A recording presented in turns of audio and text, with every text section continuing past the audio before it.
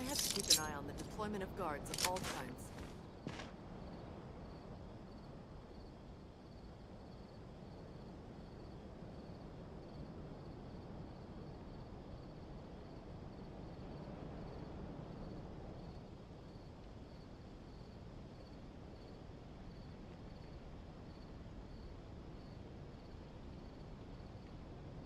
Have you ever seen these stickers on my back? Do me a favor and take them off. Malazines like to play pranks sometimes. I have to keep an eye on the deployment of guards at all times.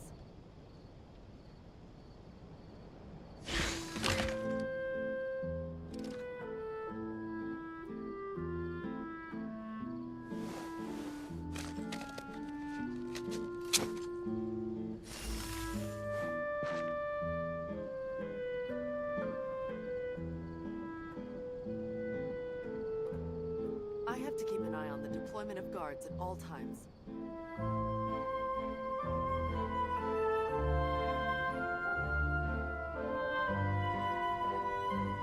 I once considered keeping some pets in my office, but soon gave up on the idea. It's just not right to keep small animals where they won't be able to see the sun.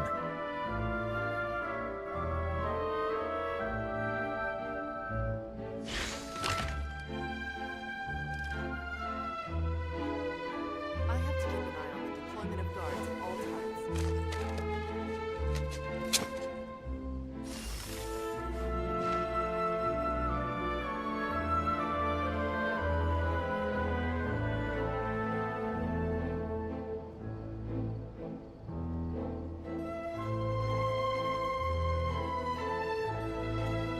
A word of advice, don't break the law.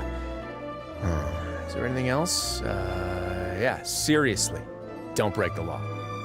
I have to keep an eye on the deployment of guards at all times. I have to keep an eye on the deployment of guards at all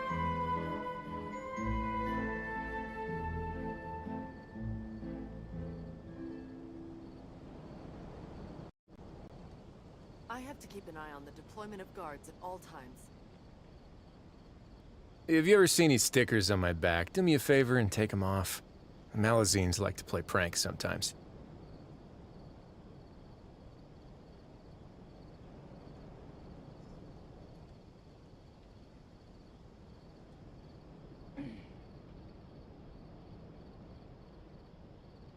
I have to keep an eye on the deployment of guards at all times.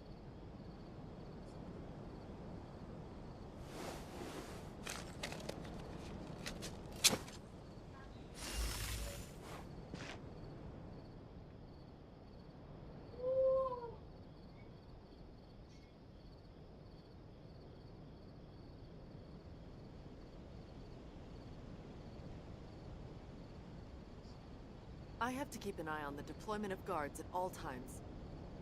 I once considered keeping some pets in my office, but soon gave up on the idea. It's just not right to keep small animals where they won't be able to see the sun.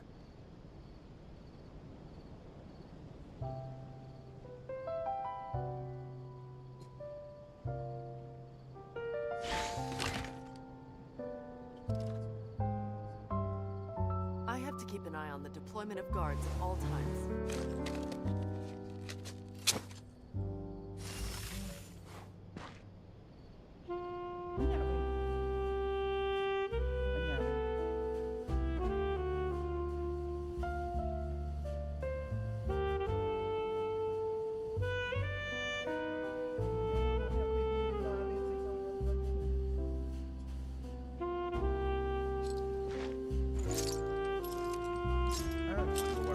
I have to keep an eye on the deployment of guards at all times.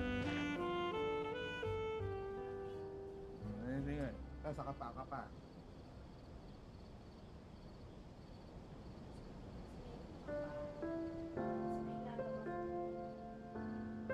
Hindi yung pwede mong ipanglob sa panglabas. A word of advice, don't break the law. Is there anything else? Yeah, seriously, don't break the law. I have to keep an eye on the deployment of guards at all times.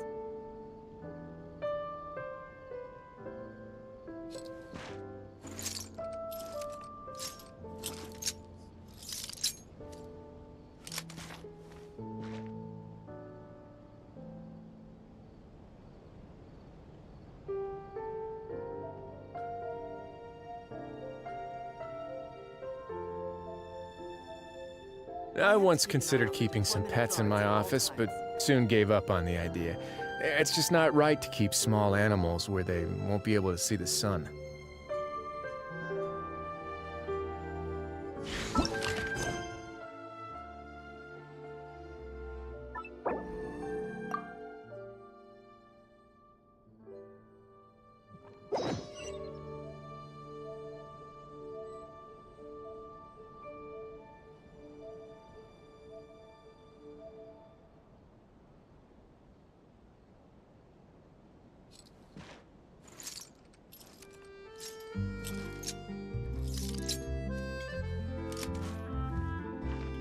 I have to keep an eye on the deployment of guards at all times.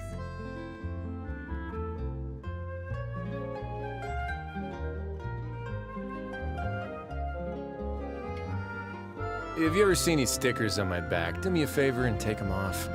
Malazines like to play pranks sometimes.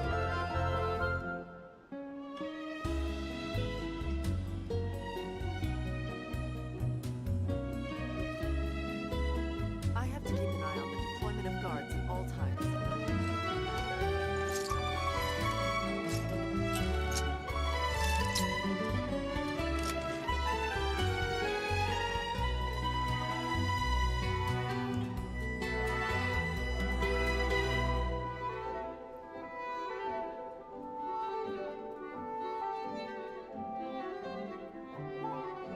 I have to keep an eye on the deployment of guards at all times. A word of advice, don't break the law. Is there anything else? Yeah, seriously, don't break the law.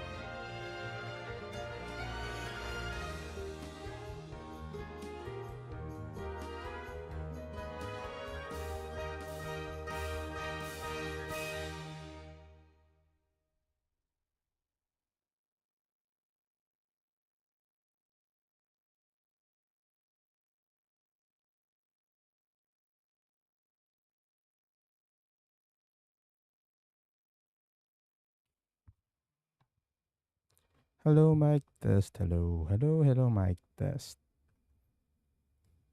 Ilang minuto na yung stream ko, di pa ako nagsasalita.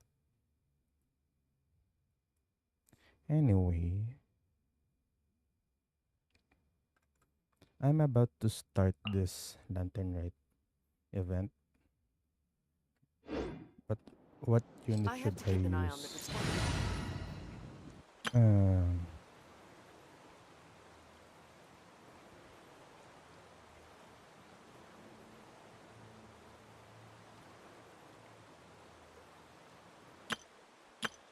Let's go this route. First,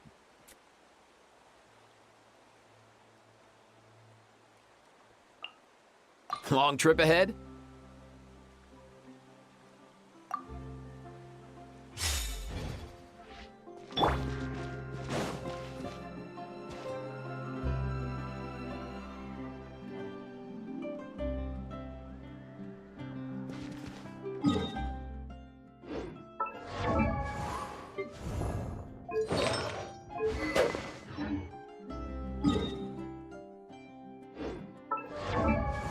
For immersion purposes, I'm using the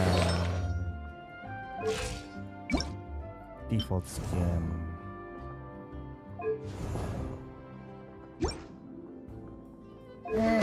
This one. That's all. Yeah, I forgot kung kanino ko hinayjack to. I think kay Chevrus. Where's Chevrus? Yeah. Chevrus has the pyro set. Anyway.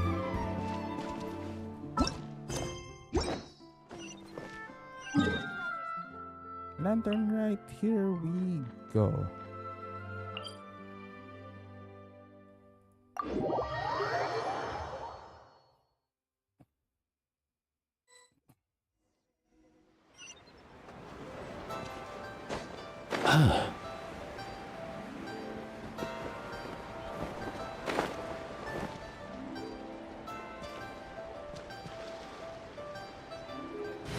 You know what? Let's just use the friendship team.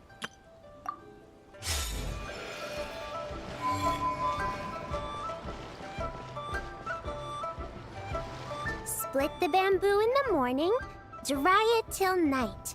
Shape and bend it nice and tight. Kagandang instruction naman yan. Naka-rhyme. Split the bamboo in the morning, dry it till night. Shape and bend it nice and tight. Cross the strands to form a pattern. Coat in silk, and you have a lantern. Okay, that's good. She's throwing bars after bars after bars. That's how you remember how to make a show lantern. Did you get all that, Chi-Chi? Okay. Chi-Chi would probably forget that unless she writes it. Morning, split bamboo, traveler. Oh, yeah. I forgot it's my name. Then get silk, make paimon. I'm on. What? No, that doesn't even rhyme. Look, it's them. Hey, Yao Yao! Hey, Chi-Chi! Whoa, Traveler! Paimon, you're here! Happy Lantern, Rite! What you up to? I'm teaching Chi-Chi to make Shao lanterns. It's a real test of finger dexterity, so it'll help keep her nice and loose. Yes, I do finger exercises to be a nimble zombie. Zombie. Wanna try too, you two? Why? Oh, okay. Well, we need a whole bunch this year so it doesn't get too dark at night. Too dark? What does that mean? Dr. Baiju has patients who got hurt walking at night. Okay, that's cute. The moon disappeared, so it was too dark to see. Oh, the moon disappeared. Oh no. So the fake moon was broken, right? The moon disappeared? Like, behind the clouds? It was Jonju, the moon devourer. The moon devourer. Okay, I think I wanna hear it on my own. Screw it. Zanju the who? Changshan told me about it, but now I forgot. Now I forget. It's an old myth from Chenyu Vale about a giant toad in the sky that eats the moon. What? The moon gets eaten? It's just a story. It's not like there's actually a giant toad in the sky. Right. We haven't fought Bakunawa. And Bakunawa kinda looks like a toad. I asked Master about it, and she said myths are just insights into how the people of the past understood the world. Well, I didn't see it that night. But I've checked several nights since, and it's been there same as ever. According to Chi-Chi, though, the Ministry of Civil Affairs sent someone to do some kind of serious investigation. So, I don't know. Maybe something did happen. Ministry of Civil Affairs? This is starting to sound bad. It's okay. You can fly. Even if it's too dark, you won't fall and get hurt. Yeah, exactly. So turn that frown upside down, Paimon. Or someday you'll get a whole bunch of wrinkles and wake up looking like an old granny.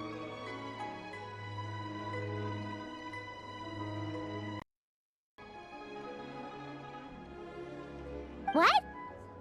Okay. No more frowning. But the Traveler can't fly.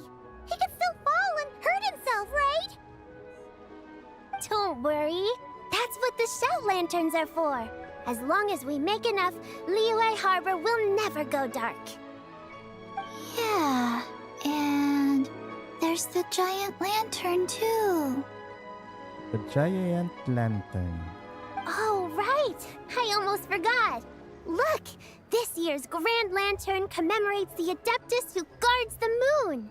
With her watching over it, the moon will be safe for sure.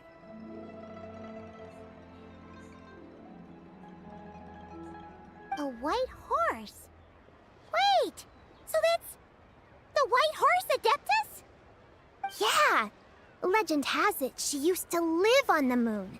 So if it were ever in danger, I'm sure she wouldn't just stand by and watch. Huh! We've heard of the White Horse Adeptus before, but we never heard the part about her living on the moon. Probably because it's a folk legend from Chenyu Vale, so not a lot of people know about it.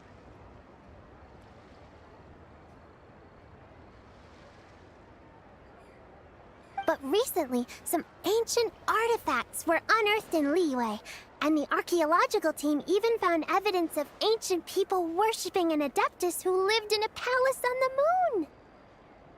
It's kind of like how we write wishes on Shao lanterns and release them during Lanternlit. The White Horse Adeptus would descend from the moon in her jade carriage and grant people's wishes. Ooh! When did that happen?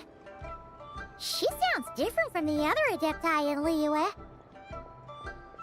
It must have been a super long time ago, because even Master barely knows anything about this Adeptus. Okay.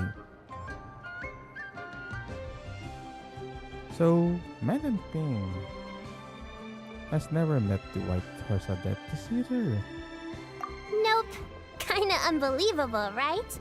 Yanfei said the White Horse Adeptus might even be a made-up legend, just like Janju the Moon Devourer. Janju.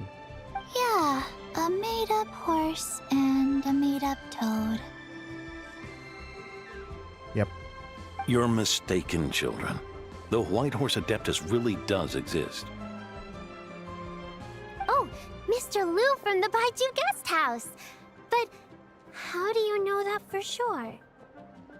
Have you ever wondered how the guest house got its name, Yao Yao? Baiju. Baiju... White Colt. So, it's named after the White Horse Adeptus? That's right. And that's because one of my ancestors was once blessed by the White Horse Adeptus. Wait, really? Tell us more! Tell us more!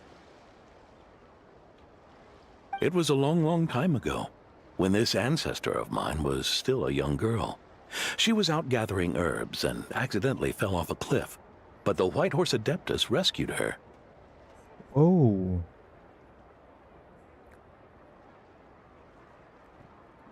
Oh, that's it? Paimon was expecting something a bit more special. We've heard a whole bunch of stories like that before. Patience, young one. Let me finish. After the White Horse Adeptus saved my ancestor, she told her a story about the moon and the ancient kingdom of long gone. Yan, Paimon. Let him cook, okay? My ancestor was so captivated that she completely lost track of time. So much so, in fact, that when she returned to her village, she found nothing but a desolate ruin in its place. It was as if, without her knowledge, countless years had passed in the mortal world. Huh? The most extraordinary part of all is that it turned out to be a dream. When she woke up, she found herself at the bottom of the cliff, right where she had fallen. Other than her medicine basket, now filled to the brim with rare herbs, it was as if nothing had happened, until out of nowhere, a horse's whinny echoed through the air, and when she looked up, she saw a pristine white horse leaping over the cliff.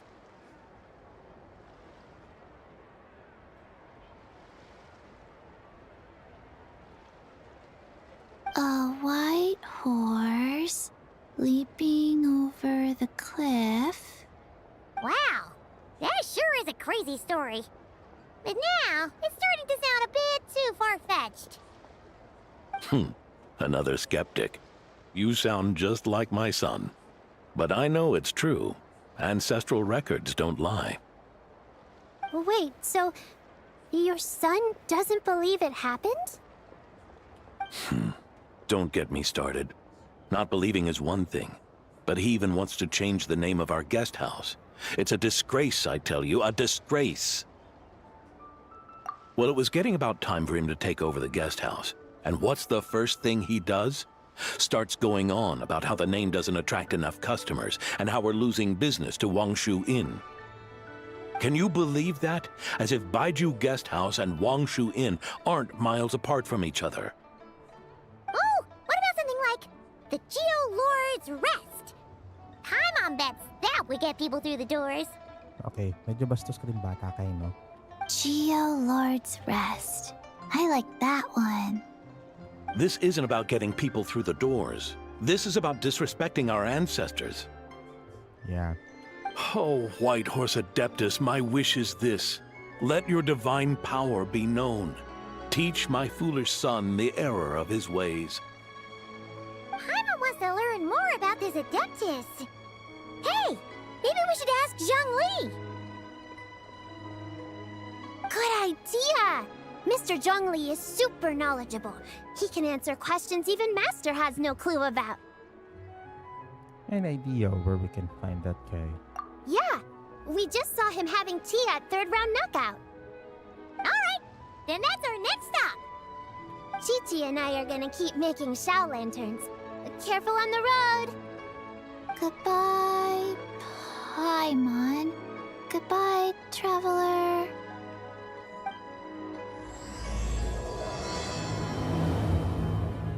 Horsey, horsey.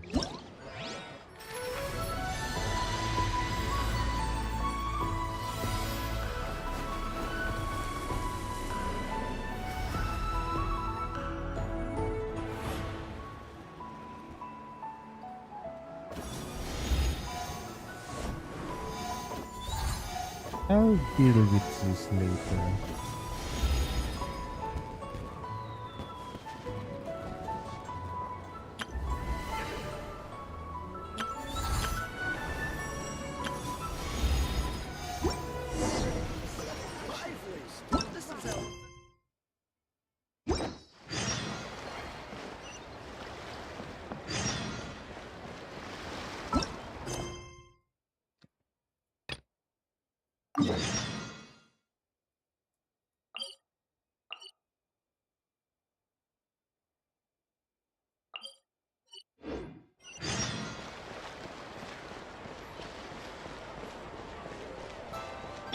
Mind the wind.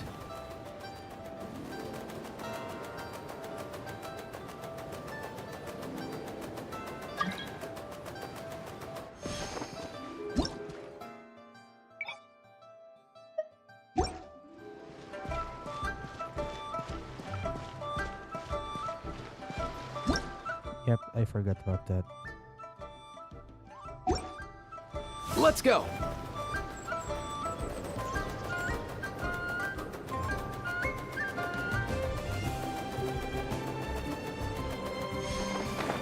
I'm looking for Zhongli, not you four. Oh? Ano naman pagkikismisan niyo? Oh. Curious. Impressive, right? What's with all the commotion over here? Oh, Traveler and Paimon! Perfect timing! I have something amazing to show you!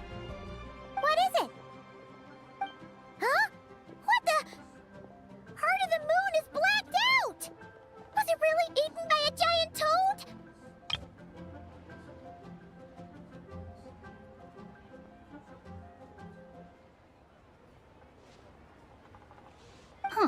I didn't expect you to know the story of Jonju the Moon Devourer, Paimon. Don't underestimate Paimon. She learned a whole bunch of things in Sumeru. But Jonju the Moon Devourer is a Liyue legend. Well, legends come and go to places. Well, knowledge knows no borders, so there. Okay, Paimon. You're right about that, Paimon. But this dark circle doesn't look anything like a toad to me. A toad's egg, maybe? But that's about it. Oh, wait, Traveler! You've been in Nodcry, right? The people there worship the moon goddess. So you should know what's going on here. Nope, not a thing there. Really? Not even in a place where people worship the moon? Yes, a lunar eclipse. Oh yeah! Master told me that the tale of Jianzhu, the Moon Devourer, was how ancient people explained a certain celestial phenomenon. But what is it exactly? Some kind of omen of disaster? Nope. How so? Oh, but in this picture, the moon is being covered from the center. So this can't be a normal eclipse. That's the apocalypse. Then it's still an omen of some impending calamity? Yeah. I still hate this default outfit. We never said that! Ugh, some crazy customer left it at the restaurant. Just thinking about it gives me the chills.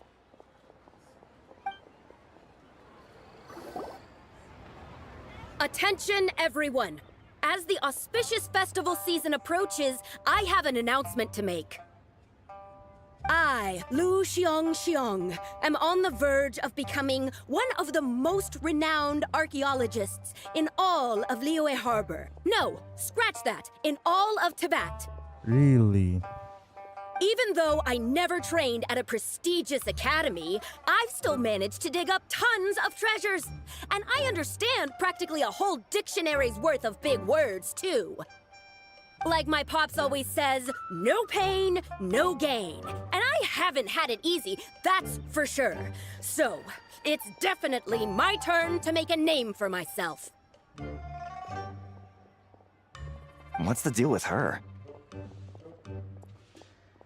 The NPC is finally getting some, not just facial expressions, but body expressions as well.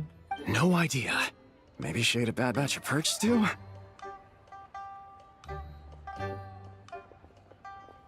Hey, nawala yung voice line. No idea. Maybe she ate a bad batch of perch stew?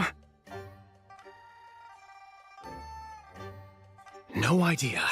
Maybe she ate a bad batch of perch stew?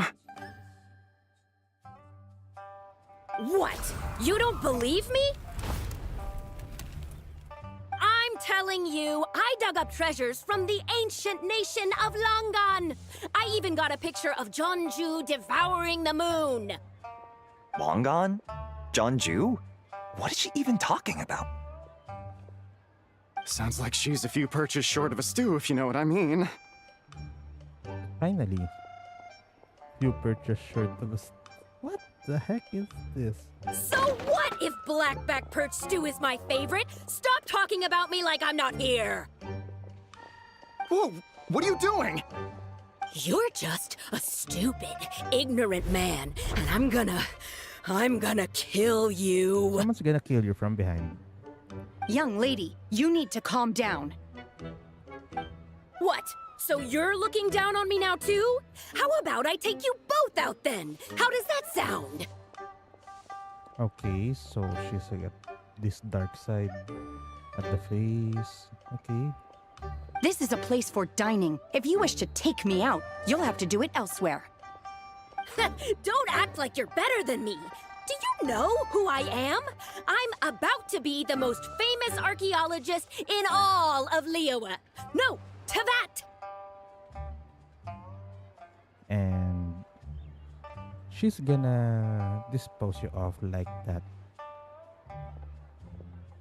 Ghost from the past she's slain before. Show me some respect.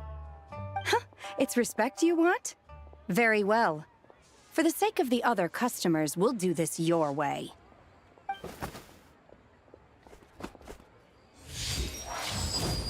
What? So Shen has started the fight? Nope. She had no choice. The woman pulled a shovel out of nowhere and started going crazy, flipping tables left and right. She even injured 2 other customers. Shenna did what she had to do to restrain her, then took her to the Ministry of Civil Affairs. Thank goodness Aunt Shenhe was there. Or who knows what might have happened. Yeah. I started cleaning up after all the commotion, and that's when I found this photo. I thought it might be the one she dropped, so I rushed over to show someone. She said she took a photo of Jonju the Moon Devourer. This must be it. Can we really trust what she said, though? Clearly, something is going on with her. Paimon's got a point. It sounds like she wasn't acting right at all. How do we know she wasn't possessed by some kind of evil spirit?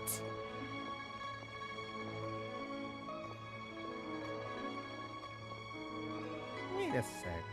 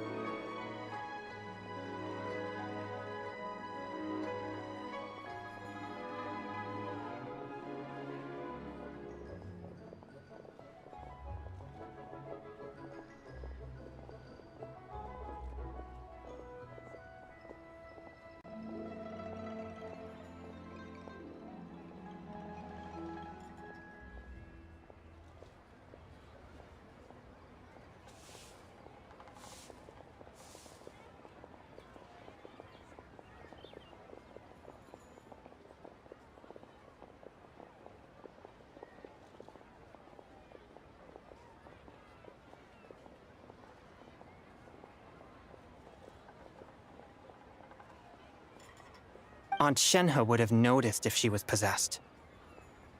All right. But what about the part about Long Gone and the treasure she found? It's been long gone. What about it? What if she raided a tomb and dug up some super special relic, then got herself haunted by an ancient ghost? One so powerful that even Miss Shenhe couldn't sense its presence. Your imagination is something else, Hu Tao. Why would an ancient ghost come to Wanmin restaurant, huh? To eat my blackback perch stew?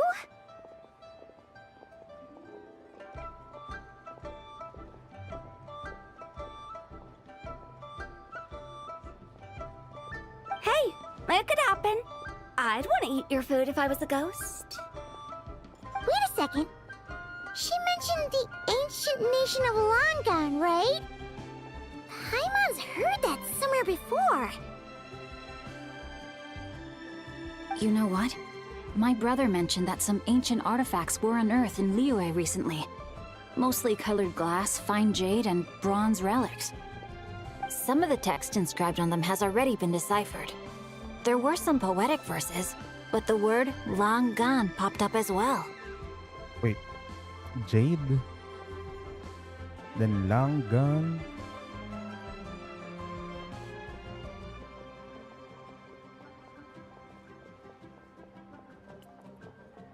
Yeah, you really need to QA your shit, Hoyo. Some of the text inscribed on them has already been deciphered. There were some poetic verses, but the word long gone popped up as well. Long gone is jade?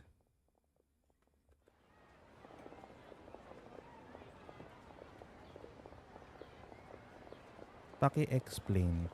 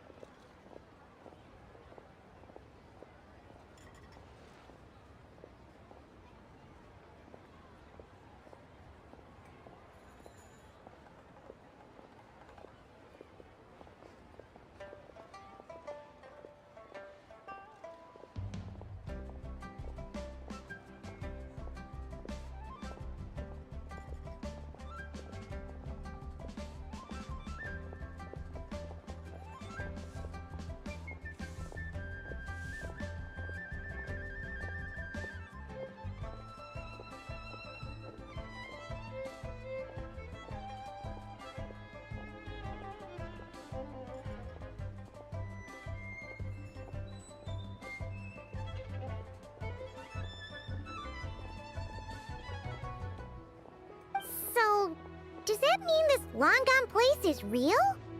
Okay, I saw something interesting at some other sites, so I had to check that. But yeah, Hoyo, your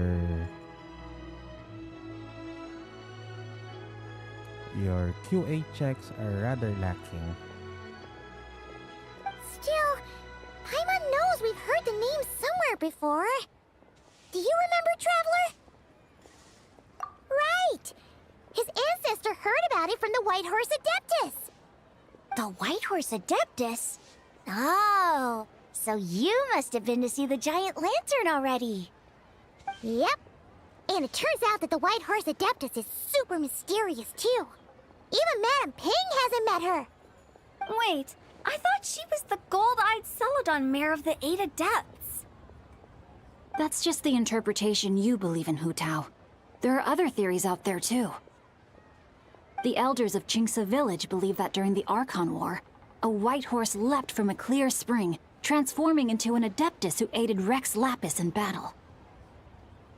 In Chenyu Vale, some of the tribes take her to be the daughter of time, and trace her deeds to an even earlier era. Okay, Chenyu Vale, some of the tribes take her to be the daughter of time. Capital T, so it's Istaroth. If it's just time, like small d, small t, lowercase d, lowercase t, then yeah, it's just some random girl. But uppercase, yeah, that's definitely Istaroth. Yet in other ancient texts, including the relics I just mentioned, she appears as an emissary who listens to mortal wishes, bestowing the blessings of the heavens and moon upon the mortal realm. Which is why we write our wishes on Shao lanterns. That's so complicated. So what's the verdict? Which version is the truth? I'm afraid there's no definitive answer to that. You two have been all over Teyvat. Do you have an idea? Nope, sorry. We were actually on our way to ask Zhongli. He knows even more about this kind of stuff than us. Ah, looking for a consultant, huh? He's having tea with Miss Linlong. Shigu Antiques is hosting an exhibition tonight. An exhibition? For what? All those antiques Sing just mentioned. So if you head to the big ship docked in the harbor tonight, I'm sure you'll find him. So, where to next? How about we go to the Ministry of Civil Affairs to ask about the White Horse Adeptus? We might be able to find out more about the recent moon situation, too. If you're heading to the Ministry of Civil Affairs, could you give them this picture for me? Since it belongs to that customer, she deserves to get it back at least. It might even help the Ministry with their investigation. Ha! All right! We're off! Oh, wait! I almost forgot! Happy Lanternlit! Happy Lanternlit it is. Wait, I have to look something or something. Ayun. Come have a meal with us when you're free. We'll be there, or we'll be... square. Thinking about it now, could it be possible that photograph was a fake? A fake? You mean like the customer fabricated it to gain academic recognition? Nice one, Changyun! I never even thought of it like that. How about we go check out that place tonight? I know exactly where it is. All right. I'll get scolded if I get home too late. Bro. Live a little, Sing-Cho. You act like this is a first for you. Worst comes to worst, we'll get Xiangling to cook you something delicious, okay? Well, when you put it like that, I suppose it's worth the risk. Yeah. No one's gonna scold Hu Tao.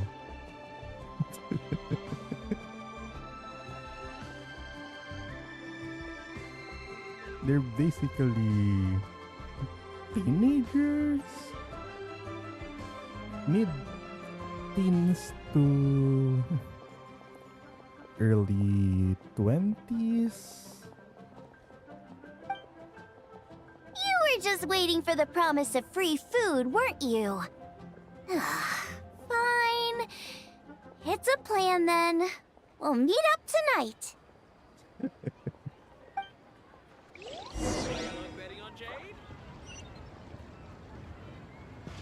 Off and away!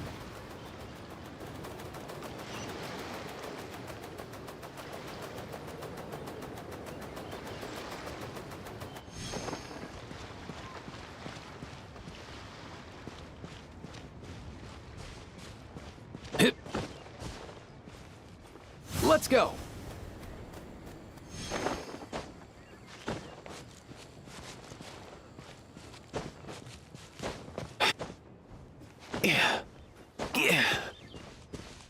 Off and away!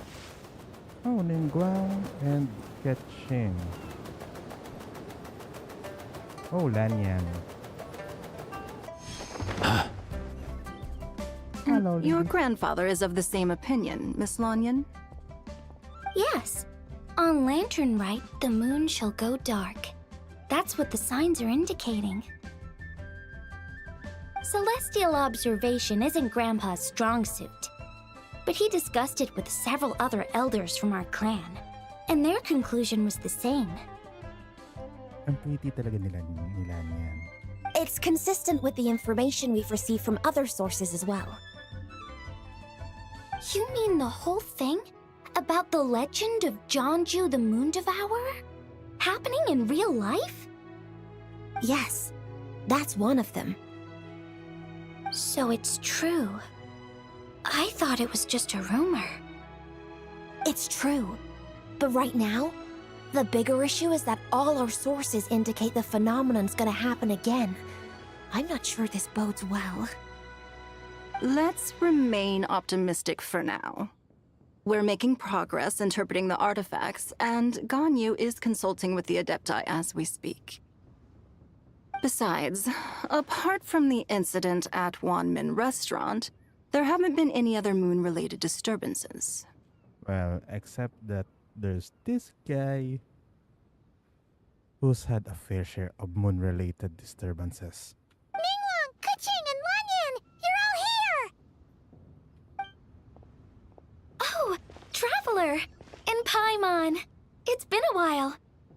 Lanternlit. Yes, happy Lanternlit. What brings you here, though? I thought you'd be in the harbor enjoying the Shao lanterns. You're certainly not the type to visit Yujing Terrace for no reason. Is there something I can help you with? What? We're not allowed to just drop in on our friends during the festive season? I was only teasing. You're welcome to visit us anytime you wish. Happy Lanternlit. Oh, and about all the moon business you were just talking about? We have something to show you. Here, take a look! Whoa! Something really did take a chunk out of the moon. Someone managed to capture a picture of it. Is this Zhanju, the Moon Devourer, then? Even though we confirmed this event took place, I still can't quite believe what I'm seeing. Where did you get this picture? From Xiangling! She found it when she was cleaning up after that customer caused a scene. She thinks they must have dropped it. Wait, is this Chawang Terrace? No, it's just where I'm from. It said that Chawang Terrace was where the ancient people of Chenyu Vale communicated with the heavens. And in this picture, the moon happens to be right above Chawang Terrace. I was just surprised, that's all. It's probably just a coincidence.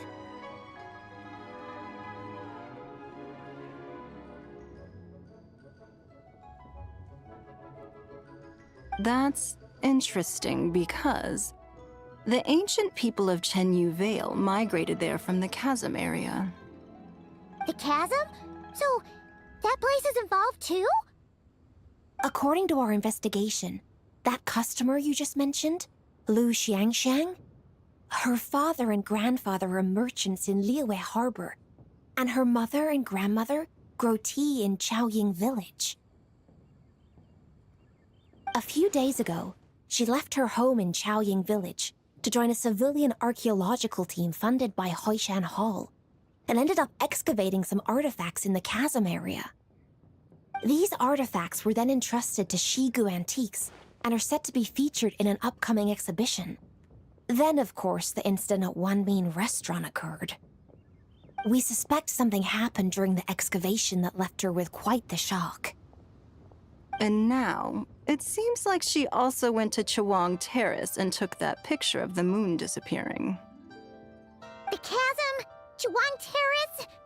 Things are getting pretty complicated. So, how's that idiot doing now? She's not in a good mental state, so we took her to Boo Boo Pharmacy to get some help. Because, yeah, she's got the mental boo-boo. Why don't you come with me to check up on her? At this point, you seem invested in this case too. Then let's head there now.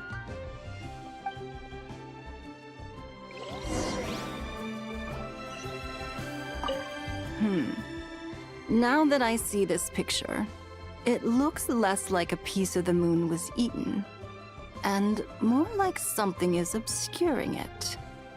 But what sort of thing could block out the moon?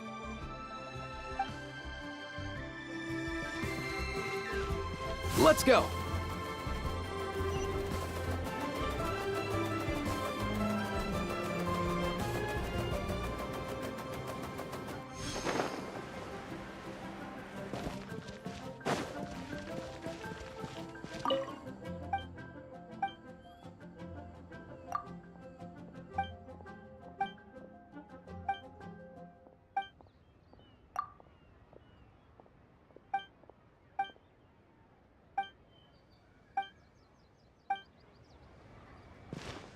Mind the wind.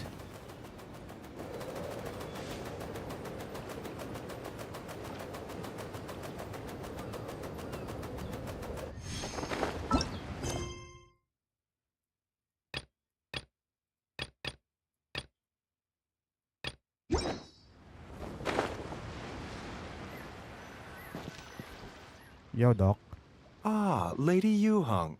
Oh, and the Traveler and Paimon are here as well. What a pleasant surprise. Happy Lanternlit. I hope we're not interrupting, Dr. Baiju. Not at all. I assume you're here to see the patient? Unless it's urgent, however, it would be best not to disturb her rest. It's quite unstable. She's even more agitated than when she first arrived. And she refused to cooperate when we tried to check her over. I had no choice but to prescribe a calming draught and to have her rest for 2 days. So she's getting worse? That isn't the news I was hoping for.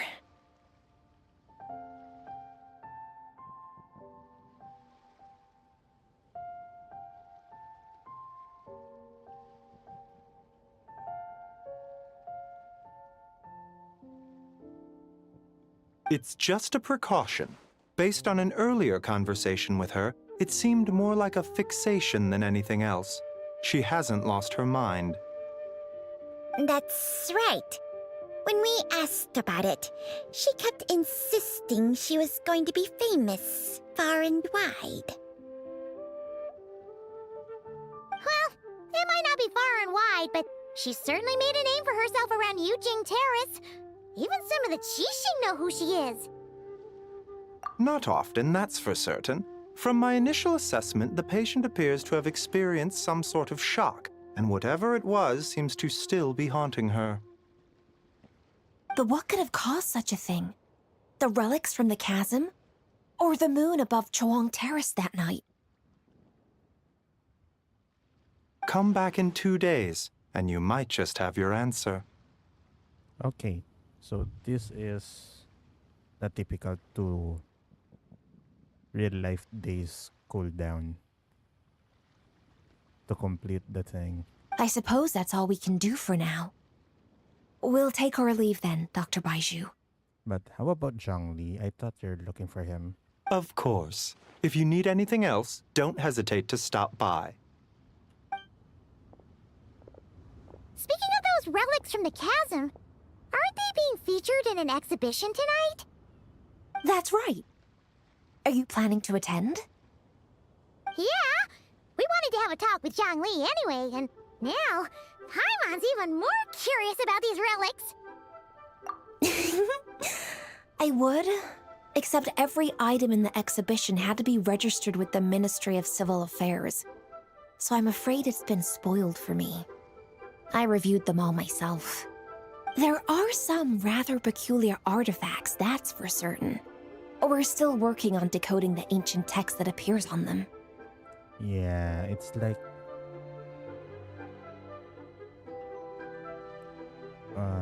asking the one of the organizers to join you in an event that they organized.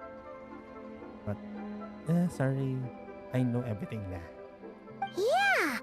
The word jade appears a whole bunch, doesn't it? Huh? How did you know?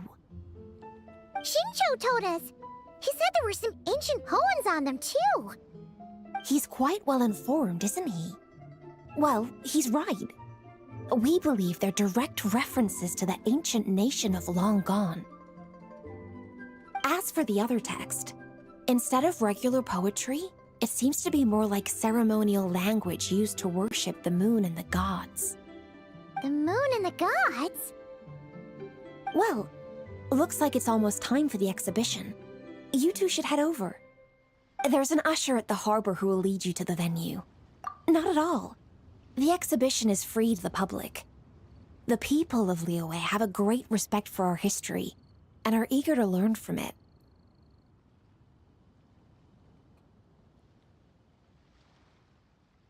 Plus, the exhibition is being organized by Linlong, the owner of Shigu Antiques. Okay, I don't like this name. Baka tayo'y malinlang.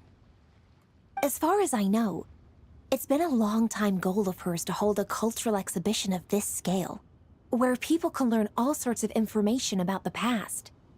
Guess we're in for a real treat tonight, then.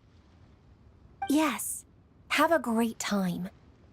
There's still more artifact decoding work I need to finish, so we'll have to part ways here. After seeing the picture you brought, there's a few ideas I'd like to follow up on.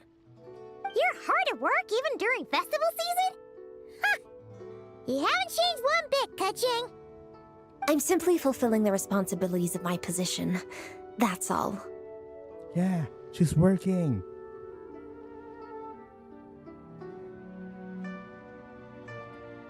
That's the price civil servants pay when there are holidays.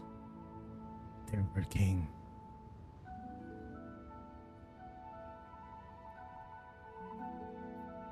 Maybe one reason why I don't like to work for government or any government position. All right, I should get going. See you later. See you later, alligator. Well, guess we should head over to the harbor and find that usher. I wanna sing something from Usher's discography, but I forgot some lyrics, so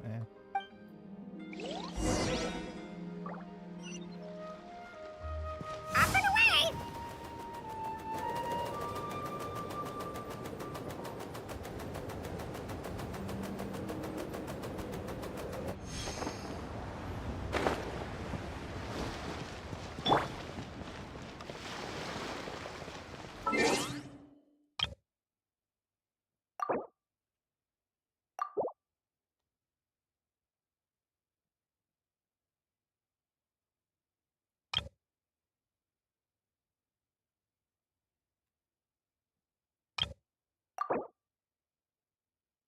I have to revert my signature.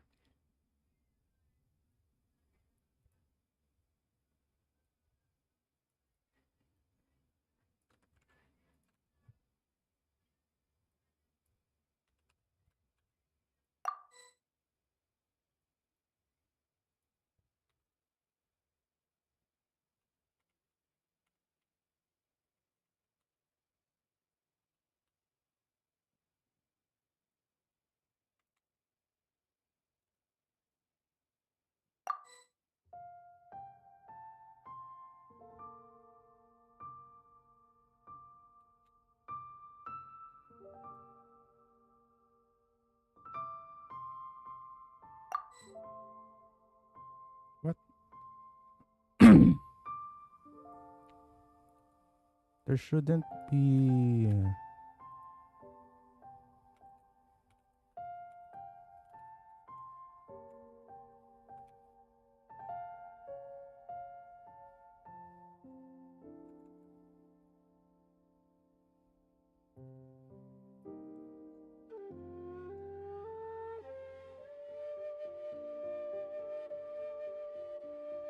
I think this is the original.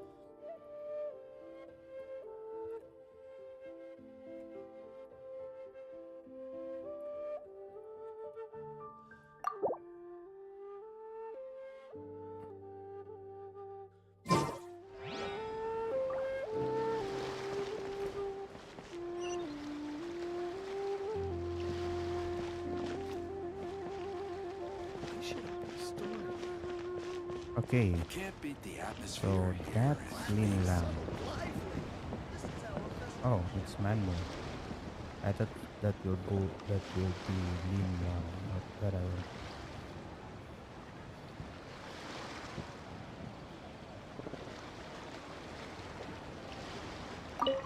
Ah, here for the exhibition? I can take you aboard. After you.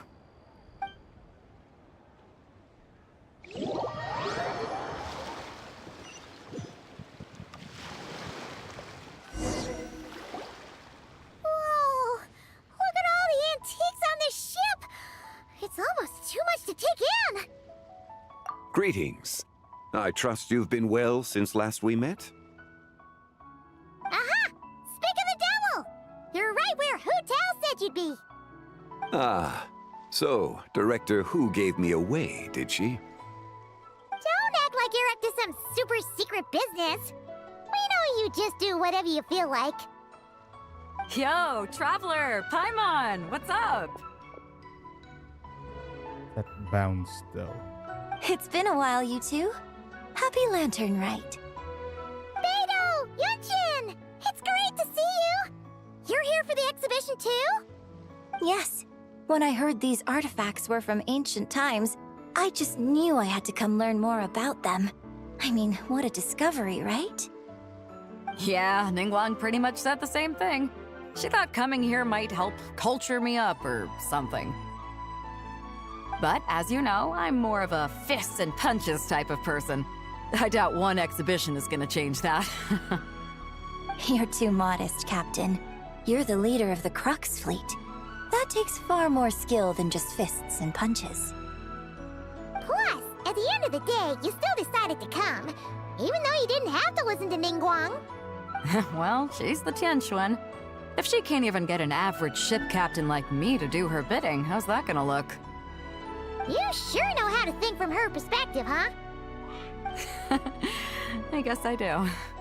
Anyway, how's everyone enjoying the exhibition? I heard that if you see something you like, you can negotiate the price with the owner and take it home. Wait, so we can buy this stuff? Indeed. Although Shigu Antiques is hosting this exhibition, many of the items come from private collectors. As long as both parties reach an agreement, you can make an offer of mora or an equivalent trade. How about an accessory from a dead harbinger? How much more will I get?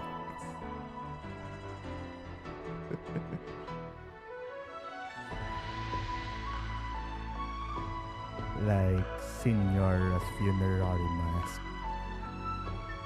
Well, shall we continue our conversation as we look around? Let's go! Paimon's super curious about all this stuff.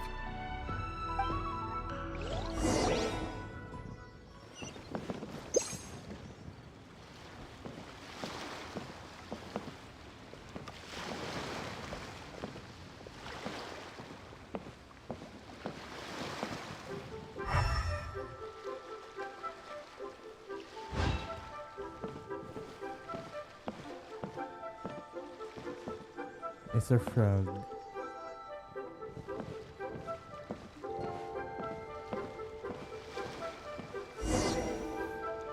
Whoa! Look at this painting! There's a huge toad on it! Could it... Huh. This material is quite unusual. It doesn't look like paper. More like silk, or some other kind of fabric. Para siyang yung Zuma.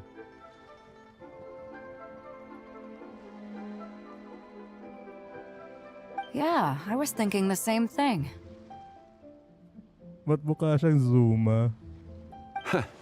Well spotted. This is a painting of John Ju, the Moon Devourer, made primarily with mulberry silk. Such craftsmanship is rarely seen in modern-day Liyue.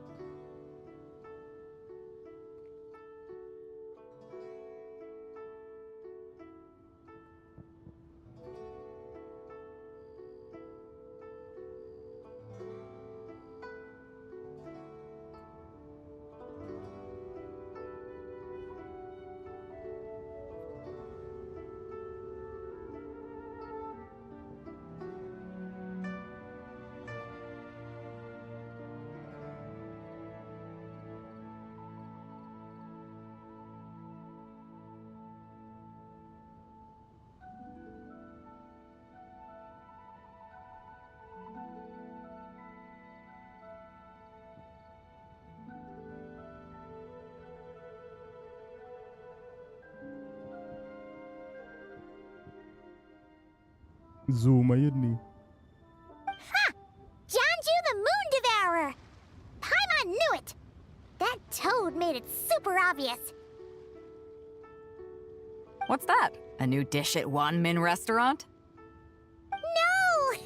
It's a kind of lunar eclipse. You heard about how the moon disappeared recently, right? Oh, yeah. You're saying a toad did that? That's what the legend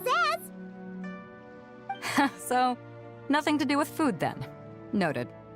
Yeah, dang it. And the figure next to the toad. Is that the White Horse Adeptus? From the stories I've heard, her palace lies on the moon. That would seem to be a logical assumption. No. In fact, this item was discovered in Chenyu Vale, and many years ago at that. Oh, so it's from Chenyu Vale? Actually, that's not quite right. You see, this painting is primarily comprised of mineral-based pigments, such as cinnabar and azurite, which are usually found within stratified rock. This suggests its place of origin may very well have been the chasm. You could have just started with that. You're as knowledgeable as ever, Mr. Zhongli. I had only ever heard the legend of Jianzhu the Moon Devourer, but now seeing it depicted in this painting, I wonder... What? If I purchased it, perhaps it could serve as inspiration for a new opera. Though I'm not quite sure who the painting belongs to right now. A splendid idea, Miss Yoon. Perhaps in lieu of Mora, you could offer the lyrics to said opera as recompense. The lyrics? But to whom? To me. I don't know. Why, to me, of course. I am the owner of this painting, after all. God dang it.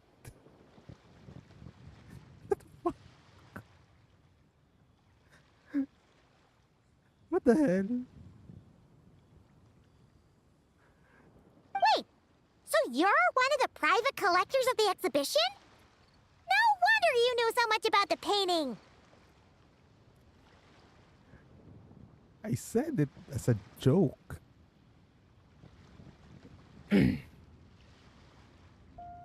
What the heck?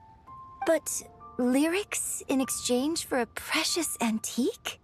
My work could never possibly be of equal value. I don't know about that. I'm not much of a scholar, but even I know your operas are in a league of their own. An astute observation, Captain Beto. In my possession, this painting is nothing but a lifeless artifact. In your hands, however, it could be transformed into a new piece of art entirely. Quite the worthy exchange, no? But I'm not sure when I'll be able to finish writing it. It certainly won't be ready this year. Allow me to be equally forthright, Miss Yoon. This silk painting is merely a copy I made of the original work. There is no need for such concern over its value. God dang it. Huh? So it's a fake? I had no idea you were such a skilled artist, Mr. Zhongli. I pride myself on having some knowledge of antiques, but I didn't notice anything that would point to it being a replica. You never cease to amaze me, Mr. Zhongli. You flatter me. All that said, Miss Yoon, you must accept. Truly, I insist. Huh. He's gone from handing out fake Mora to fake paintings now, huh? Your kindness is impossible to refuse, Mr. Zhongli. Rest assured, I'll be sure to return the favor. I shall look forward to it. Man, that was quite the find. Huh. I should buy something too, if only so I can show it off to Ningguang. Get it, girl. Let's keep going and see what we can find.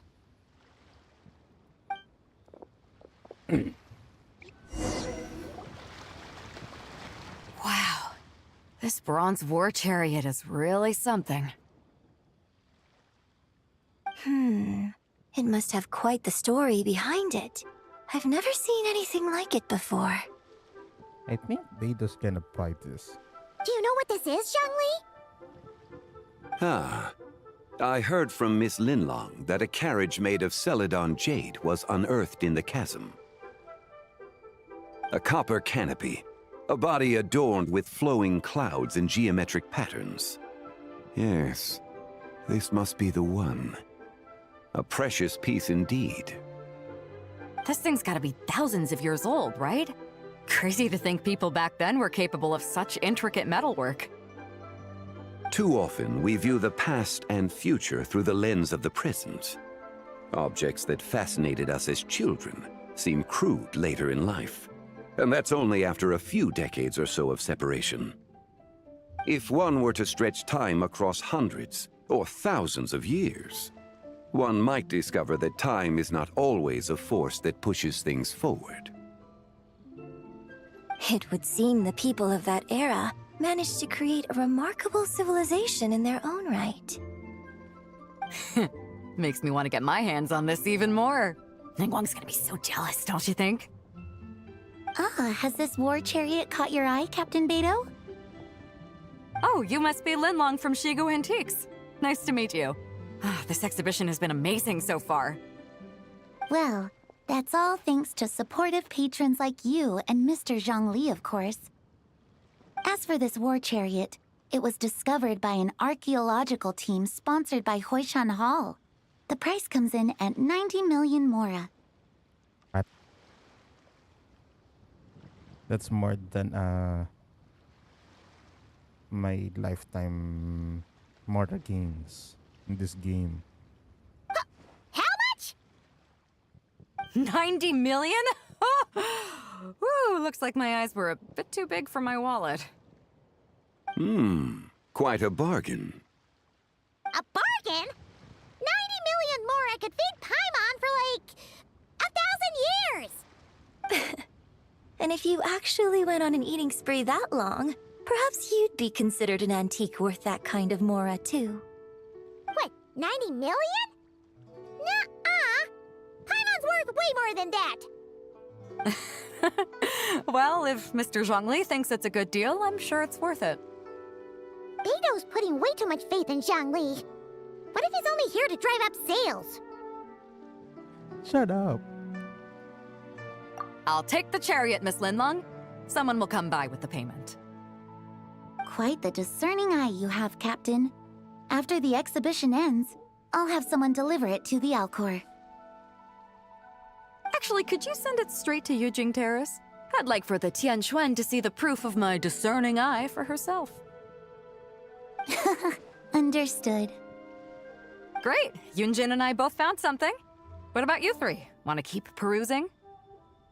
And don't worry about the mora, it's all on me. Nobody's going home empty-handed tonight. I appreciate your kindness, Captain, but I'm afraid I have some private matters to discuss with Miss Linlong. In that case, don't let us keep you, Mr. Zhongli. Right this way. Traveler, Paimon, perhaps you would like to accompany me. What? So you can show us another bargain antique that's so far out of our price range it's not even funny? Okay. Other okay, people are always demanding Mr. Zhongli's time, but it's quite rare for him to extend an invitation himself.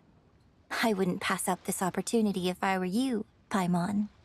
Yeah, just don't forget to come aboard the Alcor for a drink later. Yeah, guess you're right. Taking a quick look isn't gonna cost us anything. Let's go!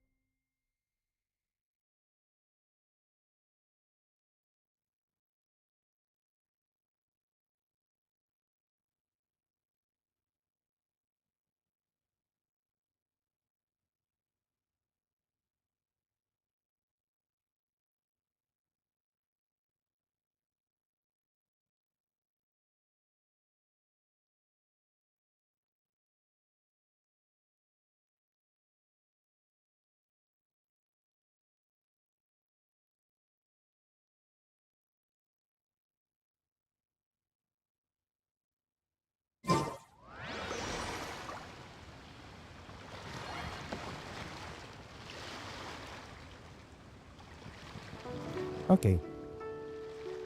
So...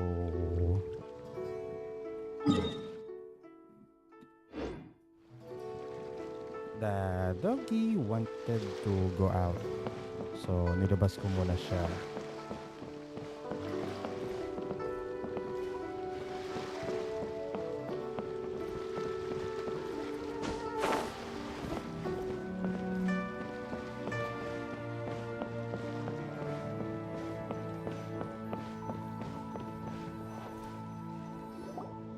These are all the jade pieces that were found, Mr. Zhongli. Wow! So many styles! What kind are these? These are a type of ceremonial jade. You're familiar with Chenyu Vale's rain jade, right, yes? Oh, yeah! So these pieces are all used in the rain jade ceremony? Well, you may not know, Paimon, but before the rain jade rite came into practice, Chenyu Vale was known for a different ceremonial tradition that also involved jade. The bee is used to honor heaven, the Tsong to honor earth, the Gui to honor the east, the Jiang to honor the south, the Hu to honor the west, and the Huang to honor the north. These form the 6 ritual jades. B.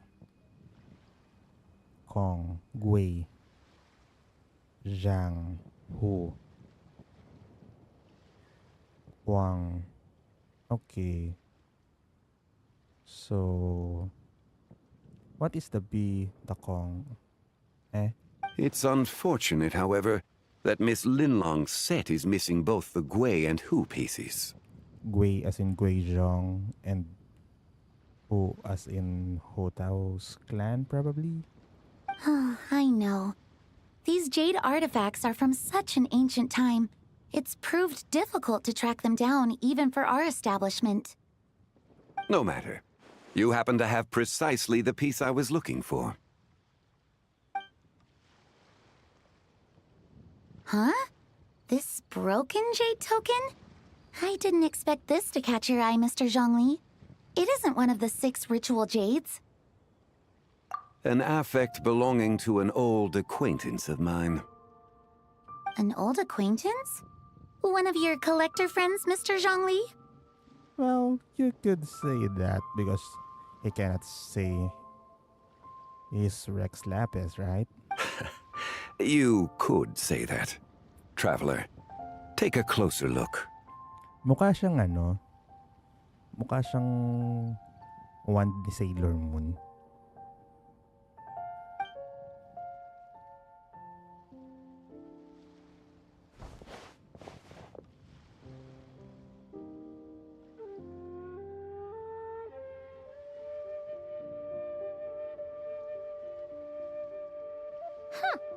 It doesn't look all that special to Paimon. Just seems like a broken artifact. Sa ngalan ng buwan.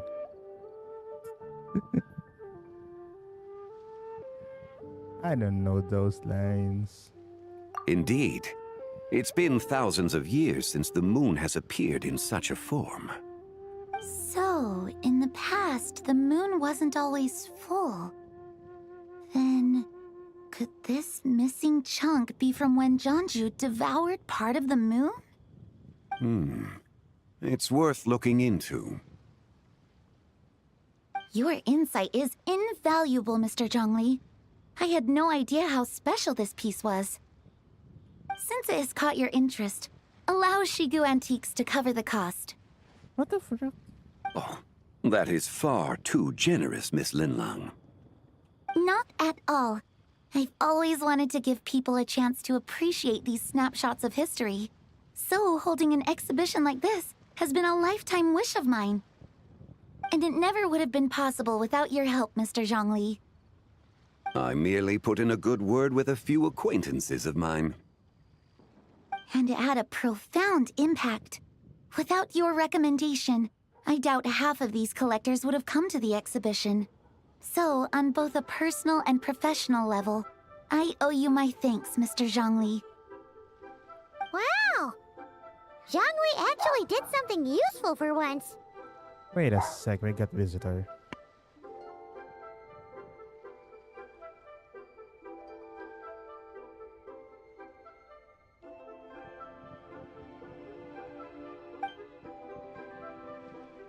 Okay. Gumana yung chan. Sa ngalan ng buwan.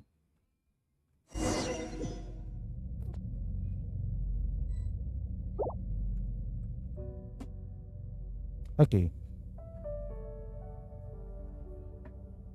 What just happened? How did I get here?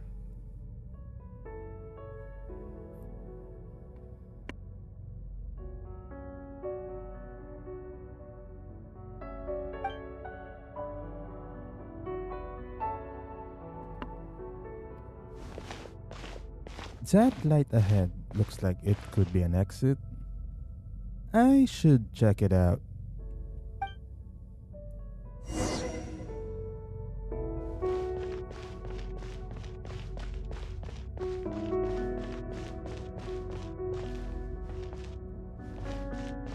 Three, 5, 7.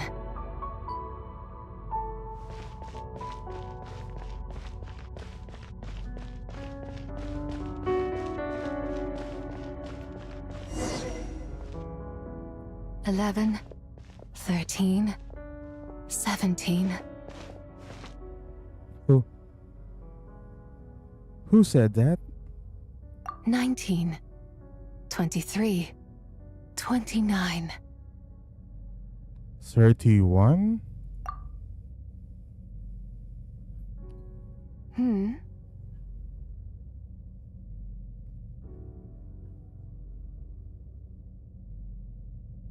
You also enjoy counting in such a fashion, lost child? The same loneliness as them. It seems to exist in your heart as well. Who are you? Me? I'm sorry, I don't remember. What is this place? The shadow of the moon? Or a dream of time? I'm sorry. No one has asked me such things before. I've been here for so long. There is much I have forgotten. Did you bring me here? I know nothing of your arrival. All I know is the longing in people's hearts. Yet, I sense the moonlight's guidance within you, child. Perhaps that is what brought you here. Sa moonlight's guidance. Does she mean Columbina? You seem confused. Perhaps I can help in some way. How do I get out of here? The path home is... that direction. I believe someone told me that before. But I was never able to reach the end. You should take a look. How about we go together? No need. It would seem... my time has already run out. Farewell. May the moonlight ever shine upon you.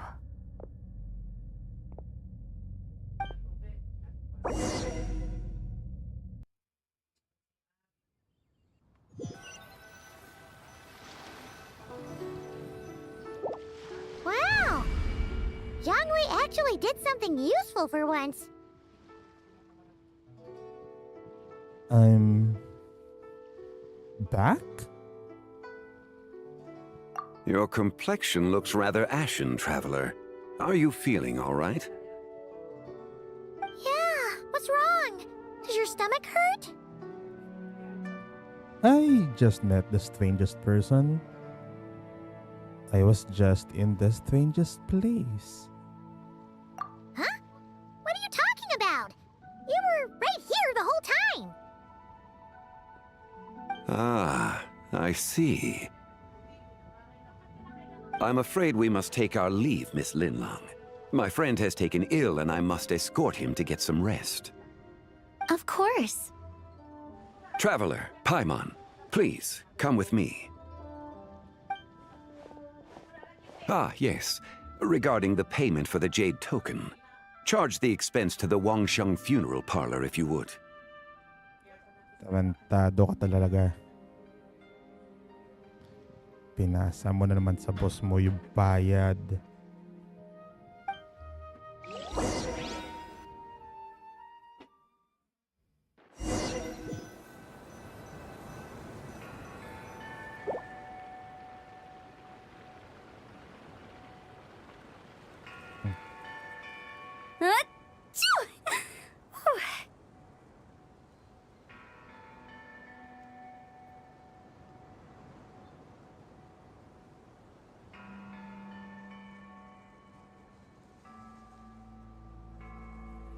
Guess someone's thinking of me. Huh, but this late at night? Must be that consultant of yours. I bet he's out there spending all your more at the exhibition. Yeah, he'd be the perfect employee if he just knew how to rein in the spending. But never mind him. Let's focus on the moon. We gotta see if it gets eaten tonight. I'm not even sure if I was in this area to begin with. Because I don't explore Chenyu Vale. I don't think it's going to happen. We've been out here all night, and the moon's the same as ever. It is quite late, and Chongyun's getting tired. How about we head back? We can come back another time. Head back? Already? Actually, I do have a new dish I'm testing out tomorrow. And as part of my New Year's resolution, I'm trying not to oversleep. All right. Guess it just wasn't meant to be. Let's go.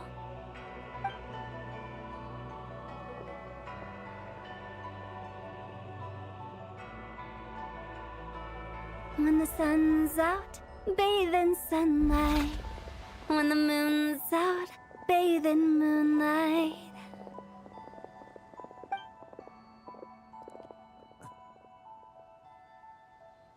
Yung tipong nangyari pag alis nila.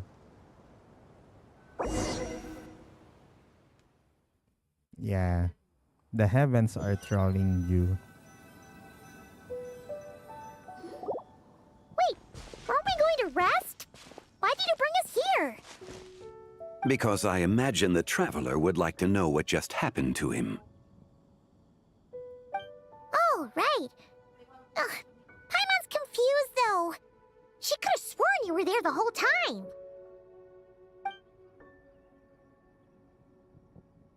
Oh, how is that possible? It sounds like his spirit formed an inexplicable connection with the being in that space. Was it the White Horse Adeptus? Ah, you suspected from the beginning, didn't you? Indeed, the being you met is the fabled White Horse Adeptus, and the original owner of this jade token. Her name is Tibai. Wait, does that mean she's inside this token? No, she does not reside within this token, but rather within the moon's shadow. This token is merely a medium. The moon's shadow? What do you mean? Word has it you accomplished quite the feat in Notcry. You and your friend brought the Frost Moon back to Tevat. Yeah? I mean, not just that, friend. It's technically a group effort. Let's see.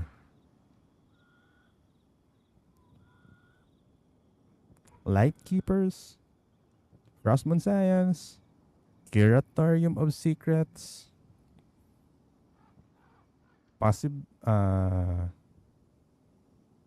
Knights of Favonius, First and Seventh Harbingers,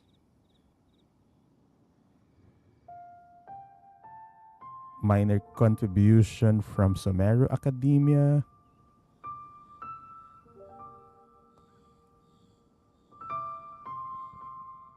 so yeah.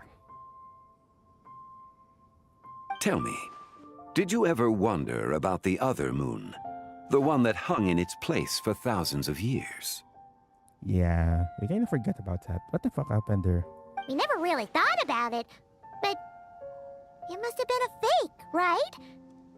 A fake moon! Indeed, it was false. Its true nature, nothing but a projection of the moon. It also happens to be the prison that confines Zibai to this day. Oh. Wait, the White Horse Adeptus is trapped inside that projection? Then we need to rescue her! But the moon in the sky right now is the real one, right? Where did the fake moon go? And why can't Paimon see it? With the return of the true moon, the shadow naturally lost its place in the heavens. Now, it is disintegrating bit by bit. It's a process that comes and goes. Okay.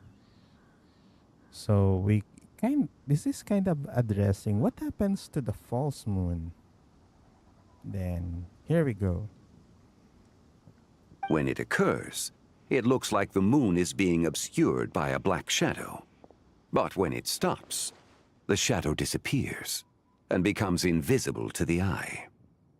So, you're saying there's an invisible fake moon blocking the real moon right now?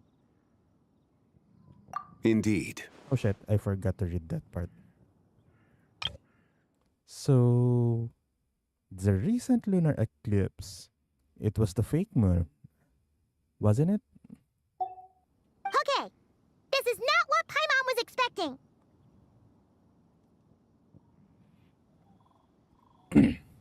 You said it's disintegrating. When will there be nothing left? My hypothesis is that people's wishes could be what trigger the periods of disintegration.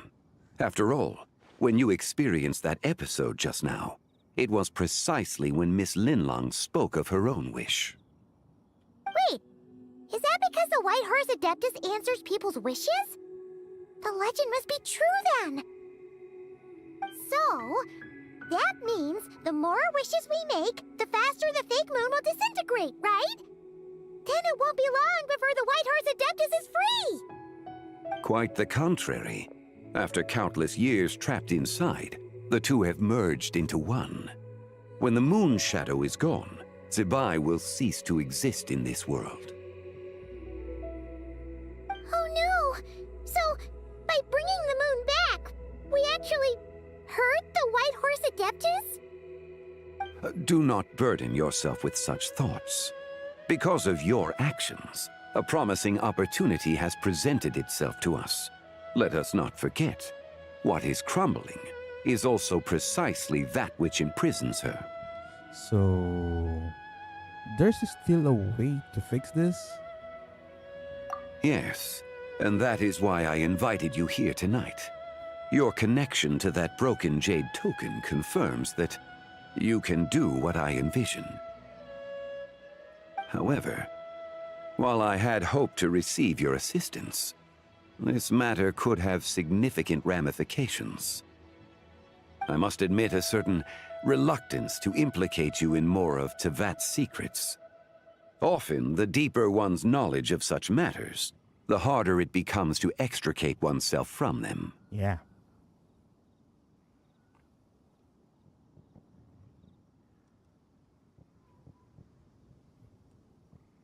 Yeah.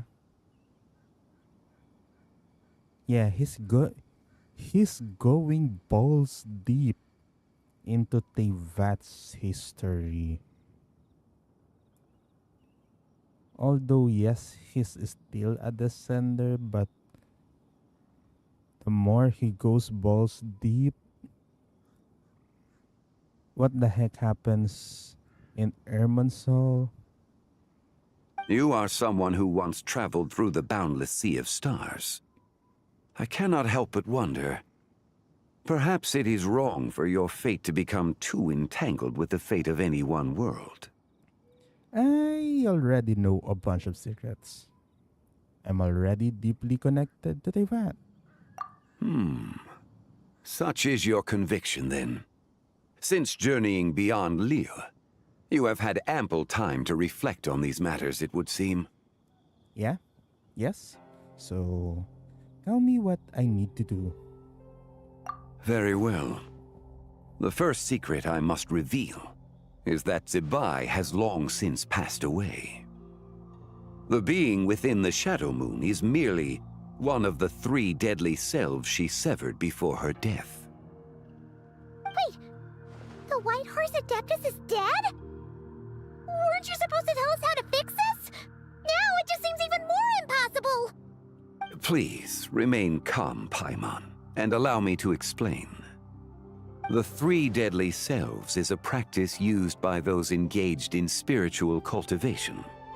The intent is to sever the 3 vice-laden mortal selves to reveal one's true, pure self beneath. However, Zibai's 3 selves are more complicated in nature. Because in the moment before her death, someone preserved the shattered essence of her soul and placed the fragments within her 3 deadly selves. Okay. If we retrieve the 3 fragments of her soul, there is a chance we can restore her presence in the mortal realm. So that means we can bring her back to life? Bring me to life. Yes, provided we retrieve the fragments of her soul's essence from the 3 deadly selves. I'm guessing I just met one of them. Indeed. The being you encountered was Zibai's first deadly self, Ziju. After Zibai's death, she ascended to the heavens and became one with the Shadow Moon. The essence that resides within her is a heavenly soul, also known as Taiguang. Thus, this self is the closest to Zibai's true nature. That said, because she is trapped within the Shadow Moon, we have no choice but to seek out the other 2 soul essences first. Then we can unite them as one.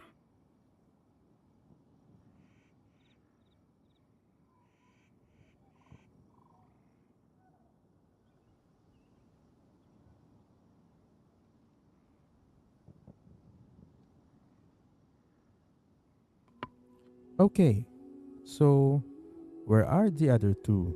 Her second deadly self is called Ziju.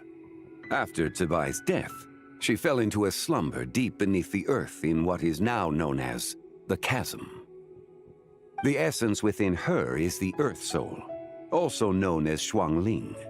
She is the self that inherited most of Zibai's memories and wisdom.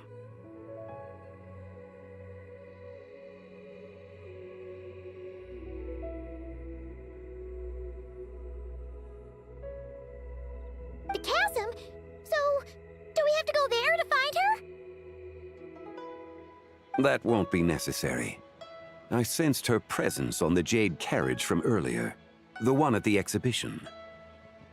It's possible the return of the Frost Moon awakened her, and she emerged from the chasm alongside that batch of ancient artifacts. Wait! That must be why you agreed to help with the exhibition! To investigate the artifacts! Indeed. So in truth, Miss Linlong was the one who helped me. The third deadly self is Zichao.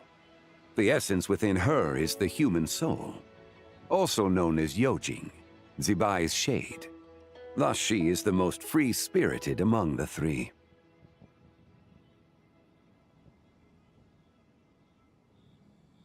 She lent me her aid during the Archon War, 1,000 years ago. But later, as her powers waned, she retreated into the mountains. I imagine finding Zichao should prove the most troublesome, so I shall take it upon myself to track her down. So, we need to find the second deadly self, right? But where do we even start? Locating her should not prove difficult. In life, Zibai was fond of mortals, and as the self who inherited most of her memories and wisdom, Ziju should be the same. It's possible she has possessed someone, and is meandering the bustling streets of Liyue Harbor as we speak. Possess someone? Wait! Are you thinking what Paimon's thinking, Traveler? What if she raided a tomb and dug up some super special relic, then got herself haunted by an ancient ghost? Exactly! Lu Xiangxiang! It seems you have a lead in mind already. Should still be at Boo Boo Pharmacy. She was super agitated when she first got there, so Baishu gave her some calming medicine and told us to come back in 2 days. Do you think it could be her, Zhongli? It's quite possible. The deadly selves are impure beings that can easily influence mortal minds. Let's start our Let's start our investigation, sir, in 2 days. A sound plan. Well, I should get started on my own investigation then. You're leaving already? I must. Zichao went into hiding after the Archon War. If I am to have any success tracking her down, and there's no guarantee, I should start sooner rather than later. But there's still so much you haven't told us! Like, who the White Horse Adeptus actually is, and how she died in the first place! Not to mention who it was that preserved the fragments of her soul. Should our endeavor prove successful, then naturally those answers will follow. If not, speaking of them would be rather meaningless. The one who preserved their soul's essence. Was it you? It would seem that this is a question you are unwilling to set aside. Very well. I shall tell you. It was the Avatar of Time. Esteros. Ah, so you know of her existence. The ruler of time saved her soul. Okay, so that's why she was called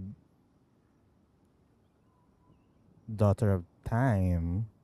Indeed. Preserving what remained of Zibai's soul in the moment before her death. Only the power of time could be capable of such a thing. However, there is no telling what effect it has had on the 3 deadly selves. In other words, you must exercise caution when seeking out Zizhi. On the night of Lanternlit, countless Shao lanterns and the wishes written upon them will be released into the sky. I estimate that this event will trigger the Shadow Moon's collapse.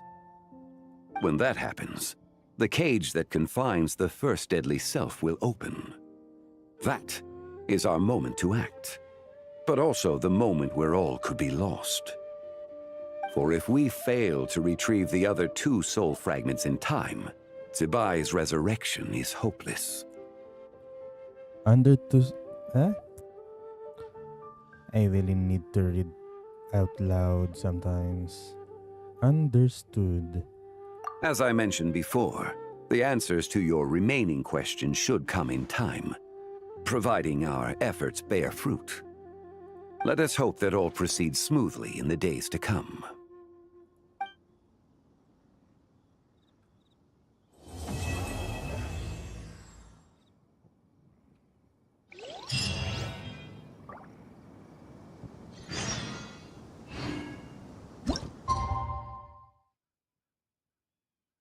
Wait until 8 o'clock a.m.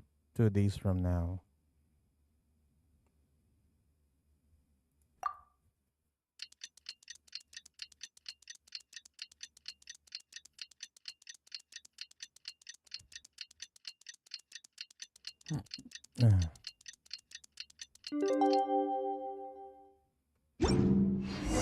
Oh! Should we head to Boo Boo Pharmacy today? Fingers crossed we learned something useful.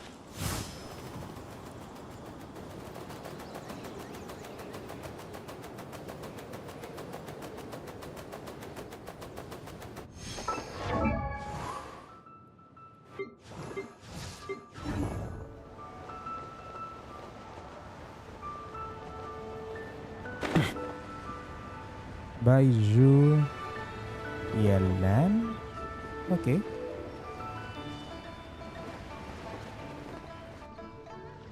So let me get this straight. The patient disappeared right as you were delivering the medicine. I know it's hard to believe, but that's exactly what happened. It's true. 1 minute she was there, and the next she was nowhere to be seen. 1 minute she was there, and the next she was nowhere to be seen. Okay, I like that. Hey, it's Yelan! Fancy seeing you here! Oh, is this a bad time? Not at all. Just a small roadblock in the case I'm working. Ningguang asked me to investigate a patient named Lu Shangshang.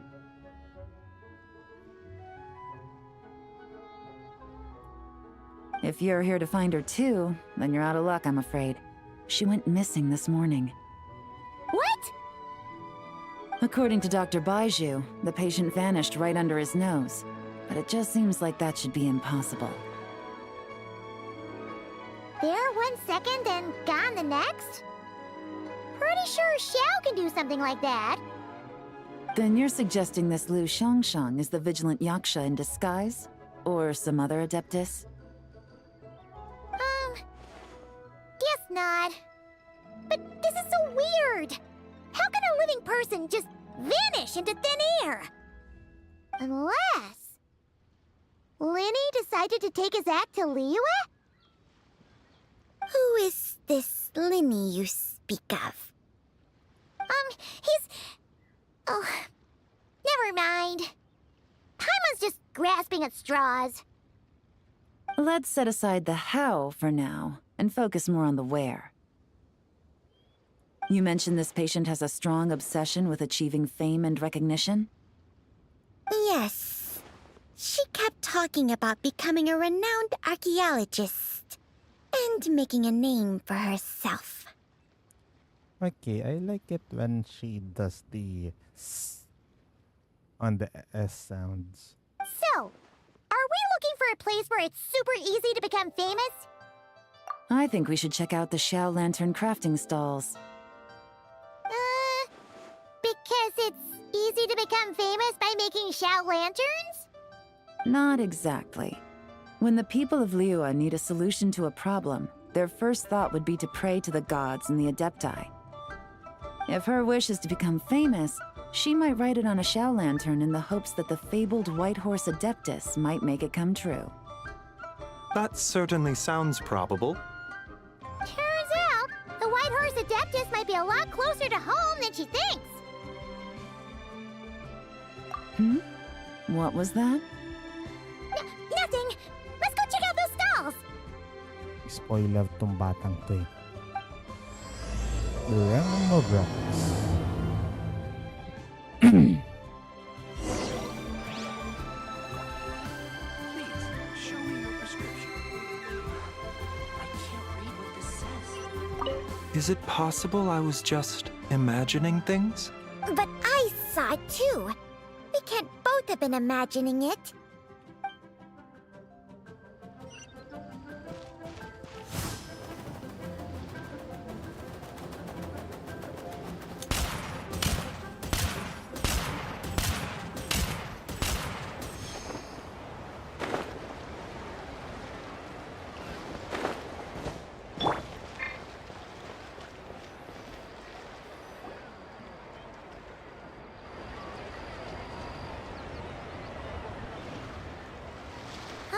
We're here! Still no sign of Lu Shangshang, though. As long as you're patient enough, Paimon, you'll find that hunting down people is no different from hunting boars. We need to blend into the environment, or we risk alerting the target. So as far as everyone here is concerned, we're just ordinary tourists. Yep. Oh, okay. If we need to blend in, then let's make some Xiao lanterns and write our wishes down, like everyone else. What's your New Year's wish, Yelan? I haven't given it much thought. Now's the perfect time to think about it. Oh, and it can't be work-related. You gotta take a break once in a while, right? You're always digging out this suspect, tailing that criminal, hunting down this gang or that. Which is super amazing and all, but it's gotta be exhausting. Yeah. You should think about yourself every once in a while. Really getting into this, huh? Hey, you're undercover. You said to blend in, right? Come on! It's all part of the act! So you gotta think of something! Then I suppose it'd be to go traveling the next time I get the chance. Traveling? That's our bread and butter! Wanna join us?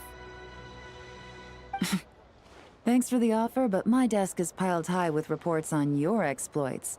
And that's not quite the kind of traveling I had in mind. I was thinking more the lie down and do absolutely nothing kind of travel. Yeah, that's more like it. Ah, something a bit more easy and breezy, right? Hey, wait! We know just the place! The Easy Breeze Holiday Resort in Netland. It's super relaxing and full of fun activities. You've got the beautiful ocean and tons of cute little creatures called Asha. Seriously, you gotta go! I suppose I'll have to check it out. Hey guys, happy Lanternlit. Happy Lanternlit coming. What a coincidence! You here to make shell lanterns too? Well, it's that time of year, am I right? Thought I'd join in on the fun. You can't have Lanternlit without making one of these. What you gonna wish for? Aw, man, it's kind of embarrassing, but whatever. The truth is, the mighty mythical beasts are seriously struggling with recruitment.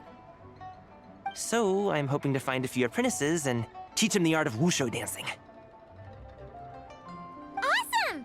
Sherfu Gaming, here we come! Whoa there, Paimon! One step at a time. I actually need to find people first.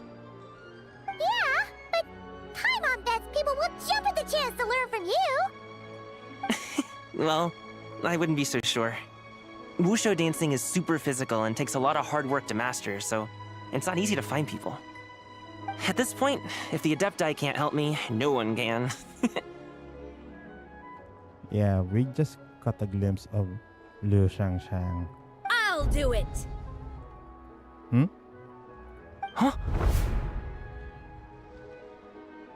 You just said you wanted an apprentice, right? Well, I'm offering. What do you think? You're too aggro. Whoa, the White Horse Adeptus works faster than I thought. Traveler, it's her. Lu Shangshang. Our target! Ingay mo? Hey, didn't you hear me? I said I wanted to be your apprentice. Yeah, it's just got that dark dark face expression. No need to shout. I heard you the first time. What's your name? Step back a bit, Gaming. This person could be dangerous. What? Hey, what are you trying to do? Do you know who I am? Get back! Lu Shangshang, we have no intention of harming you. We just need to ask you a few questions. Get back, I said! Try to remain calm. Okay, we're getting the Dutch angle. If you come any closer, I'll...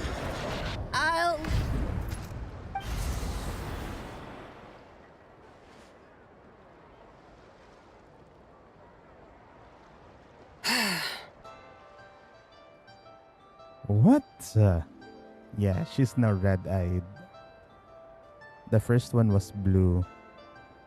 Little wisp of a being. How are you able to see me?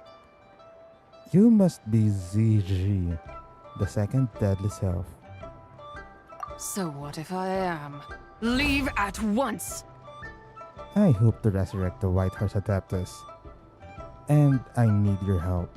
You, a mere mortal, whose own life hangs by a thread, would dare reach for the power of life and death?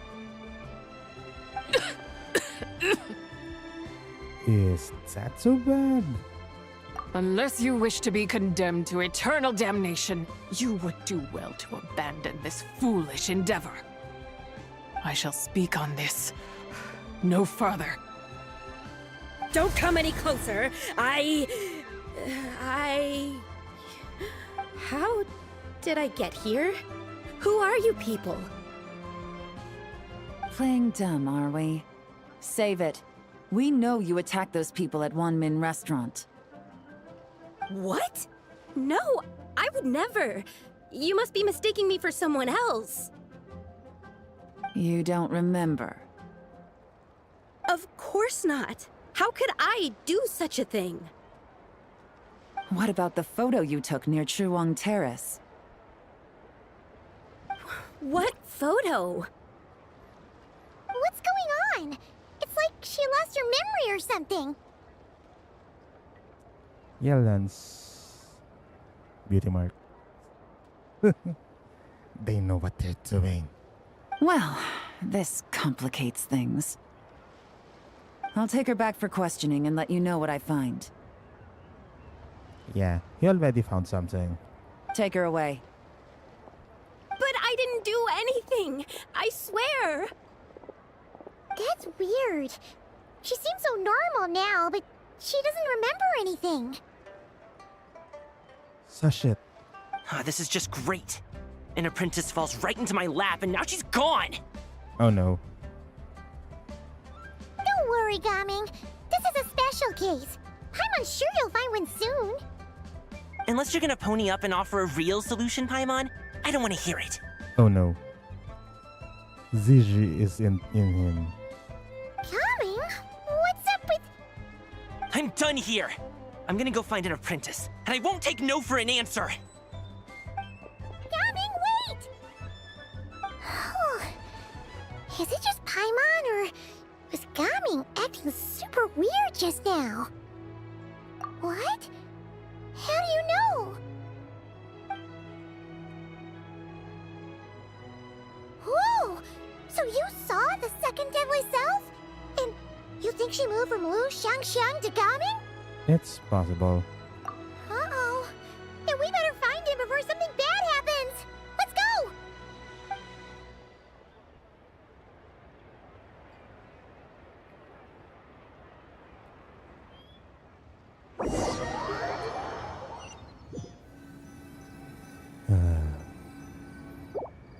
Alas, why must Cloud Retainer inflict such woe upon us, Mooncarver?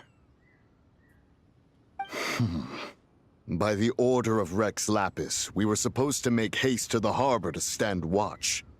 Yet we arrived late, for you, in your inscrutable wisdom, chose that very moment to tend the mint. It is no wonder Cloud Retainer banished us to the wilderness in anger.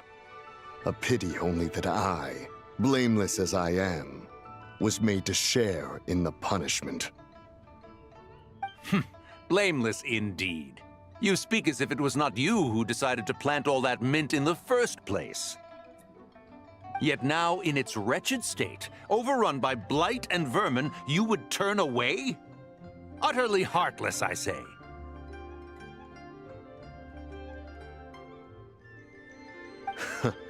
Were I truly that heartless, would I have rescued those seedlings from this desolate wasteland, granting them haven in your hallowed garden? Alas, if blame must be laid, let it fall upon Cloud Retainer for failing to recognize the virtue of our plight. Nagsisihan ang tatlong unggoy. Ah, at last a sentiment with which I can agree.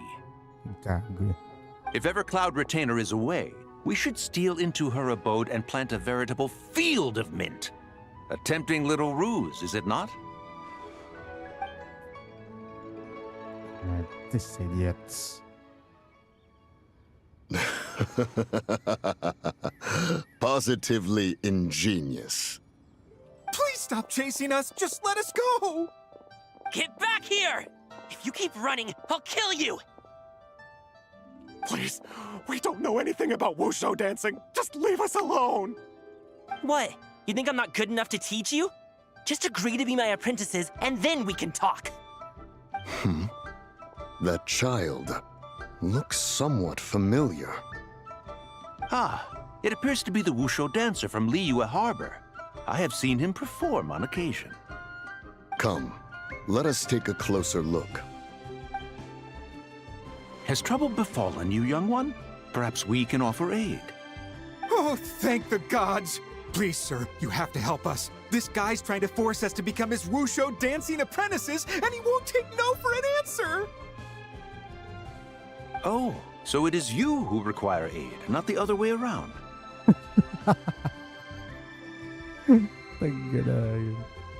Get out of the way, old man! This is between us. Preposterous! You dare to presume we are of a mature age?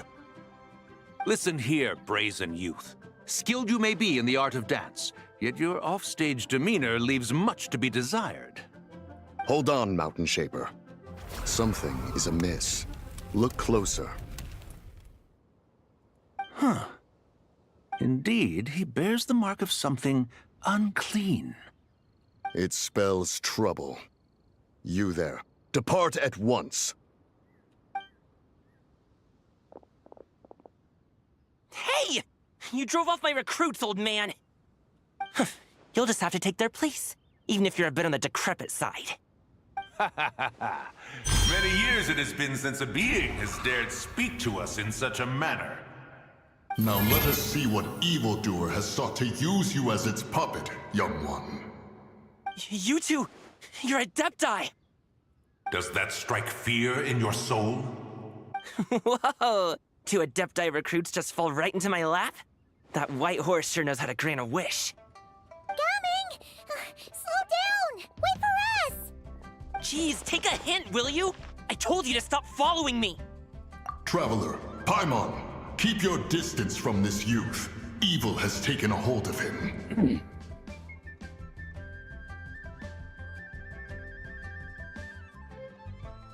As I remember,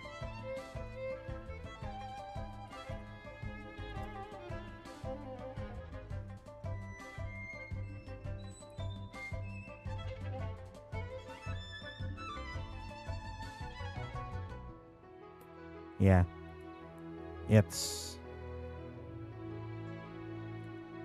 self-ception. We know! It's one of the White Horse Adeptus' deadly selves! She's possessing Gaming! The White Horse Adeptus' deadly selves? Could it be that Rex Lapis called us to Liyue Harbor for this very reason? Hey! What are you two whispering about over there? Who's gonna be first apprentice and who's gonna be second? It doesn't matter! I'm not the kind of Sufu who plays favorites! Insolent spirit! Be gone from this child at once!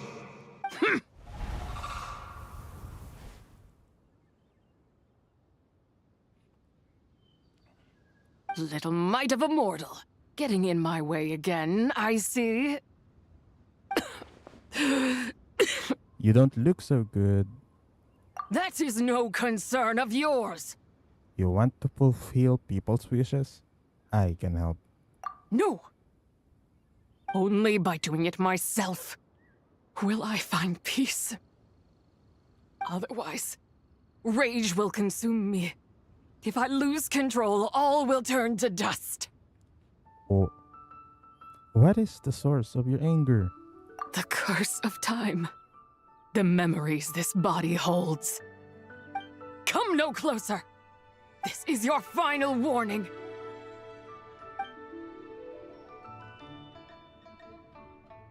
Insolent spirit! Be gone from this child at once! Not again. Huh? Traveler and Paimon? And two Adepti? Where are we? Weren't we just making Xiao lanterns in the harbor? Gaming! You're back!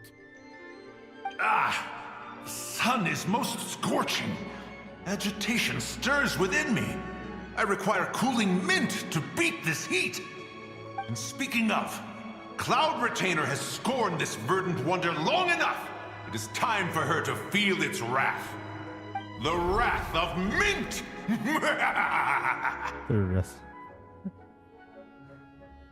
Mountain Shaper? Where are you going? Oh no! Now Mountain Shaper's acting weird! Oh, you don't think it spread to him, do you? Spread to him? Quickly now, explain to me what has been happening. The rest of men. What? Was I really that rude? Jeez, someone get my dad to throw a slipper at me. I'm so... Get my dad to throw a slipper at me. Whoa! You okay, Gaming?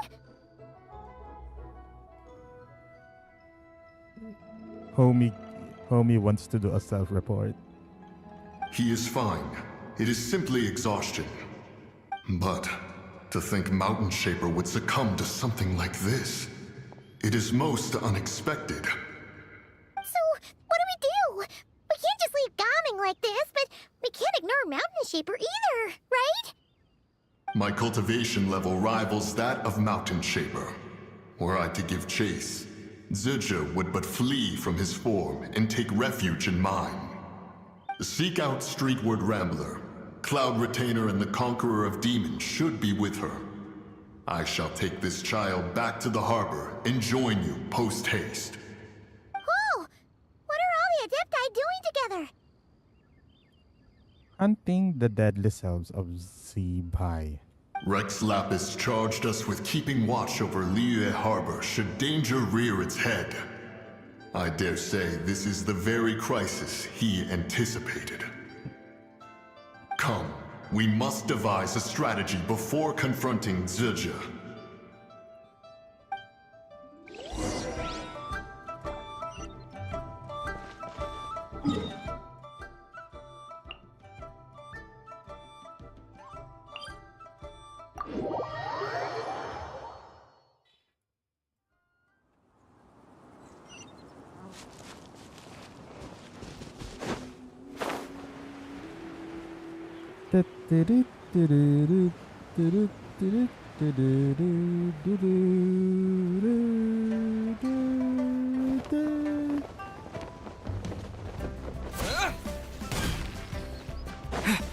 Yep. Rambler, Conqueror, and Retainer are here. The White Horse Adeptus? You mean the mysterious white mare that aided Rex Lapis during the Archon War? Even if it's not her, there must be some connection. She always avoided us back then, and I never knew why. Rex Lapis's recent trip seems to be related to this person as well. Xianyun! Madam Ping! Xiao!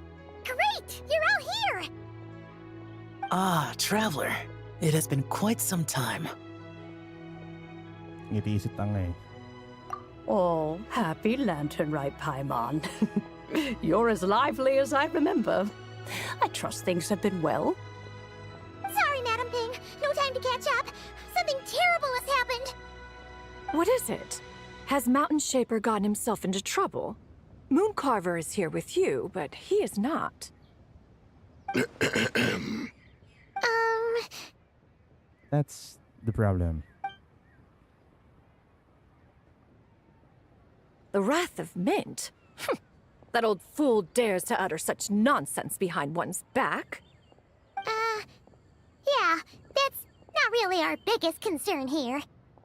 So, even a mere deadly self of the White Horse Adeptus was able to possess Mountain Shaper and affect his mind. No wonder Rex Lapis told us to gather here and await his orders. Mountain Shaper's cultivation is inadequate. He was caught unprepared. Were it one of us, Zizha would hardly have found a vessel quite so ready for the taking. Hey, that's not what you said earlier.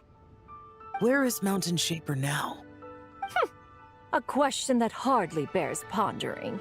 Obviously, he intends to plant mint in the vicinity of one's abode. Ah, then he poses no great threat. We might as well let him be. Once he fulfills his wish, it's possible that Zizha will relinquish him of her own volition. The rest of the mint. Your ulterior motive is most obvious, Mountain Shaper. You two hope for Mount Outsong to be covered in mint. One can see it clear as day. Not to mention, deadly selves are born of malevolent human desires, and naturally pose a great risk to the form and mind of all living beings. We cannot let this go unchecked. Let me handle it. I have relevant experience and know how to deal with such situations. One has no doubt of that. Yet your involvement would likely end in armed confrontation. In one's own estimation, the time for such measures has not yet come. Yeah, I mean, if Zizhi possessed you, everyone would be fucked. Before his departure, Rex Lapis knew that Zizhi was active in Liyue Harbor, yet told us only to wait.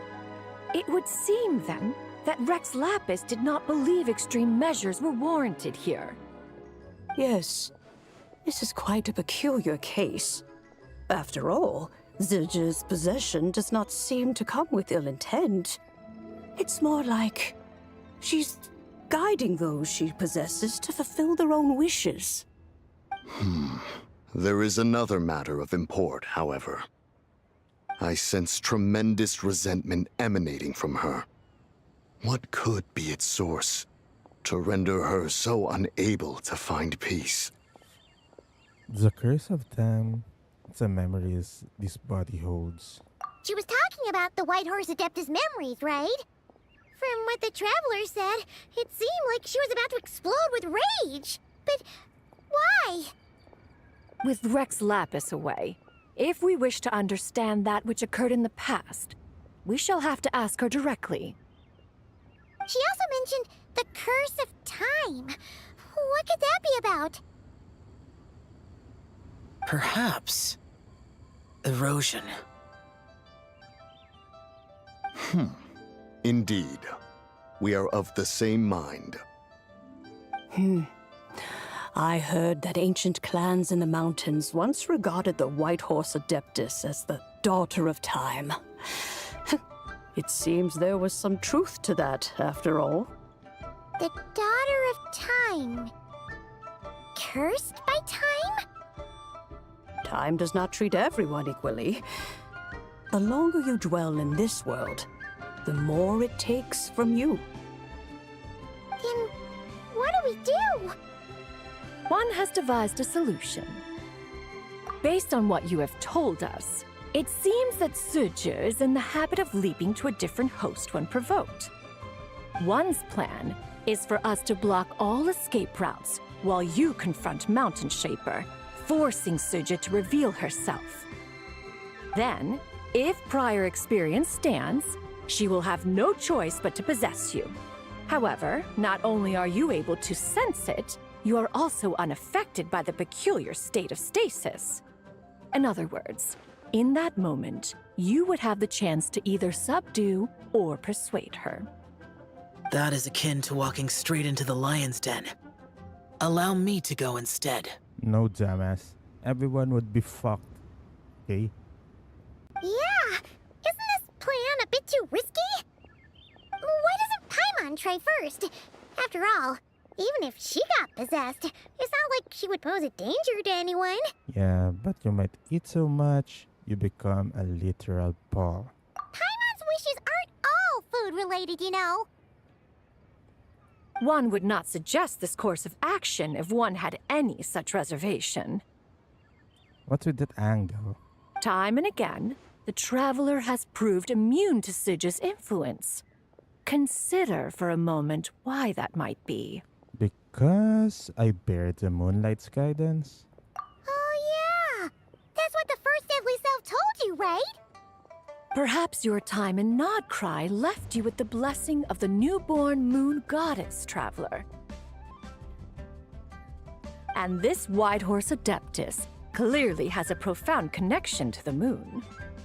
Indeed. Indeed. I see. Have you other concerns, Conqueror of Demons? I was just trying to fathom why Rex Lapis left without explaining the situation in detail. But now I think I understand. Yeah. So, he's got immunity due to Columbina's blessing. She could eat a lot. This guy is also a troll. Everyone will be fucked. This will want to ramble stories and what have you. She's gonna make more machines. So yeah. Rex Lapis entrusted this matter to the Traveler, which means in his estimation, the Traveler must be the key to its resolution. So I have no other concern. I trust Rex Lapis, and I trust you. Then we are all in agreement on proceeding with this plan? Very well. We should depart at once, lest we lose our chance. Let us see whether that old fool truly dares to face one's abode with Mint. Mount Outsang.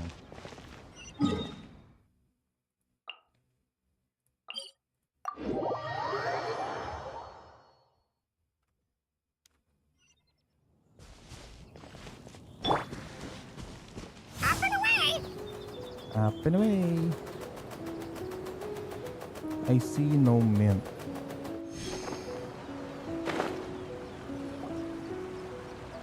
One mint, 2 mint. Let us plant a whole slew of mint.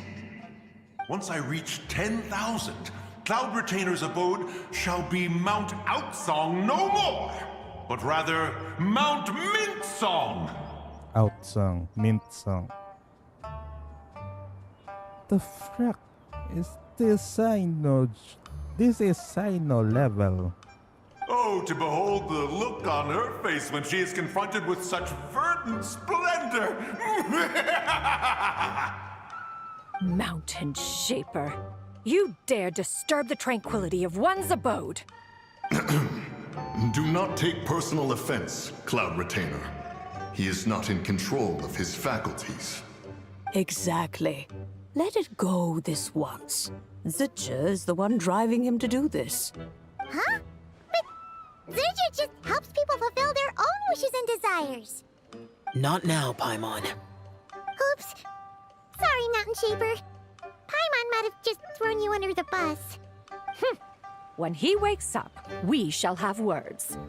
Everyone, to your positions.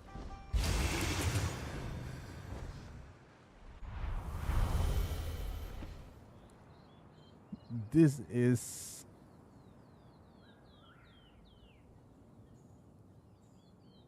What the fuck is that? Is this a Naruto reference? Be careful. A pest? I must catch it! Again! Oh, young one, it is you. Don't tell me. Cloud Retainer sent you? Ha! Such brazen insolence. And that includes your garden on Mount Hulao. Such presumption. Such boundless avarice. That wretched adept's impudence knows no end. If she dares lay a finger on my garden, I shall smash her cuisine machine to pieces. You sure about that? You think I am one to fold so easily?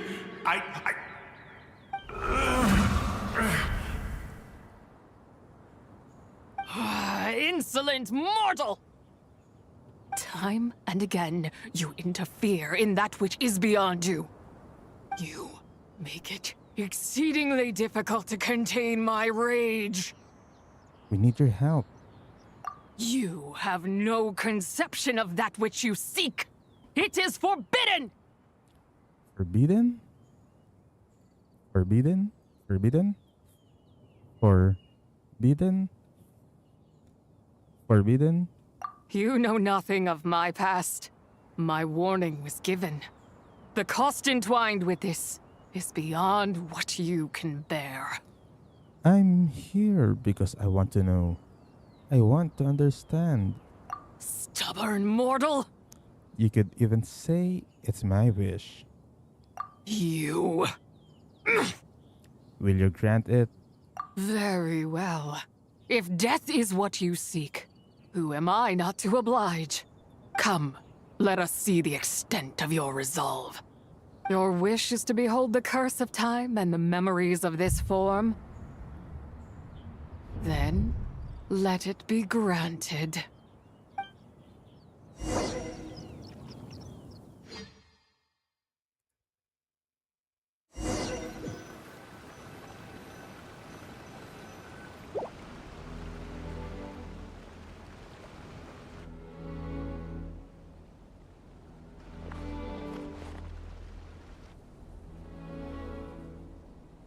You who seek death, stand before me.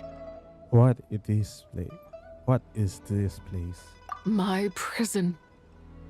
You're trapped here?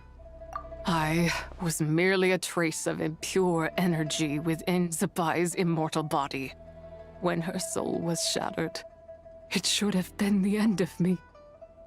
But then, the one who governs time descended from on high and froze the moment of her death. And so, I remain in this world, unable to find release. Was it Istaros? A mortal who knows of her existence and would dare to speak her name. Who are you? I am someone who can help you, and someone seeking your help. Help? No, there is nothing we can do for each other. Her power, the one who governs time, it has surrounded me ever since. A blessing and a prison, all at once. So, you've been trying to break free? No. I have been asleep in this prison for countless years, until a familiar presence woke me. Then, through that mortal girl's eyes, I saw it. As pure and bright as ever, unchanged across the millennia. It was the moon. No wonder she took that picture at Chiwang Terrace. That place is called Chiwang Terrace? Did later generations rebuild the altar in a new location? It looks just like the one used to honor Zabai. Could it be that traces of what happened back then still remain in this world? What is it that happened? That memory is embedded deep within the essence of Zabai's soul. It is one that should have been forgotten. Yet, it is precisely that which haunts my every waking moment, fuels my rage, and denies me a modicum of peace. Now you, a mere mortal, come to seek that which is forbidden. So, let us see whether the fire that fuels your ambition is a hero's wisdom, or a fool's courage. What do I need to do? I shall relinquish control over this body's curse and let it devour everything within sight. Run as fast as you can, lest this prison become your grave. Look, it draws near. The river of time, come to sweep all into oblivion. A torrent of tears for the dead and departed. This must be the curse of time. I shall wait for you at the end, mortal. Evade being swept up in its waters, and I will show you everything.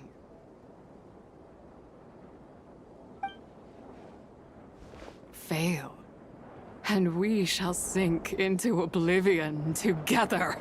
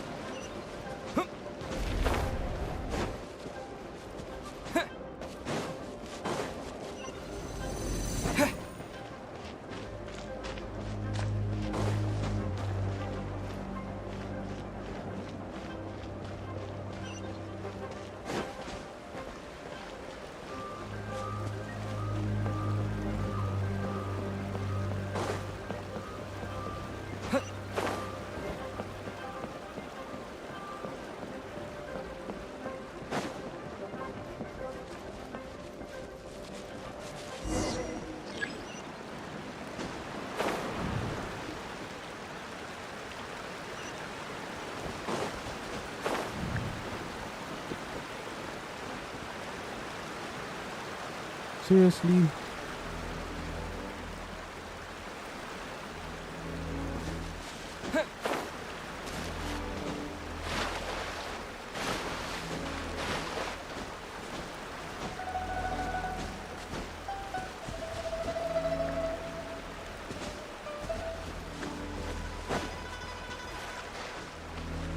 Why you gotta do that cutscene?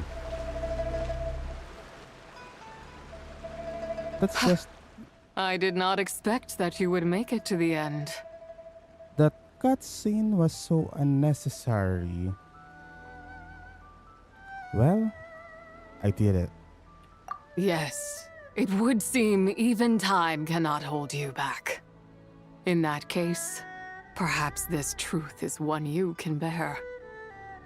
Come, let your wish be granted.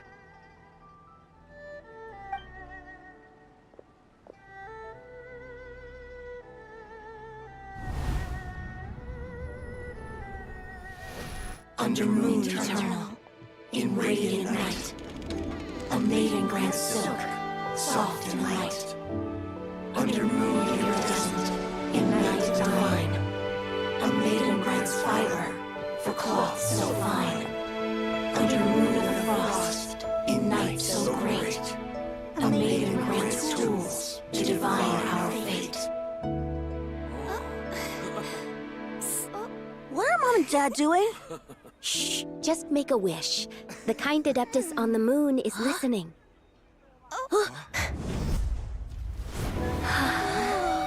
Look, it's Lady Tsubai. Wow, Lady Tsubai? Is she powerful? Of course.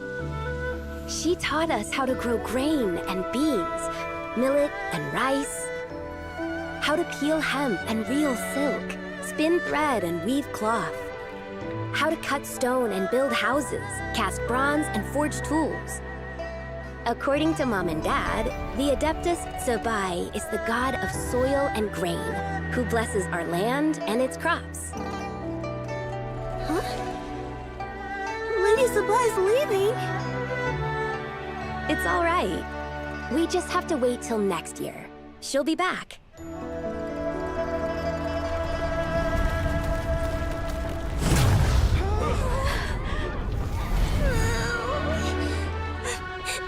Mom and Dad are gone. Why hasn't Lady Tsubai returned? She'll come. We just have to believe. What is that?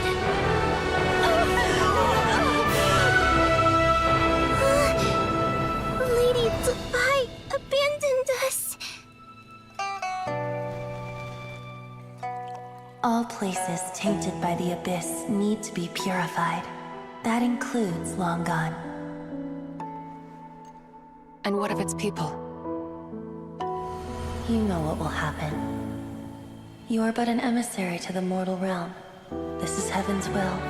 There is no need for guilt, and no place for hope. I wouldn't dare. But the people of Langan honor me, worship me, pray to me. If I do not answer, the guilt will be too much to bear. And if you do, you will meet the same end. Then as their god, I shall die among them.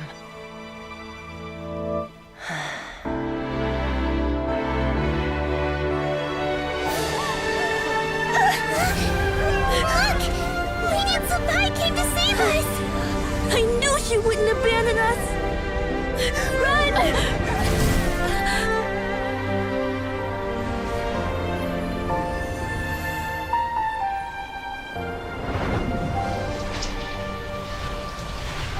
You have done enough.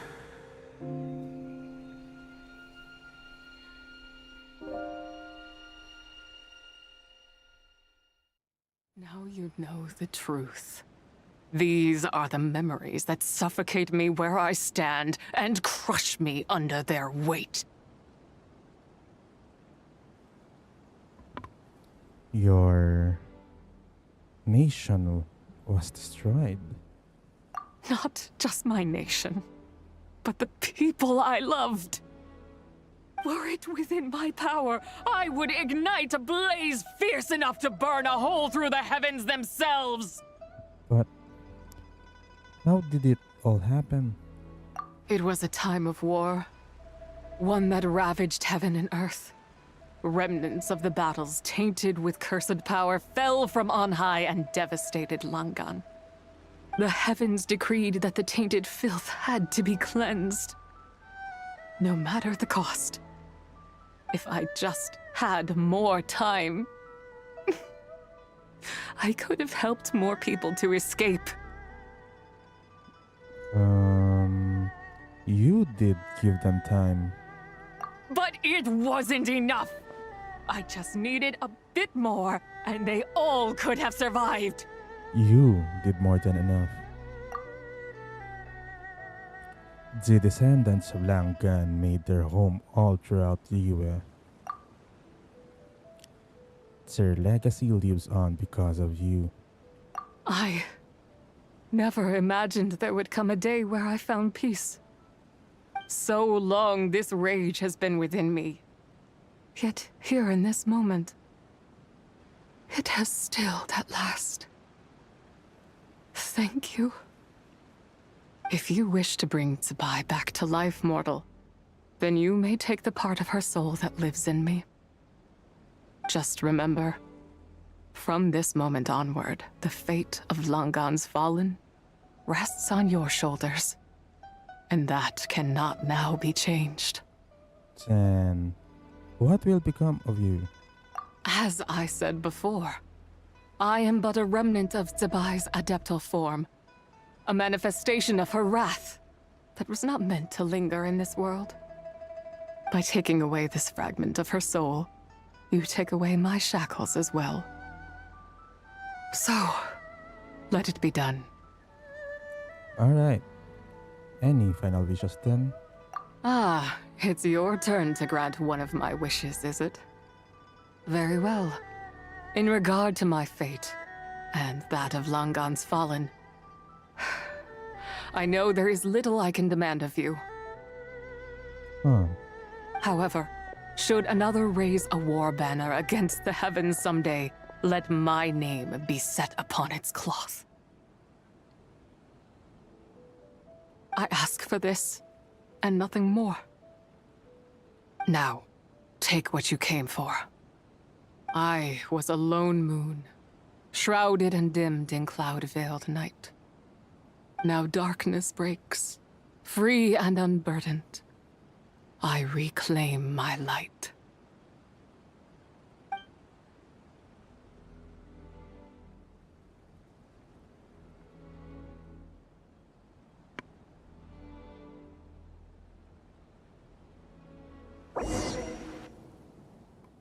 It's kinda mirroring the Moon Marrows.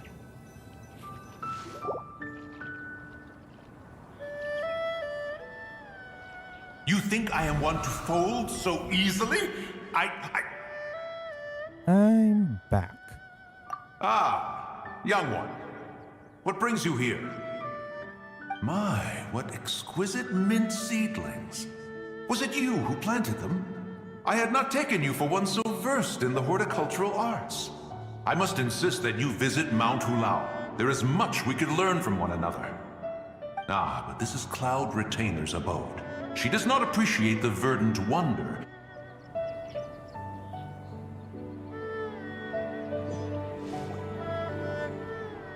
Oh, shucks. You think I am one to fold so easily? Ah, young one. What brings you? My, what but this is Cloud Retainer's abode. We should leave at once. If she sees us here, there is little I can do to protect you. I wasn't the one who planted them. You weren't?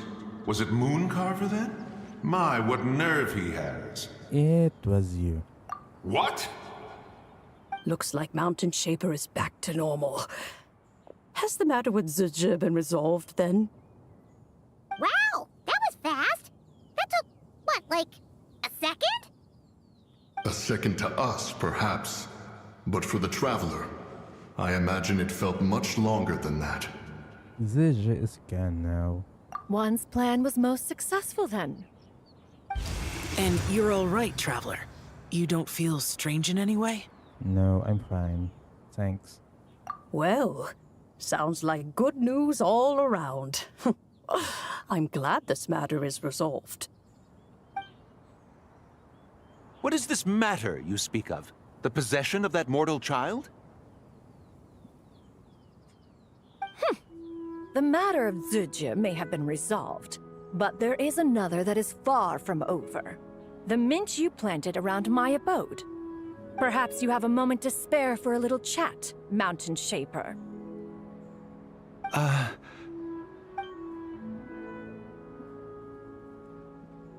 You seem reluctant to talk in detail about what happened with Zujia. She told me about her past.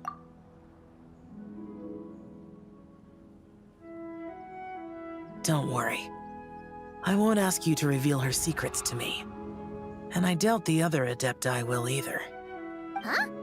You don't want to know what happened? The expression on your face. I know it well, Traveler. It's one I've seen Rex Lapis wear on many occasions.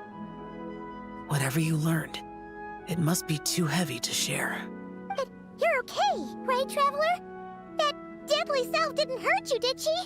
No, nothing like that. I'm fine. Well, as long as you're not hurt, Paimon doesn't need to know anything else. It just isn't a happy story. Even so, I hope you feel like you can entrust me with it.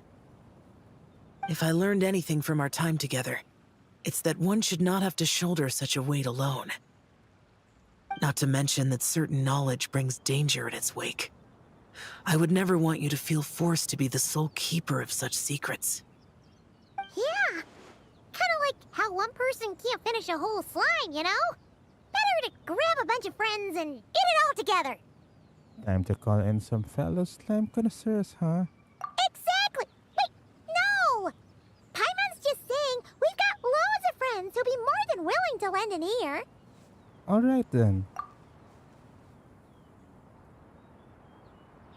I never knew there was such a tragic chapter in the ancient past of this land.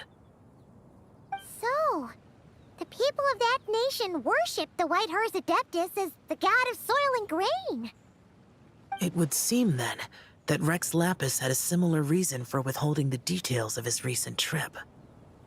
I've often wondered if he had companions to stand by him before we met, or if he was forced to face things alone.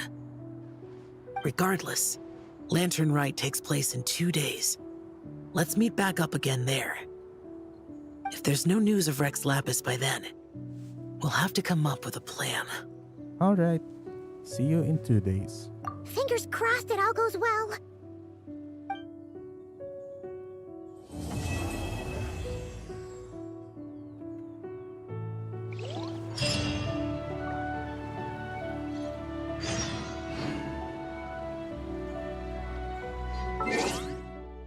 Okay.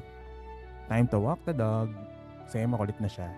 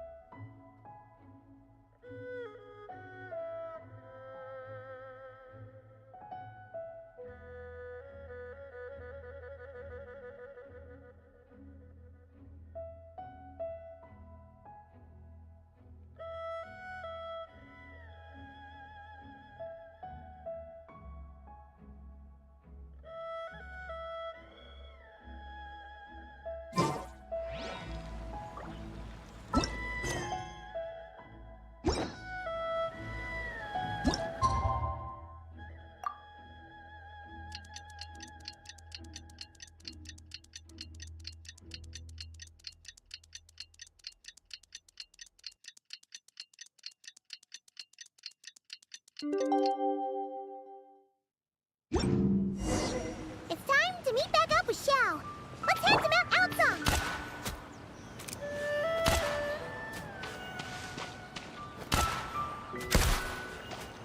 Let's go!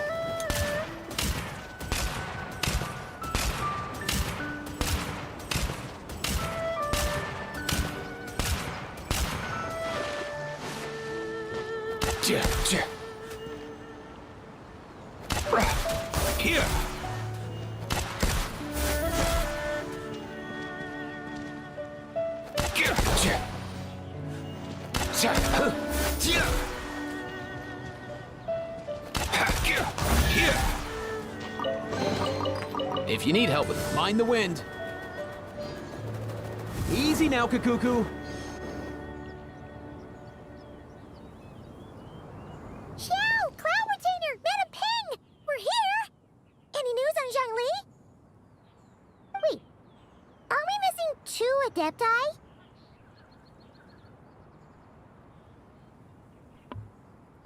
Well, Shenyun banned Mountain Shaper from Mount Outsong for 3 days. Oh! Then what about Moon scheme to plant mint in one's abode was one those two fools devised together? And when it comes to punishment, one does not discriminate. His banishment ends in 3 days as well. Wow, that's pretty harsh, Cloud Retainer.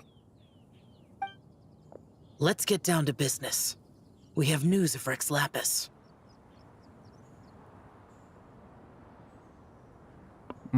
Okay.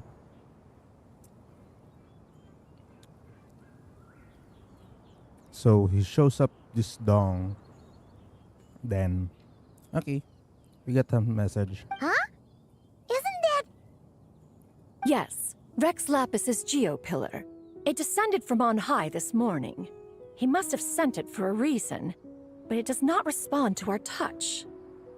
So, what does it mean? Is he in trouble? Not necessarily.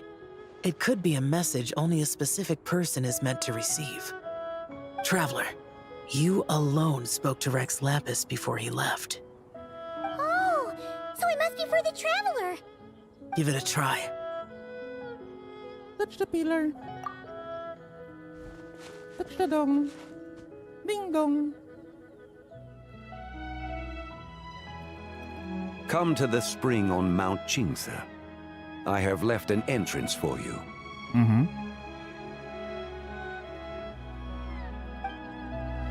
Well?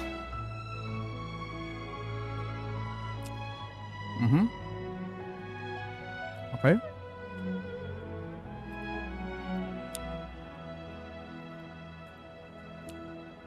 Seems like he might be over at Mount Qingse. Just as one surmised, it seems that Rex Lapis will not countenance our involvement in this matter. That would not surprise me in the slightest. He's always had a soft spot for the Traveler, after all. But be that as it may, we have served Rex Lapis for millennia now.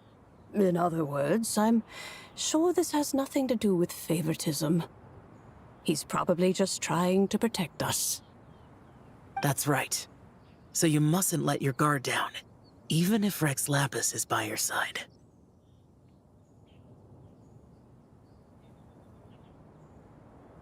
Don't worry, I won't. All right, let's get going. We'll try not to keep you all waiting.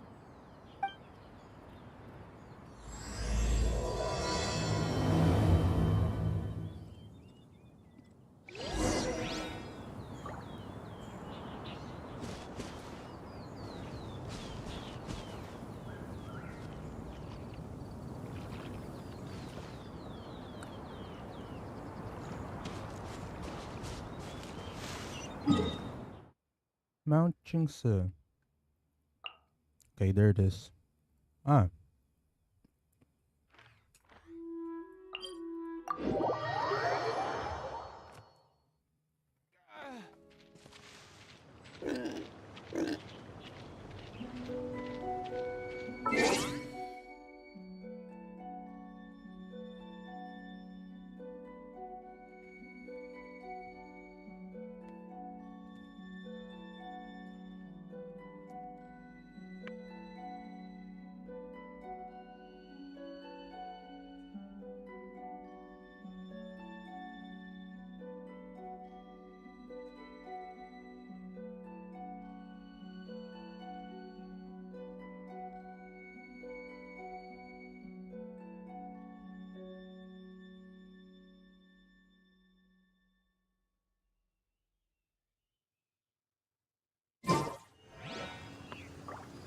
Okay, so where are we gonna go?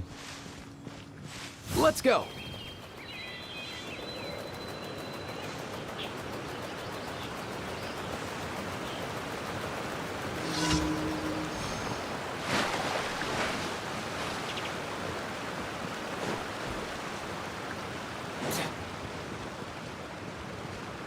Okay, so what the?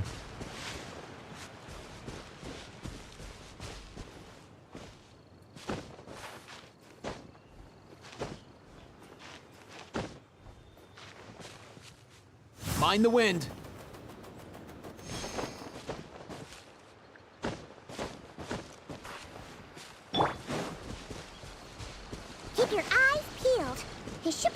here somewhere.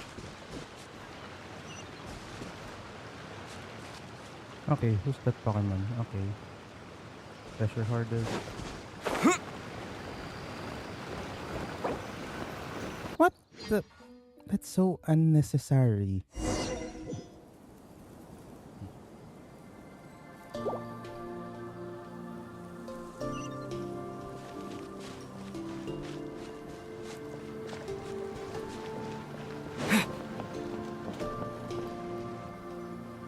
Who could have imagined that the once mighty Archon might end up so, sitting on a humble stool in the woods, quietly weaving moon lanterns? You really do look like an old man now. This is a Shao lantern, not a moon lantern. Hmm? Oh, it's yellow now. In ages past, when the gods waged war and the world was in turmoil, these lanterns were lit to guide fallen warriors back to their homes. Had you tarried in the mortal realm for but a little while longer, you might have become quite accustomed to them. Even so, it bears such a striking resemblance to the moon lanterns they used to offer up to the heavens. Could this truly be mere coincidence? Perhaps in some sense it is, yet in another, it isn't. For instance, who is to say that some of Langan's magnificent jade did not become part of the very foundations upon which Liyue Harbor now stands? It is conceivable that this ritual was transmitted in such a manner too. Now, let's not let ourselves get carried away. For all its splendor, do not forget that, in the end, even Langan could not escape its heaven-sent fate. Alas, it is just a pity that the little creatures of this world may never again lift their eyes to the moon, even should misfortune befall them. But you, Geolord, now that you rule this realm, why take the trouble, not to mention the risk, to visit one who bears such profound guilt as I? Are you not afraid that you might be sullied by the curse of time that was laid upon me? There is no risk to speak of. At least, not in comparison to that which you took when you defied the heavens all that time ago. As I have stated, time and again, it was not I who defied the heavens. Geolord, the ancient affairs of Langan have nothing to do with me, for I am but one of her deadly selves, severed before her demise. My name is not Zabai, but Zichao. Surely you did not take us for one and the same, solely on the basis that we may all assume the form of white horses?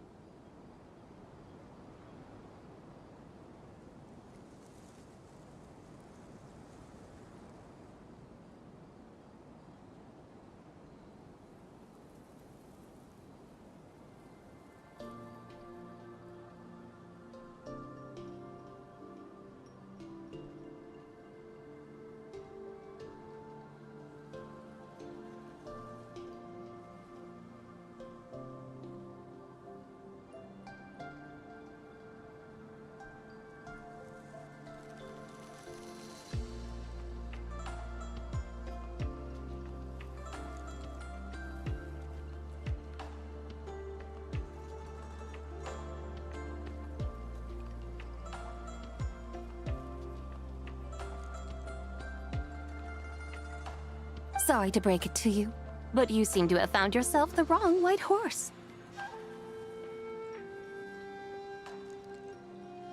Anyway, do tell me, what urgent matter brings you here? Very well, then. I have come to ask for Zibai's shade. Oh? So, the Geo-Lord has set his sights upon Zibai's human soul. And what is it that you intend to do with it? The world outside is changing. With the new moon's birth, the confines of the Shadow Moon are gradually disintegrating.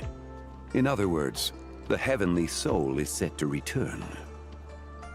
Consequently, strange phenomena have manifested within Longan's former domain, leading to the earthly soul's reappearance as well.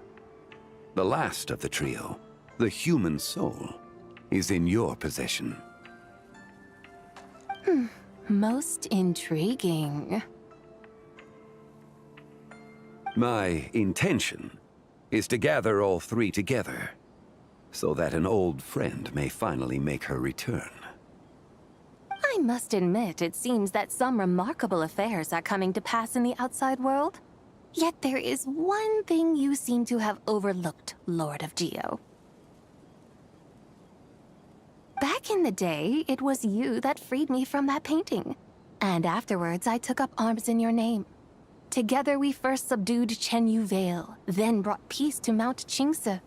It was for this cause that the contract between us was made. But now that the debt has been repaid, what cause have you to expect my aid? Zibai and I have long been friends. Given not only that you were manifested from a corrupt desire within her divine form, but that you also possess a fragment of her soul, how can you purport to be the wrong White Horse?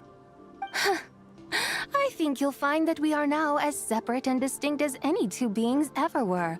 What once shone with radiant purity has long become dust. What you see is no longer what it was. Oh, great Lord of Geo. Should this still be unclear to you, I bid you take your leave. It seems that the fault lies in my own lack of consideration. As you wish. I shall let this matter rest. Wait! One moment, if you will. Should this not be your opportunity to propose a new contract? The part where you make me an offer I simply couldn't refuse? Even those puny mortals know how to haggle when striking their bargains. Should you, the famed god of contracts, not likewise strive for success through negotiation? Come now, enough with the posturing. It's time to name your price. Very well. I had, in truth, prepared a new contract for your consideration. I knew you would not come before me unprepared. Yet, you should know that I want for nothing, for I live in the mountains, carefree and untroubled. Occasionally, I even find sport in teasing the mortals who stumble into my presence. Then why persist in telling them those ancient stories? I speak of what transpired before the sky collapsed and the earth sank into itself. That is merely my way of passing the time. And what of it? Would any believe, much less remember, the ramblings of a mountain hermit? Those tales have long since spread throughout the mortal realm. Who? Should my words prove insufficient, I invite you to see the world for yourself. To this end, I have found you a pair of trusty guides. The Lanternlit is presently underway in Liyue, and should prove quite intriguing for you. So this, then, is the contract you have prepared for me? Indeed it is. Think of it as a contract for a one-day festive excursion.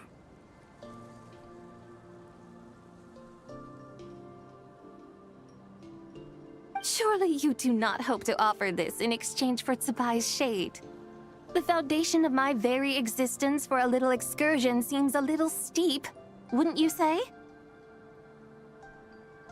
Why not see for yourself? You can always decide afterwards. The final determination, of course, shall rest with you. Is that so? Then perhaps this deal might not be entirely off the table after all. Where then are these guides of which you speak? Incoming. Hey, it's Zhongli!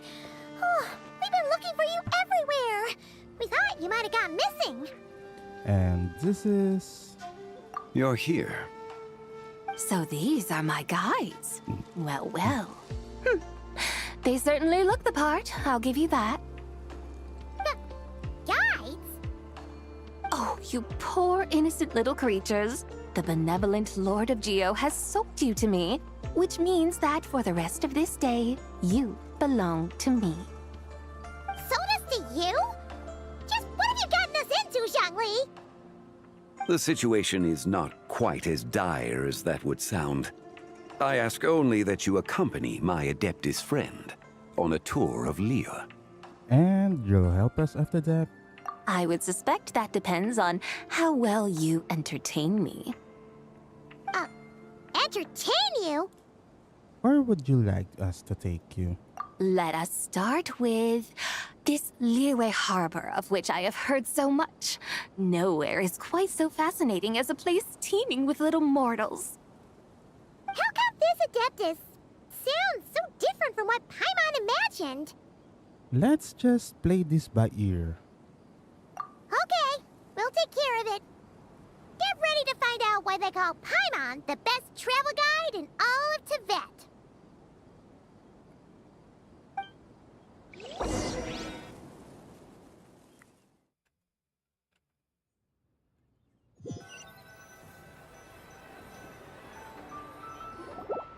Look! We've arrived at Liyue Harbor! Not only is it Tibet's busiest port, it's also the beating heart of Liyue. So, dear Madam Adeptus, where would you like to go first? With humble fare and wine to sip, in comfort clothed and soul at ease, one eats, and all the heart's ills cease. Humble fare, wide to sip, comfort clothed, soul at ease. One eats and all the heart's ills cease. So we're heading straight for the good stuff? Well, you're in luck, because Paimon's an expert when it comes to food. There are two main cooking styles in Liyue. Li cuisine, which is all about mountain delicacies, and Yue cuisine, which is centered on seafood. The most famous restaurants are Liyue Pavilion and Shinyue Kiosk. Oh, now Paimon's starting to drool. Guess our only option is to go try them both. 2 meals back to back. Both sound like excellent options to me. Are these the kind of establishments that most people might visit on a regular basis? Not exactly. Both Li cuisine and Yue cuisine are known for their pricey ingredients. Definitely not what you'd call the budget options. But don't you worry about that. Just think of it as Zhongli's little treat. Kinda putting Hu Tao in a tough spot there, Paimon. Come on! Aren't you supposed to be pals with Hu Tao? I'm unsure we can afford to spend a little more of her mora at least. Just looking for an excuse to gorge yourself at someone else's expenses, huh? Hey! All Paimon wants is to provide our Adeptus with the best possible experience here. Don't you want that too? Both certainly sound like worthy choices. Just now, though, I happened to see a porter pass this way. Where might individuals like him go to eat? A hungry porter, huh? Oh! Paimon knows just the place! One min resto. Yep. Nothing fancy schmancy there. Just tasty dishes made with simple ingredients in a variety of different styles. Most importantly, it's great value for money, too. No wonder everyone loves it, huh? Oh, and the owner happens to be a good friend of ours, too. One mean restaurant. Yes, even the name itself feels lively and down to earth. All right, let's make it our first stop. Yippee! That's a great choice, too. Alrighty, let's head over there right away. Paimon can't wait to dig in. Wamin Restaurant, here we come.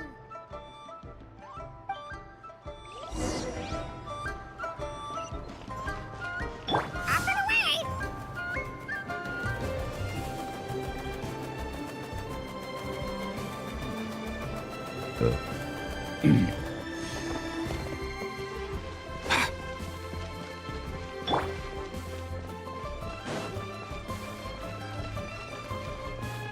Okay. Wala bang additional characters here? Wala. Okay. It's the Shangling.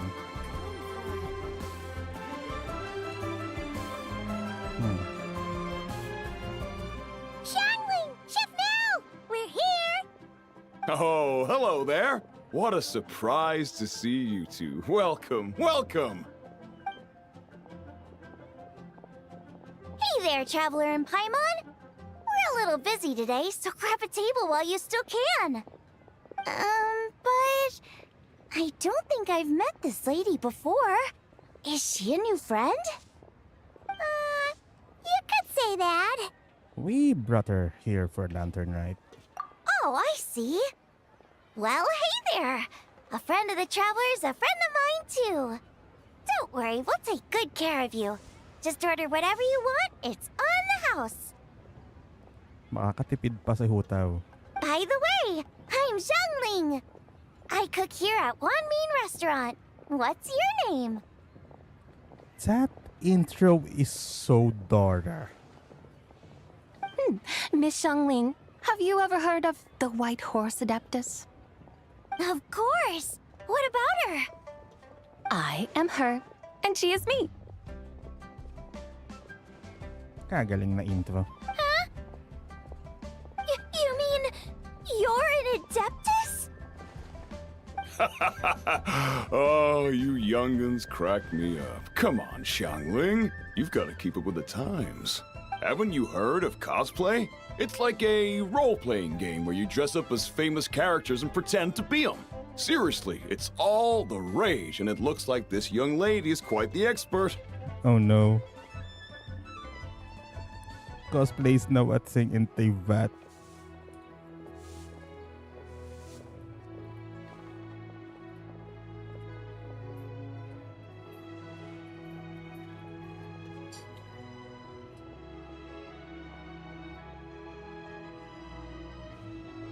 Your friends sure keep their fingers on the pulse, huh, Traveler? Wow, Dad. Didn't know you were so tuned in. But how come I haven't heard about it? You gotta listen to our customers. Didn't I tell you to spend less time chasing after wild vegetables and more time making friends? You're even more out of touch than I am. The boomers catching up. Hey, I like making friends too. Isn't that what I'm doing right now? Anyway, even if it is just a costume, is it alright if I still call you White Horse Adeptus? Of course it's all right, because that's exactly who I am. Okay. I can see you're really committed to the role. How about I call you the real White Horse Adeptus instead? In that case, you can call Paimon the real Traveler. And guess that makes me the real Paimon. You're right. You could have at least switched outfits. Puny mortals. Nevertheless, I suppose it might be amusing to indulge in your little charade for a while at least. All right, go grab yourselves a table. I'll come take your order in a bit.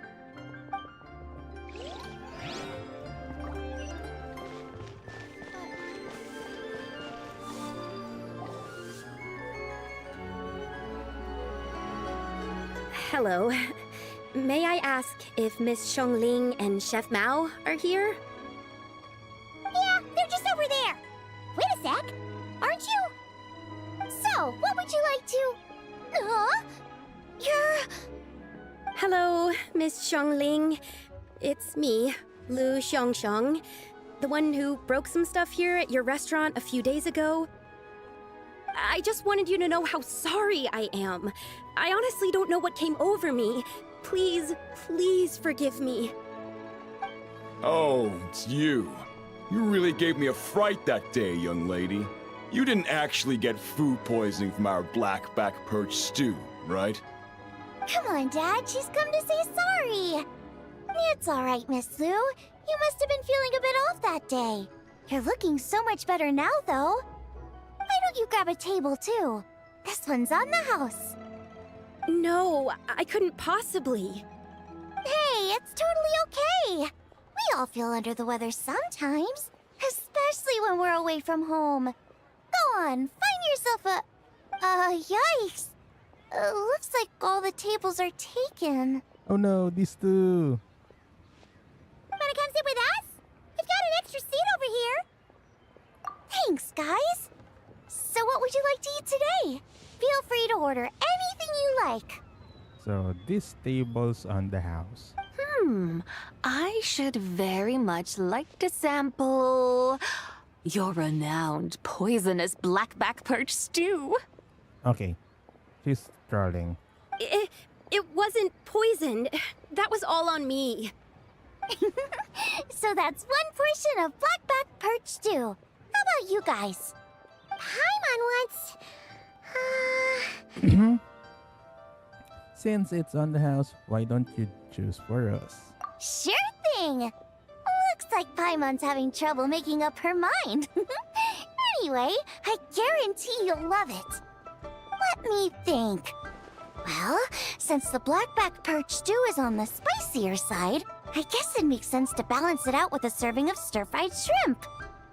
And since it's Lanternlit season, you better try out the triple-layered consomme and come and get it too! Those are our seasonal specialties. As for the carbs, since we've got a full table, how about some right at home? Along with our special chili mince cornbread buns. Trust me, you won't be disappointed. Then for dessert, I'll whip you up some Lucky Snow Delight. I just came up with it a few days ago, and I can't wait for you to try it. Wow! Sounds like quite the feast! Looks like Paimon's in luck today! Am I the only one who thinks that's way too much? Not at all. Don't worry, I know what I'm doing. And to top it all off, our star dish, Adeptus Temptation. You should know that we don't often serve this here at Wanmin Restaurant. But since this is my first time cooking for the White Horse Adeptus, I'm pulling out all the stops. Okie dokie, just sit back and relax. I'll have your dishes out in no time. Hold on. Did I just hear Miss Xiongling mention the White Horse Adeptus? Or the rules? How about the Red Horse Adept?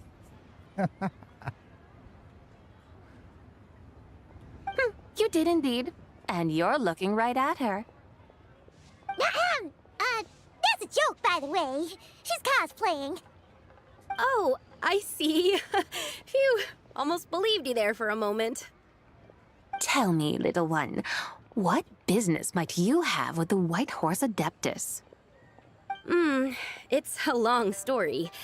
Basically, a while back, I took part in an archaeological dig over at the chasm. While we were there, we discovered a number of relics. Get together!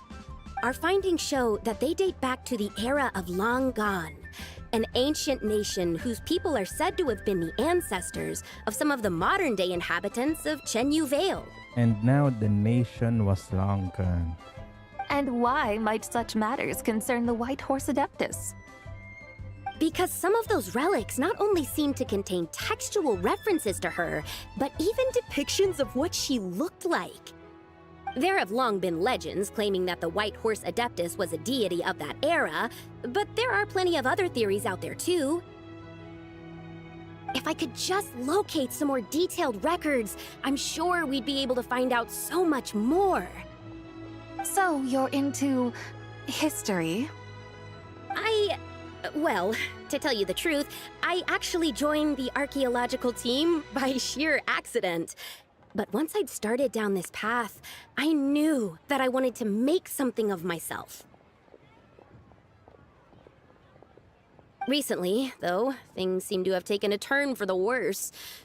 Still can't believe I caused such a mess and even ended up hurting someone.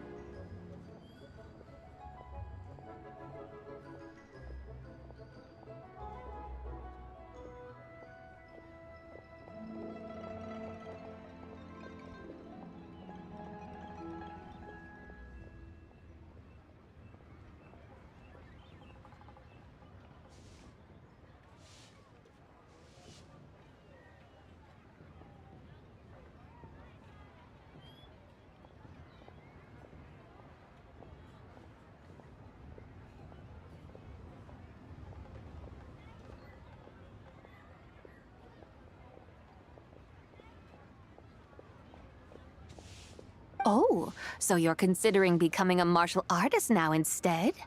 No, I mean, they weren't seriously hurt. It was just a few scratches, and they let it go after my mother compensated them. You know, that really wasn't your fault.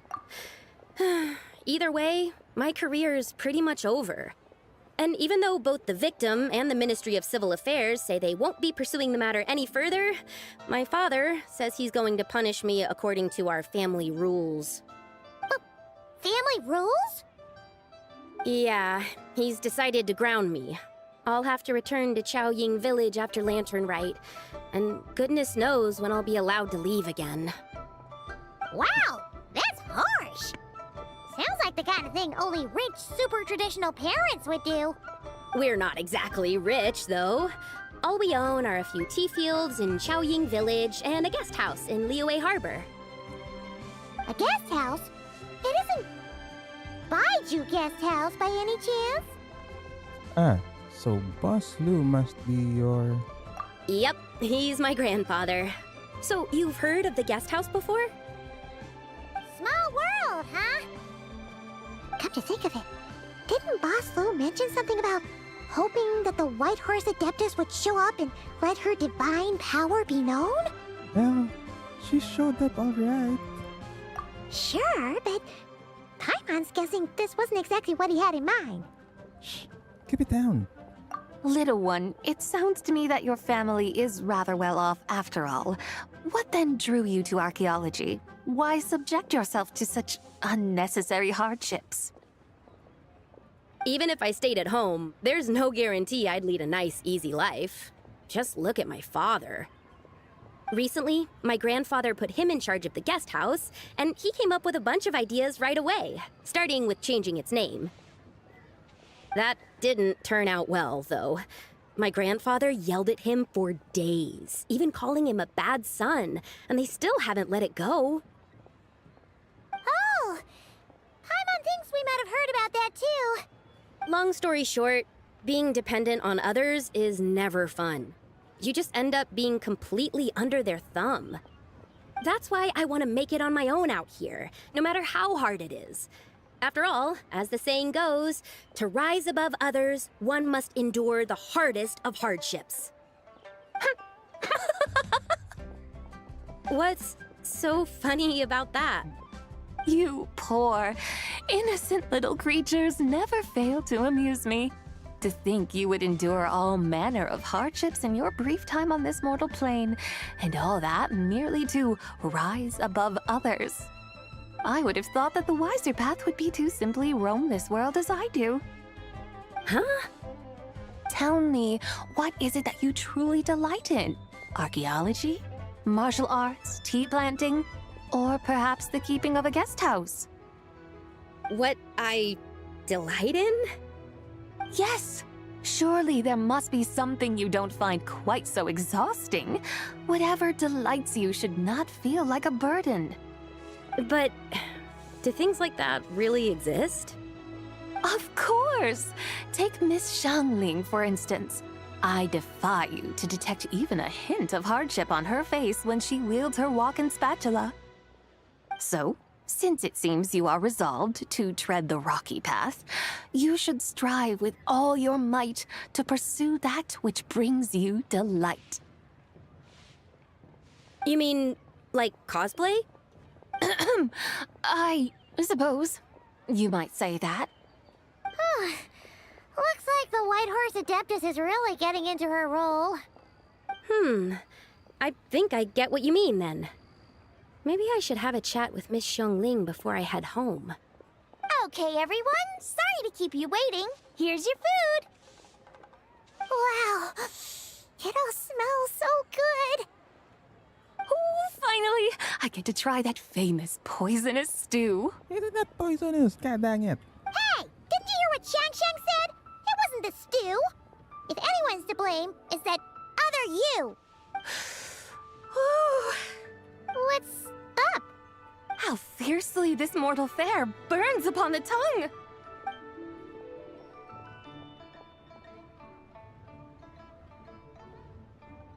You and the others devour the food set before you. Once you're all finished, to Shang say down.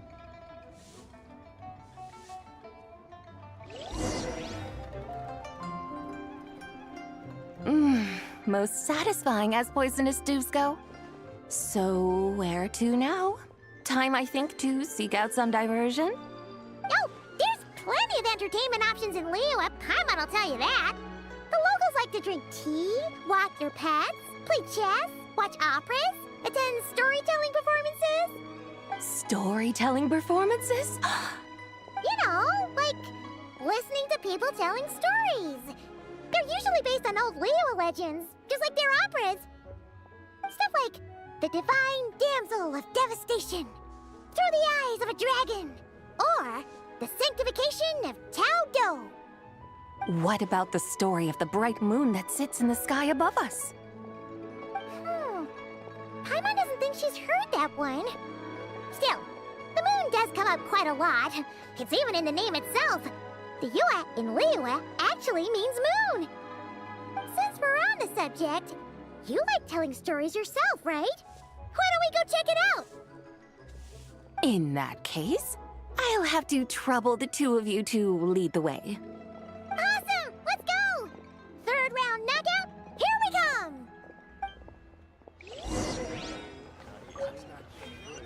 Oh, it's Yunjin. Nahulog sa kanan. What a tongue twister. I'd have made a complete fool of myself if I tried to say it on stage without practicing it first. Huh. Call yourself Iron Tongue, Tien. Wobbly Tongue, Tien, more like. I used to have that problem a lot. But if you just take your time to grasp the meaning and commit it to memory, you'll be able to say it smoothly in no time. You're right, Miss Yoon. I'll give it another try. Hey, Yunshin! Fancy seeing you here! What are you two talking about? Ah, Traveler and Paimon, we meet again. And who, may I ask, is this? You may call me the White Horse Adeptus. The White Horse Adeptus? She's not really an Adeptus. She's just cosplaying as one. I see. Well, it certainly looks like a lot of fun. Oh, funny you mention it. This type of thing is actually something I'm quite familiar with. Once, to perform Through the Eyes of a Dragon, I decided to imagine that I was Rex Lapis himself. It was the only way to truly inhabit his mindset and understand his resolve to quell those demons. Sounds like you just wanted an excuse to feel all big and powerful. Hey, that's... You just don't understand how inspiration works. You're one to talk.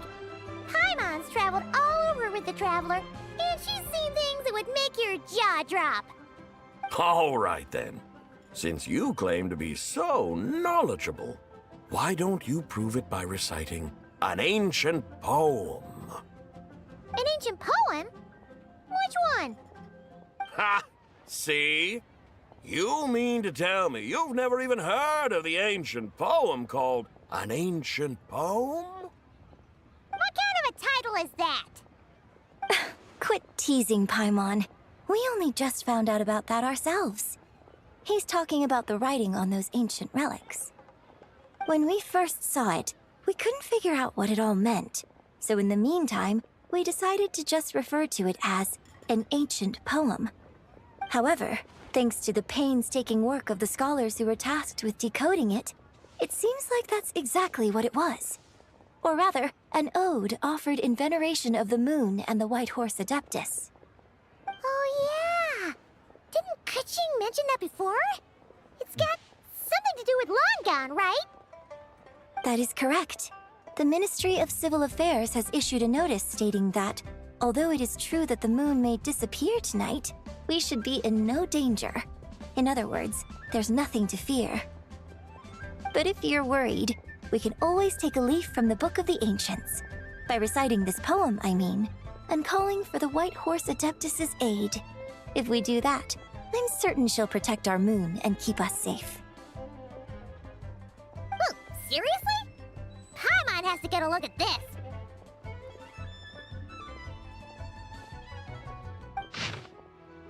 Ah, yes, it's the song from earlier.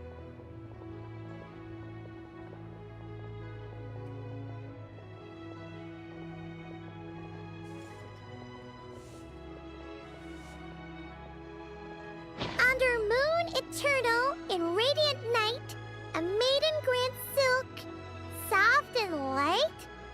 What in Tibet's that supposed to mean? Under moon, iridescent, in night divine. Blah blah blah, something cloth so fine. Something about fields being plowed, something else about seeds being sown from the earth. Seriously? What is this? The fields are plowed, the seeds are sown, and from the earth, life is grown. Whoa! You did that without even looking! Bravo! Bravo! We have an expert in our midst.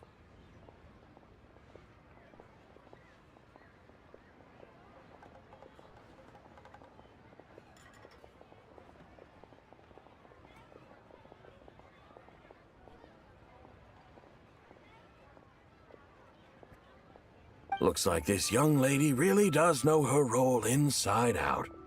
If I didn't know any better, I'd have taken her for the real deal. Plot twist. She's the real deal. That's because I am the real deal.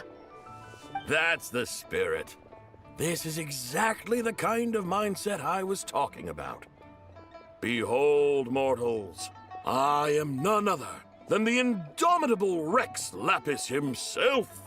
Kneel before my godly splendor. Believe me, young lady, I know exactly why you do it. Back in the day, I was just like you. I must say you are rather amusing as mortals go. Miss White Horse Adeptus, it is a great pleasure to make your acquaintance today. I have some questions regarding the poem, and I was wondering, perhaps, if you might be able to shed some light on it? You want me to explain the full meaning of its verses? Your guidance would be much appreciated. Fascinating. Tell me, do all the people of Liyue still express such reverence for the ancient ways? Well, it's true that we hold a deep fondness for our history, but it is hardly our only pursuit. One of my good friends, for instance, is even more devoted to the modern Fontanian art of rock and roll. Exactly! And don't forget, great practitioners of the role-playing arts walk among us too. People like me and you, young lady. Yes. So rather than placing too much emphasis on our reverence for the ancient ways, it might be better to say that here in Liyue, 100 passions bloom, each with a voice of its own. I see. Then, I suppose it wouldn't do any harm for me to enlighten you. In truth, it is but a simple poem of blessings. Its meaning is this. As the eternal moon rises in the night sky, a maiden adorned with lustrous jade descends upon the earth. She blesses the kudzu vines and mulberry leaves, so that they may be used to make coarse cloth that is nevertheless soft, light, and comfortable to wear. As the iridescent moon rises in the night sky, a maiden adorned with lustrous jade descends upon the earth. She blesses the kudzu vines and hemp, so that they may be used to make fine, luxurious cloth. As the frost moon rises in the night sky, a maiden adorned with lustrous jade descends upon the earth. She blesses the mugwort and artemisia, so that they may be perfect for divination. So she really did come down from the moon? She shows the people how to use the plow and spade to purge the land of weeds, till the soil, and heap up the earth to make it fertile. Then with the hoe, she teaches them to sow their grain, bestowing the promise of life upon every seed. She blesses the millet and the beans, ensuring that their stalks and vines stretch forth without end. She graces the wheat and the rice, so that their heavy heads are filled with plump, glistening grain. Sounds like she's a real pro at all this farming stuff. The fruits of the field are harvested and brewed into sacred wine for honored guests. This we reverently present to the divine maiden, with every ceremonial step flawlessly observed, so that she may witness the depth of our piety and respect. Oh, divine maiden, how can your graceful presence in the sky not seem like that of a fairy descending from the heavens? Oh, divine maiden, how does your pure and radiant form not resemble the guardian spirit of our land? I send my heart's desire, ascending to the heavens, beseeching you to grant us good fortune and blessings in the coming year. Huh? So, that's what it's supposed to mean? I find myself speechless, moved beyond the power of words to convey. Oh, young lady, you have shown me the heights to which a true role player might aspire. A truly remarkable performance. I did not anticipate that anyone could unravel this poem with such depth and clarity, and so soon after the Ministry of Civil Affairs notice, too. I'd even begun to consider myself somewhat versed in the matter, but as they say, there's always someone more knowledgeable out there. Allow me to extend my thanks to you, Miss White Horse Adeptus. You are far too humble, young one.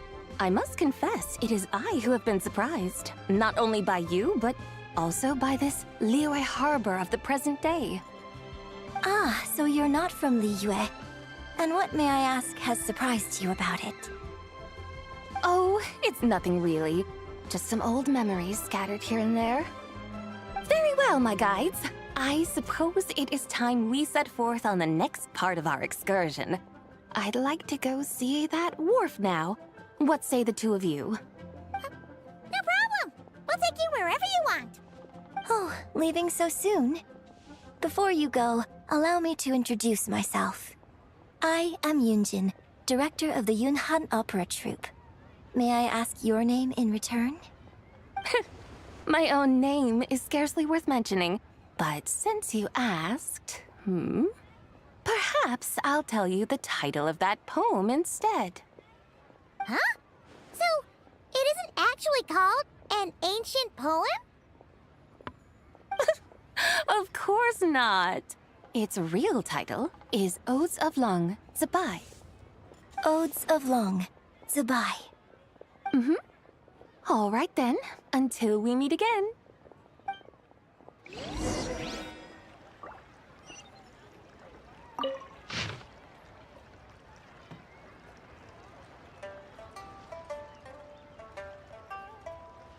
Yep.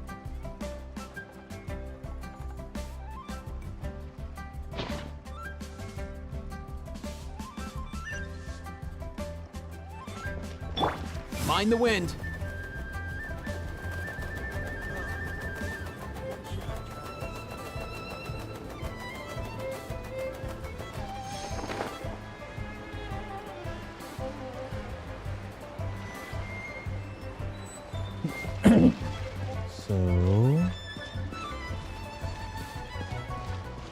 Okay, so pag kinausap ko to, pupunta ako dun sa dog kong isa. Okay. Oh, so there's Yan Fei and Gan Yu.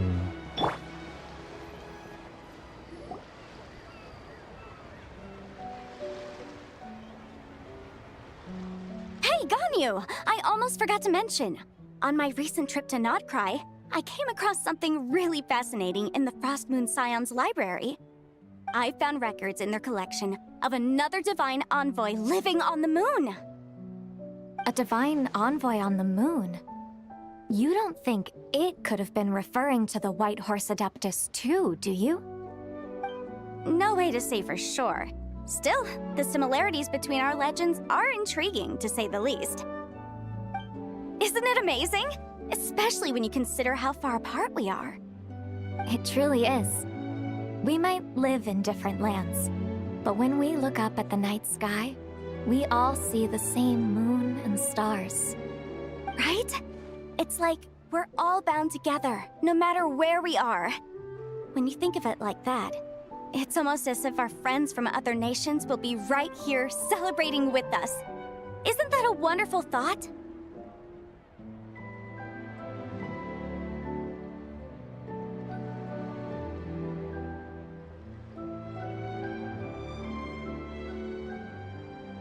No wonder you were so excited to go see the giant lantern when you first got back.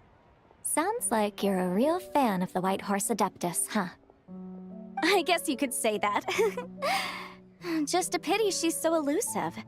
Even Granny's never met her, you know? Maybe she really is just a legend after all. Hey, Yanfei and Ganyu! Trust, Paimon. The White Horse Adeptus is as real can be. Huh? Oh, look! It's the Traveler and Paimon! Feels like I haven't seen you two in, like, forever. Happy Lanternlit. It's so good to see you again.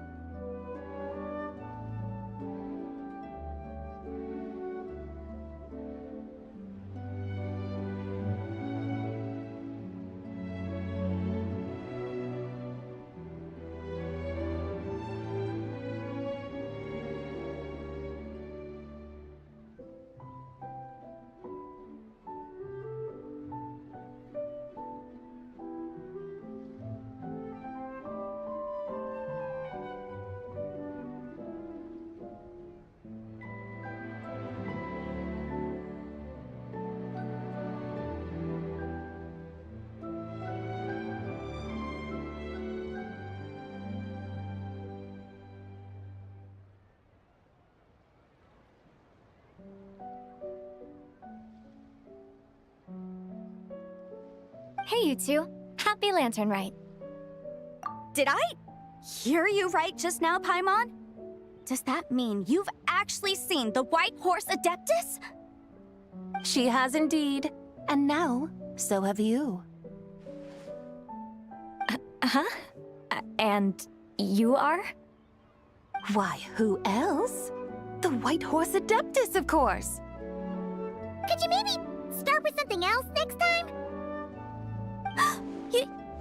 You're the White Horse Adeptus? She's cosplaying as the White Horse Adeptus. Yeah. That's right. Allow Paimon to introduce you to our new friend, Zichao.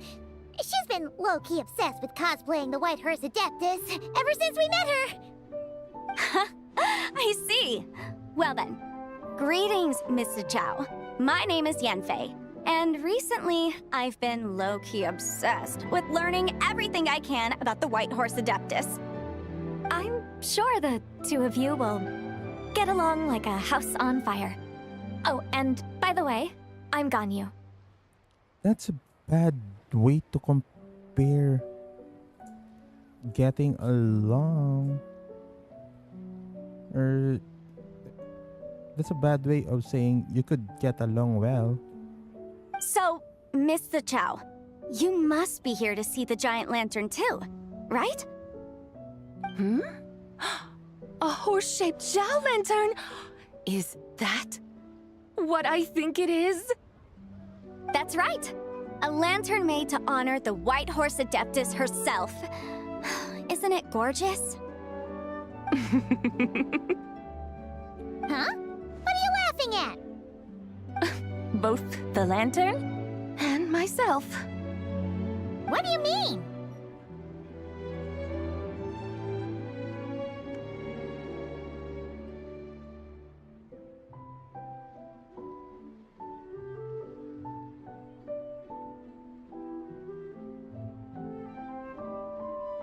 This lantern truly is an artistic masterpiece. But tell me this, have any of you ever seen a horse before?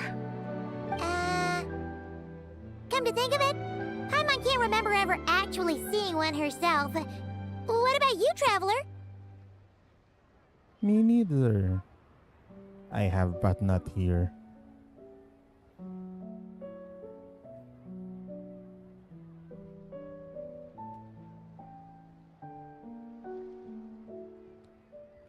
I wanna say, okay, let's go this route. I have, but not here. This horse appears to be mid-trot, but it has adopted what is called a lateral gait, where the legs on one side of the body move together in unison. A rather rare sight indeed.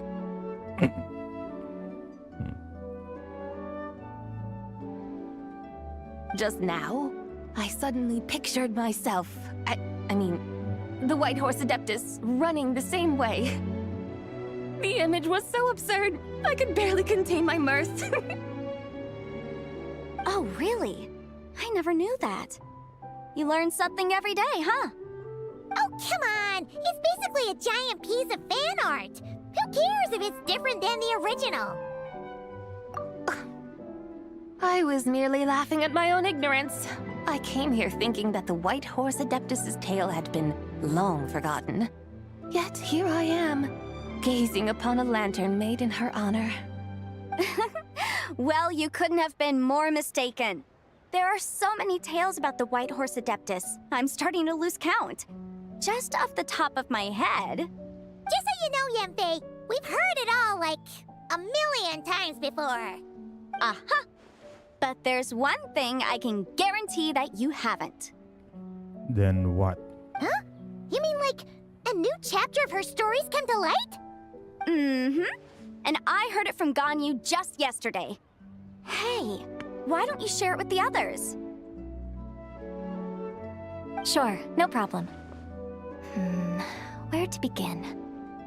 Do you guys still remember what Liyue's Moon Chase Festival is about? Of course! It's a festival held in honor of the Stove God! That's right. But it took a really long time for the Stove God Festival to become what it is today. In its earliest form, it was actually an adeptal ritual known as the Moon Chase Rite.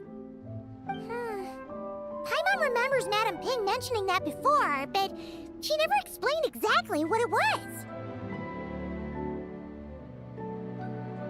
According to Cloud Retainer, the Moon Chase Rite was originally a ritual meant for communicating with the moon. Communicating with the moon? But for what purpose? At first, Cloud Retainer wasn't entirely sure either, as it was always Rex Lapis who performed the ritual. Whoa!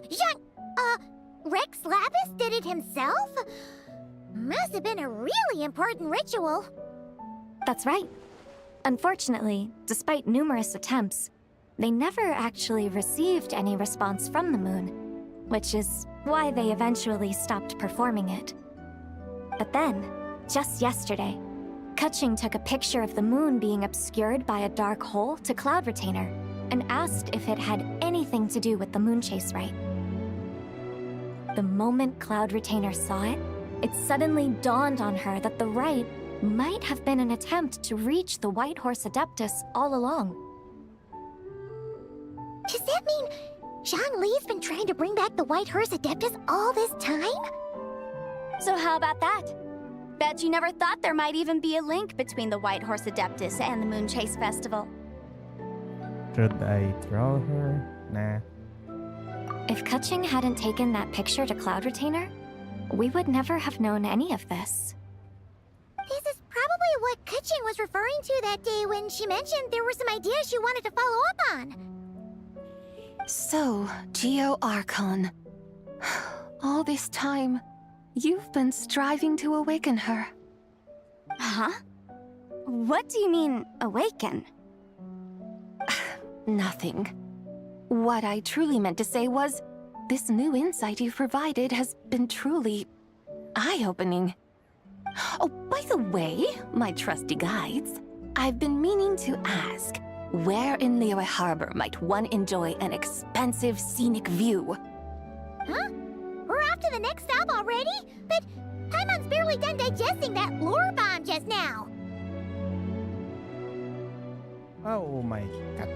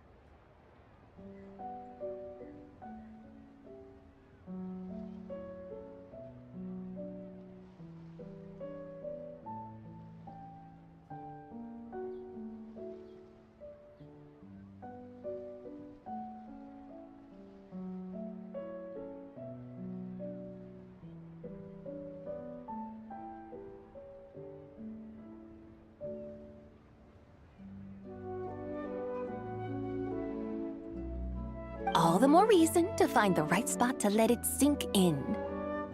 Oh, so that's what you're up to. A tour of Liyue Harbor?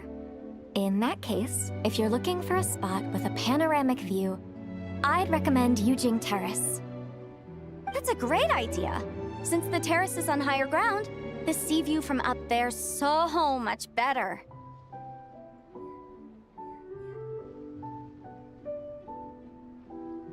Great! Well, the Lantern Rite's about to start, so we should get back to Granny's now. Hope to see you all at the festival tonight. Oh, you're off too? All right then. See you both soon. See you soon.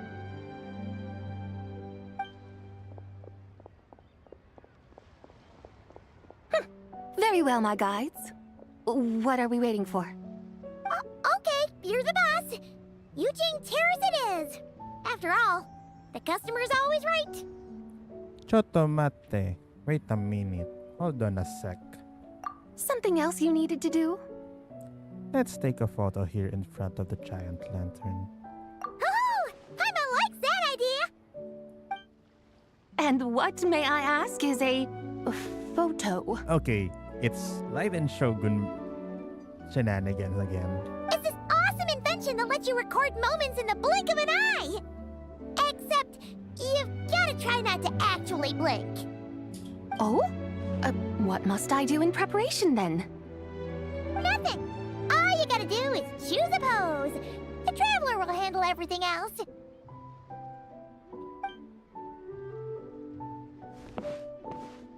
Come on, let's give it a try. Okay. Look at that goofy ass face.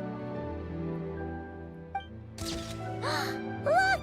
We got a great picture! Paimon's gonna call it The White Horse Adeptus meets the White Horse Adeptus in Liyue Harbor.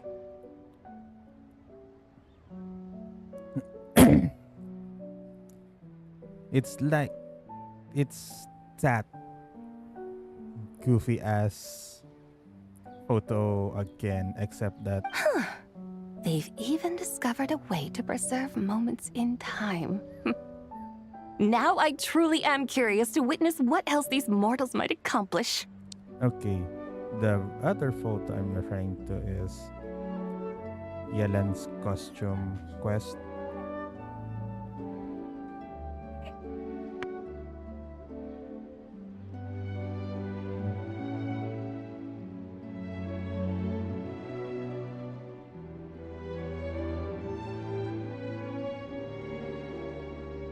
Very well. Let us proceed. Eugene Terrace lies in that direction, does it not?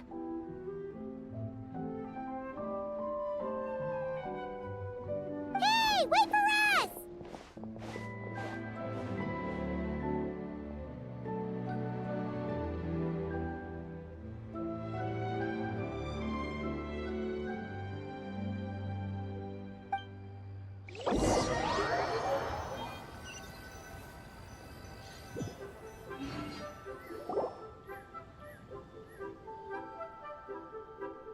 Truly a marvelous view if ever there was one. It seems the charm of this Liyue Harbor is only heightened by the sun's dying light. And soon, people will start releasing their Xiao lanterns to mark the most important day of the year. Practically everyone will be with their friends and family, eating a big meal, chatting, and even setting off fireworks. Trust Paimon, it'll look even more amazing then. What do you say? Want to stay to see that? No need. Let us bring this weary day to a close. Weary day? You mean, you didn't enjoy your tour? I had imagined you would arrange for me to witness some grand spectacle. Perhaps the descent of divine beings, the manifestation of the sacred before mortal eyes, or the appearance of a selfless hero come to aid the helpless and downtrodden.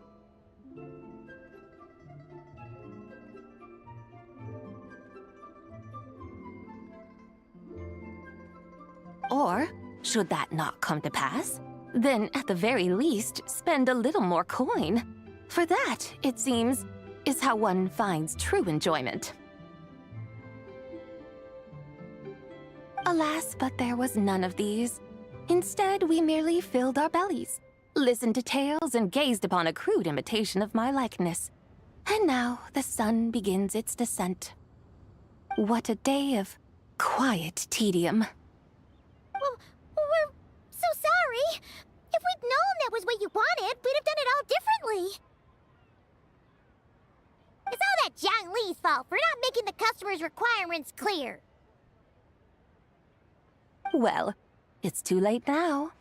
Do you still believe I would part with that soul fragment, now so intertwined with my very being? But... Quit scaring Paimon already. I knew you were the more astute of the pair. Huh? You were just trying to scare Paimon? It seems the realm of the Geo-Archon has a way of making one more stony-faced. So, you were just pulling Paimon's leg?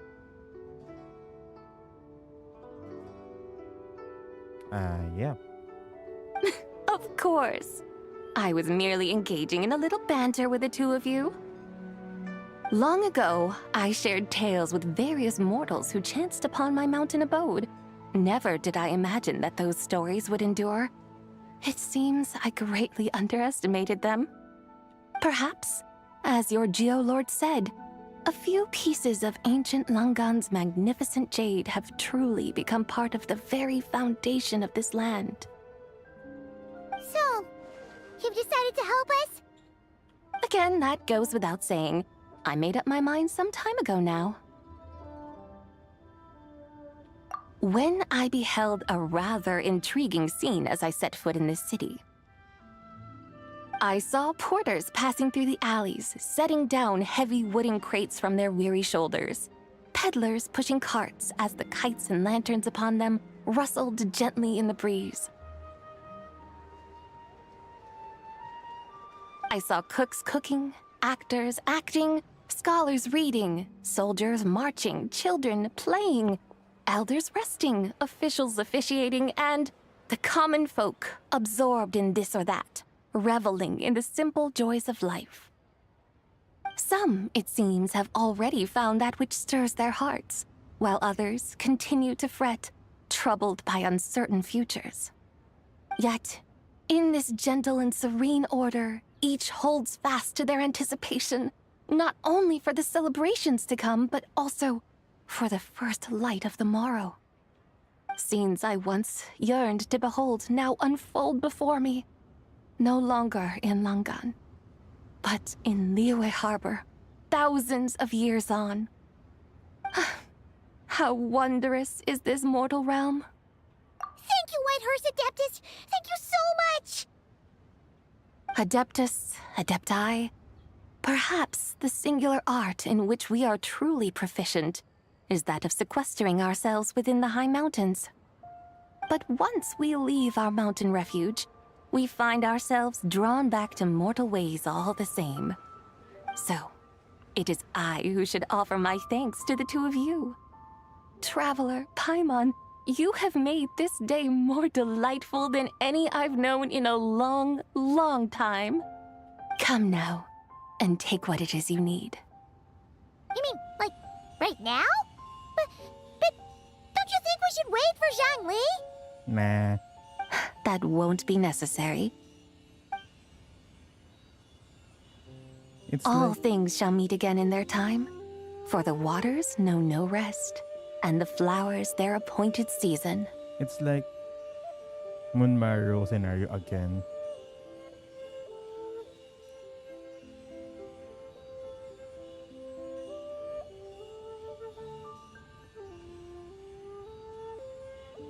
One need not fear that life is but a journey of goodbyes.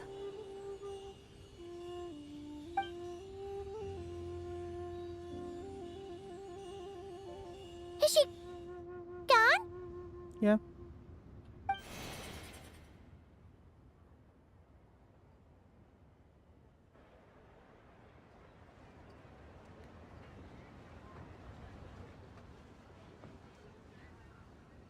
Yes, she's gone. A deadly self is formed from the body's impure vapors, so naturally it cannot survive long in this world. Had it not been sustained by the remnant of Zibai's soul, it would have faded away a long time past. Now that the remnant is gone, it has severed its ties to the mortal world. Zhangli! When did you get here? A while ago. Paimon would have thought you'd at least want to say goodbye. Though mountains endure, the ceaseless waters will, at last, wear away their sharp edges. Thus must I meet the marks wrought upon her by the ruler of time with great caution. Actually, you're just terrible at saying goodbye. It may be goodbye for now, but someday we will meet again. Really? And when might that be? Who can say for sure? Years and years from now, perhaps. Or maybe tonight, at the Lanternlit. Are you saying that if the White Horse Adeptus were to be resurrected, she'd still have the memories of the 3 deadly selves? That she'd still remember us? We will find out soon enough.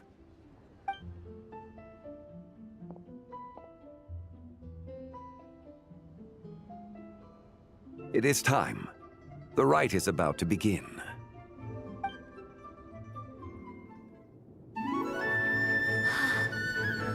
The rite is about to begin. Is the moon really gonna disappear? Got your lanterns ready, everyone? All set. Might be about time to put eyes to the sky. Wouldn't you say, Tianchuan? Look!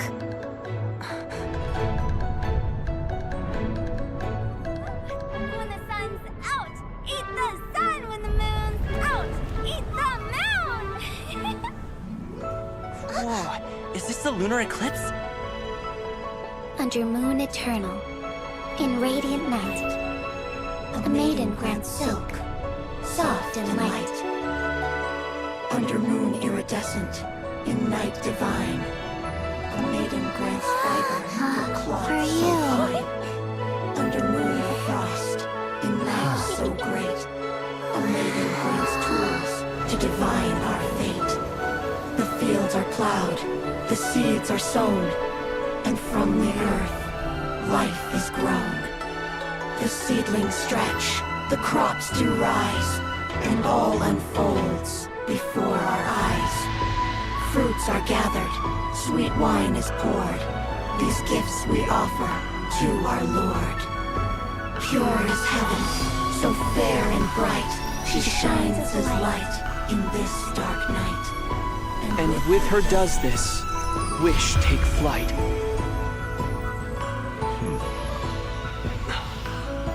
Devoted soul, scattered and unbound.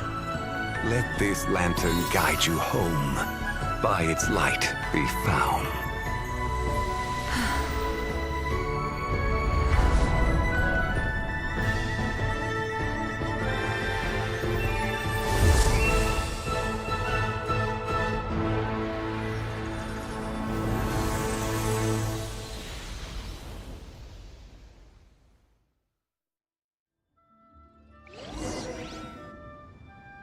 Did we do it?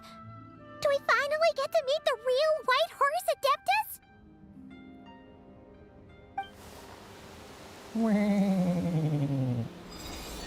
Oh, there it is.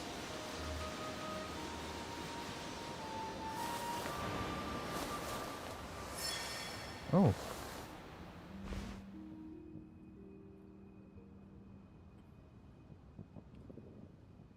Oh. Yellow and blue. Where's the red? This place. Where am I?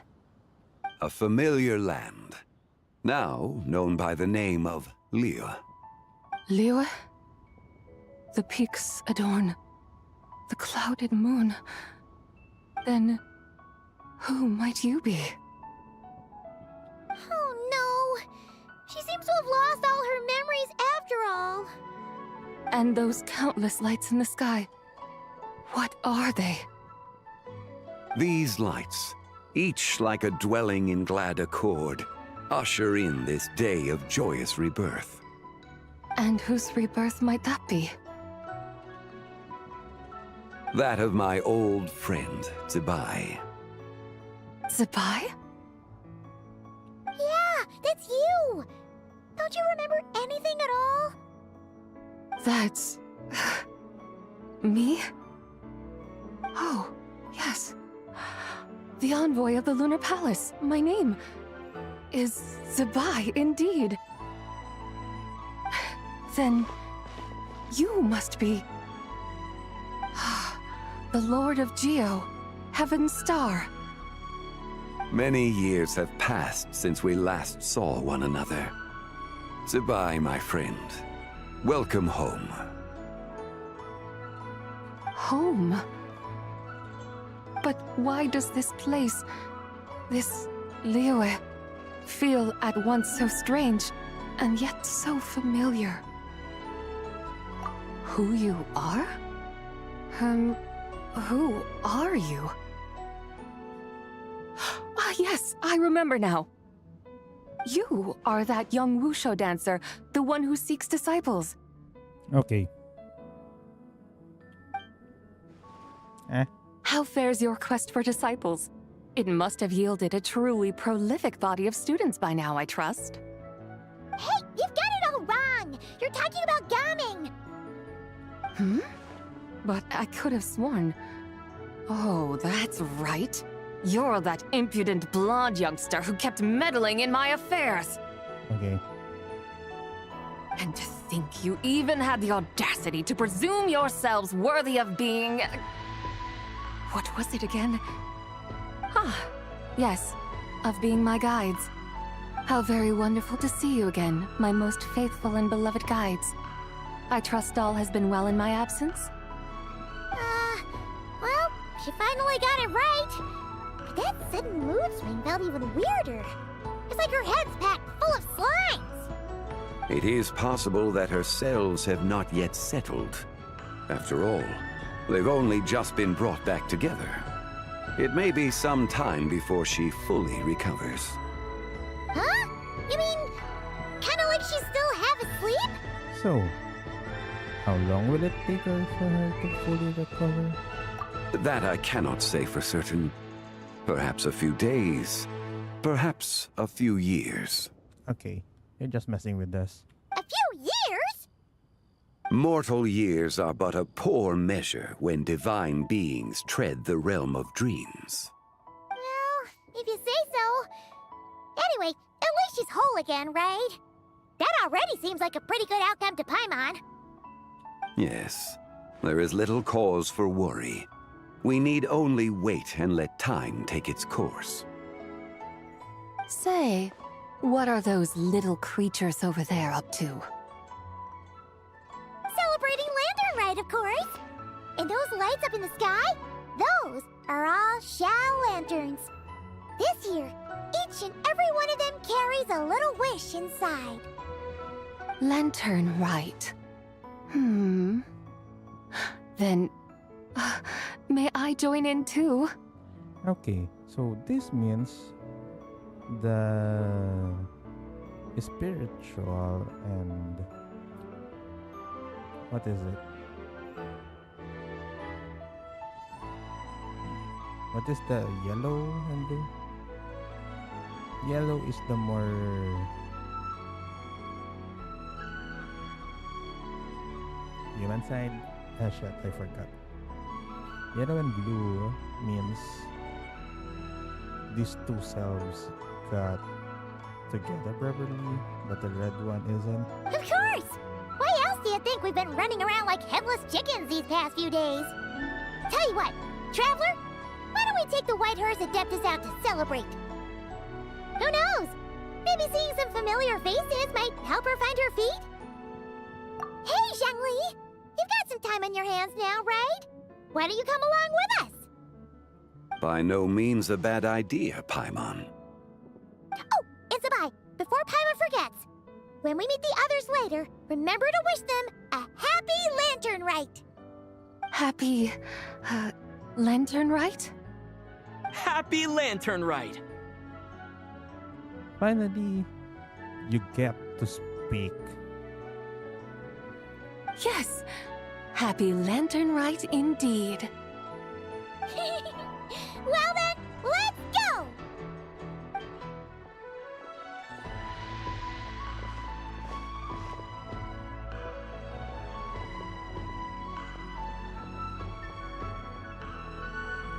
Lanternlit. A night of joy, reunion, and moonlit blessings for all.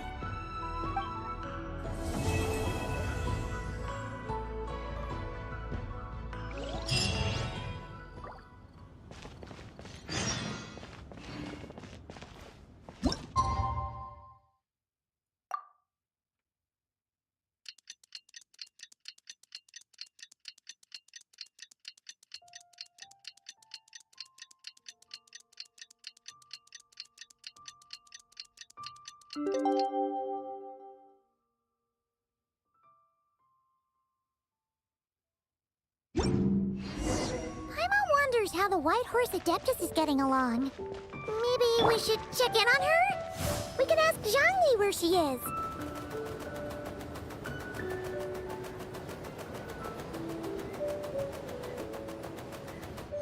Oh,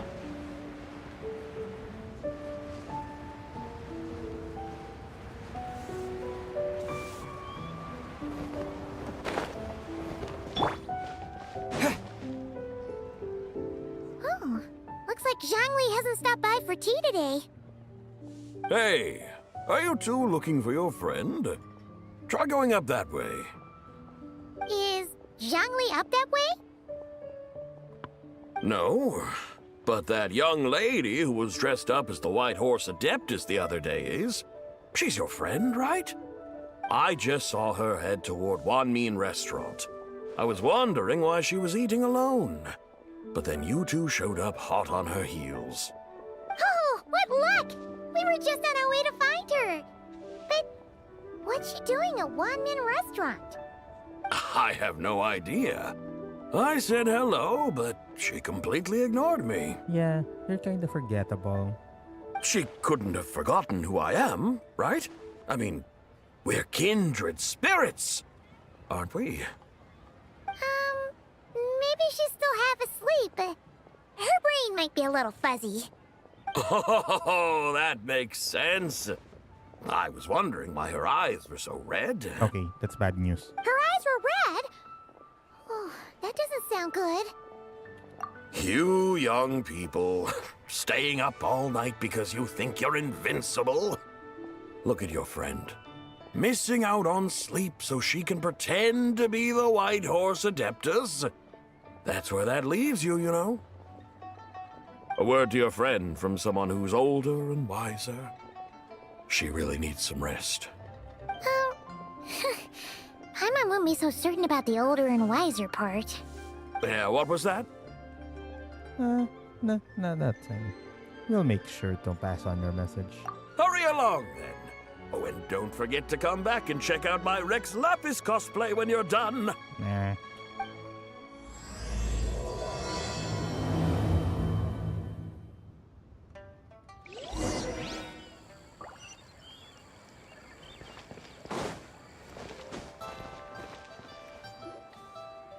Where's the proprietor? Come out and see me at once! Oh no, bad news. Xiangling and Chef Mao aren't here right now. What can I help you with? And who might you be? My name is Shenhe. I work here at Wanmin Restaurant. Shenhe. Are you that crane adeptus who loves planting mint? It's been a few days. Have you improved your gardening skills? Did you manage to cover the slopes with mint? Okay, the red one is more like the wish granter. Mint? I don't know anything about mint. But I am familiar with Qingshen and glaze lilies. Ha! Already casting mint from your mind. How can a practitioner of self-cultivation be so fickle, chasing after every new plant that catches their eye? I'm not sure I get what you mean. Are you delirious from hunger? Would you like something to eat? Shenhe! White Horse Zabai! So this is where everyone is! Traveler, Paimon. It's been a long time. Happy Lanternlit. Happy Lanternlit, Shenhe. Is this customer a friend of yours?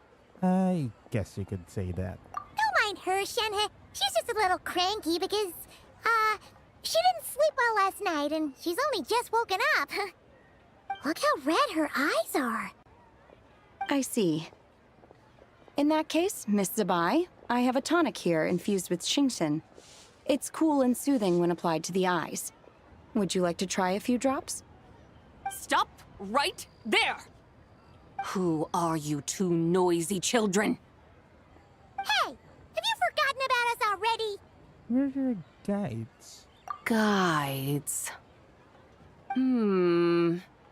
Yes, I seem to recall something about some guides.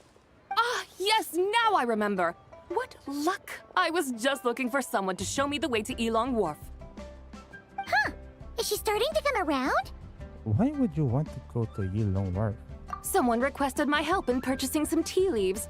I was informed they have discounted prices during the festival and that I shall get a good deal there. Okay. Tea leaves? This sounds like Zhongli's doing. He sure knows how to get people running errands for him. Has Zhongli started buying discounted tea? Your friend Rex Zhongli initially requested the most expensive tea, but then a young lady in a hexagram hat mentioned he'd burned through the Wangsheng funeral parlor's yearly expenses at an exhibition a few days ago. As such, he is only permitted to buy items that are discounted this month. Oh, that's his boss, Hu Tao. It's about time she realized the problem and put a stop to his spending sprees. Oh, I see. So that's why you're here. Unfortunately, Wanmin Restaurant doesn't sell tea leaves. If you're truly in need, I could gather some wild tea from the mountain slopes. You don't sell tea leaves? But I remember your boss, Miss Lu, saying that she owns tea fields. You really should get some rest. The person you're talking about isn't the boss of Wanmin Restaurant. She's just like you. She came here to eat. Is that so? Life really is full of surprises. Okay. She's being a nut job right now. What surprises? Your brain really is as gooey as a pack of slimes. I can't believe Zhongli entrusted you with going all the way to Yilong Wharf and buying tea. Why don't we show you the way to Yilong Wharf? That would be excellent, my dutiful guides. Ah, yes, Miss Crane. I apologize profusely for my improper behavior just now. Please forgive me. Okay. Miss Crane is kind of fine because she's a disciple of another Crane. I completely understand. Master often says that the human body is like a mechanism in need of regular maintenance. When a person cannot rest at night, they are sure to become irritable and on edge. Miss Crane, you appear reasoned and compassionate on the surface, yet I sense dark forces churning within your spiritual core. Those red ropes you wear are what bind them, am I correct? Oh. You can sense that? Indeed. I also sense that with your strength, you might try undoing one or two of those bonds when training.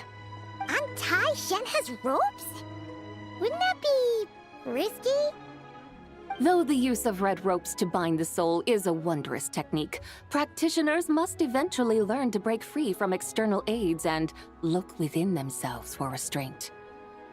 Master has told me similar things, but I am not ready yet. Your self-cultivation has progressed far enough. Then I will seek further guidance from my master. If you still have doubts, you can find me at the Baiju Guest House. I'll be taking up residence there for a while. For now, my dutiful guides, let us be off.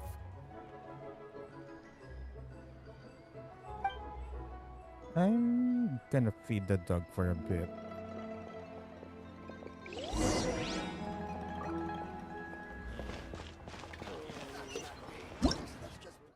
Okay, so...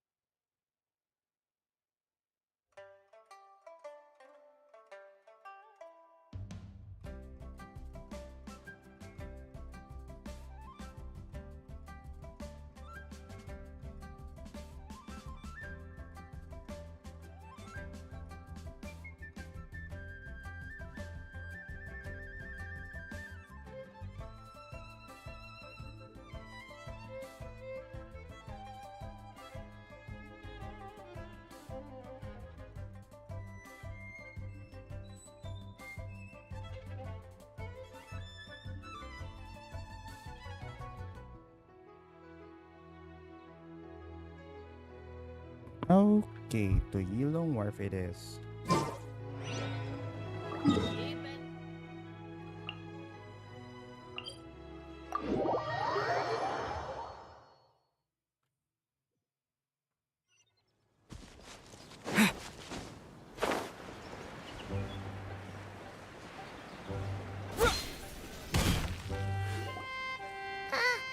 Aren't we going to Yilong Wharf? How do we end up on this mountain? Is that small town over there not Elong Wharf? I sense a familiar scent wafting through the air. You're right! Except for the smell part. Paimon doesn't smell anything. That is because this scent is the essence of jade, which can nourish the spirit. Oh, yeah! Shenyu Vale does have a lot of jade, but Paimon didn't think jade smelled like, anything. Naturally, this has reminded me of something. Hmm? And what's that? A few simple tricks for mastering one's power.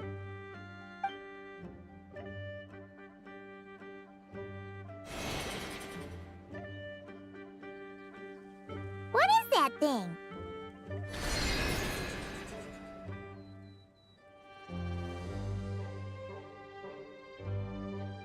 I'm sure you've been to Elong Wharf many times before, but I wonder if you've done so while cruising through the air. You've been such dutiful, dedicated guides, so allow me to offer this fresh experience as recompense.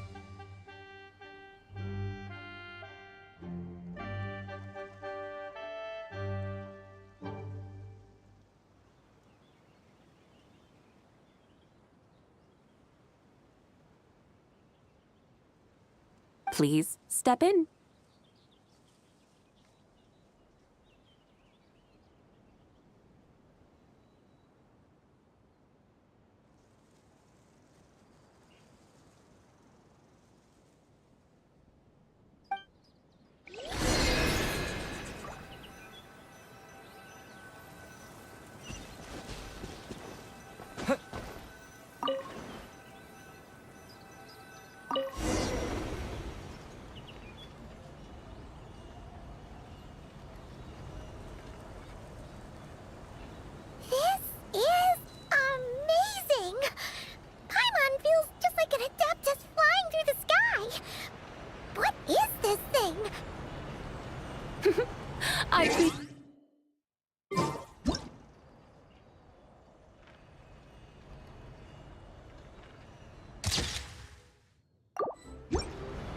Many years have passed since I last laid eyes upon it, so there may be some discrepancies.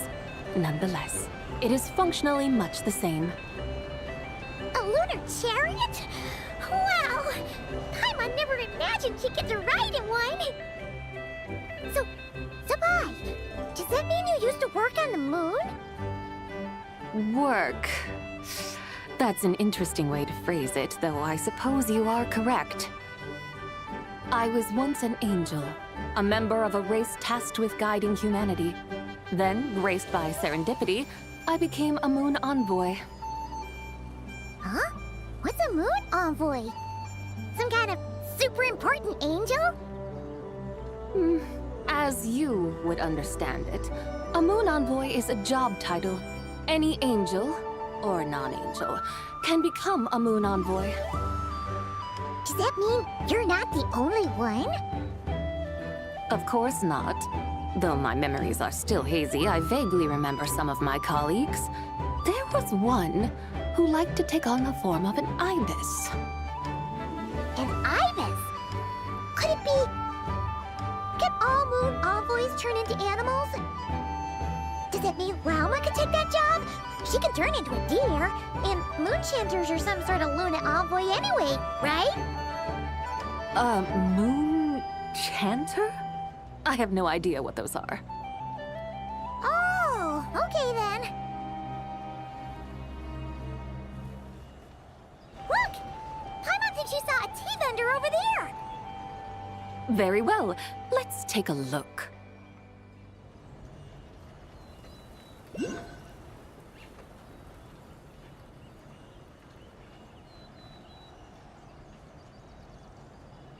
Okay, so the game treats those thingamabobs.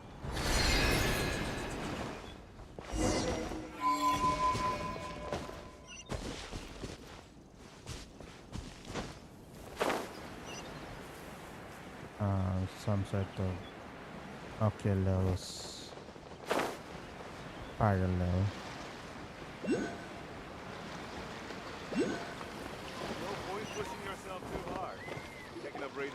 Welcome, please have a look around. We only sell teas of the finest quality sourced directly from Chaoying Village. Right now we're offering a special discount for Lanternlit. Look over there! Discounted tea! Oh, new sword. Dear customers, are you looking to purchase some tea leaves? I can see from your bearing that you are no ordinary customers. My humble shop has some exquisite teas that should satisfy your more refined tastes. We're not here for quality. We're looking for a discount. A discount? Well, that's a coincidence. Our Sunglaw tea is on sale right now. A special festive offer. Something about the name of that tea sounds familiar to Paimon. Buy 3 boxes of Sunglaw tea during the festival to get 10% off. Buy 4, get 20% off. Buy 10, but... That's right! 10 boxes at half price. Have you been to our shop before by any chance? Oh, Paimon's definitely heard this spiel before. 3, 4, 10, 10, 20, 50. Zabai, what are you muttering about? When purchasing 3, 4, or 10 boxes, the corresponding discounts are 10, 20, and 50%. The intervals between the two sets of numbers are 1 and 6, and 10 and 30.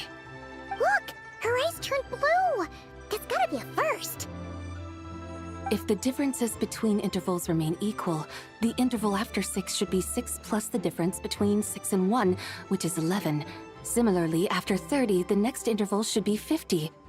Therefore, extrapolating upward, the next two numbers in each set should be 21 and 100. Okay, blue is the nerd. Red is the competitive. Yellow is the chill. You're making Paimon's head spin! Those numbers, what do they mean? They mean that if we buy 21 boxes of Sunglaw tea, we should get a 100% discount! 100% discount? You mean we'll get them for free? Oh, there was a pattern to the discounts. Is that right? The pattern we speak of is mathematics, little one. A pattern that is always right. That's amazing! You're a shopping genius, Zabai. Oh, wait. Something feels off here. I had no idea our shop's discounts were tied to the laws of nature. I've learned so much from you, dear customer.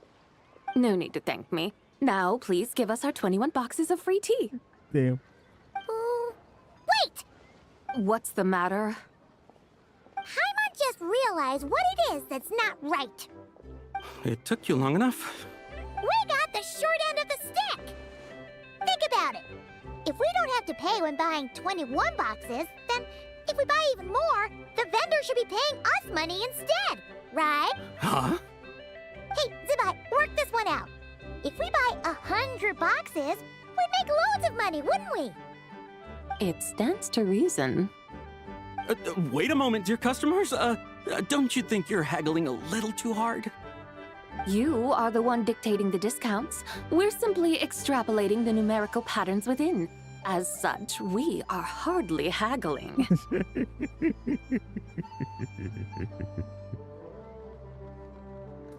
Evil love yun sa likod ito.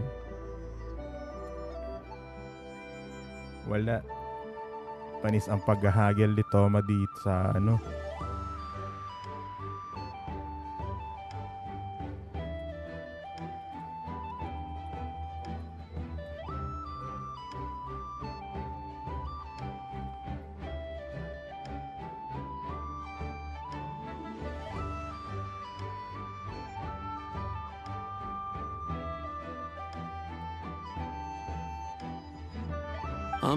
You have a point.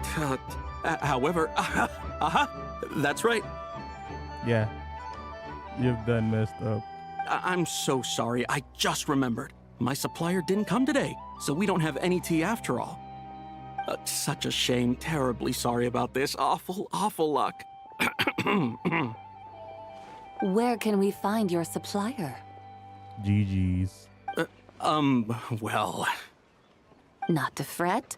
We'll save you the effort and go straight to the source ourselves. Well, you see, dear client, the supplier's discount isn't as generous as ours. You won't be able to get the same price from them. Huh? Does that mean they won't pay us for taking their tea? They might not even offer you a 100% discount. How very unfortunate. Nevertheless, as the original supplier, they must offer some sort of discount. Besides, we're not looking to make money. We just want a good deal. Oh no. Well, that's great. My suppliers are all tea farmers from Chaoying Village. You can go ask around the village, but please don't say I sent you. Do not worry, we appreciate your generosity. Referring customers to your business partners, even choosing to remain anonymous, the demeanor of a true gentleman indeed. Your business will surely prosper. I hope you're right. Then let us head to Chaoying Village. Do you know the way, my guides? Of course! Just follow us!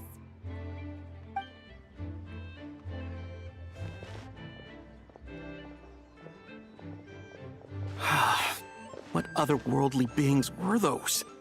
Thank the heavens I managed to send them on their way. I should hurry home and pray to the White Horse Adeptus. May she bless me such that I never encounter such customers again.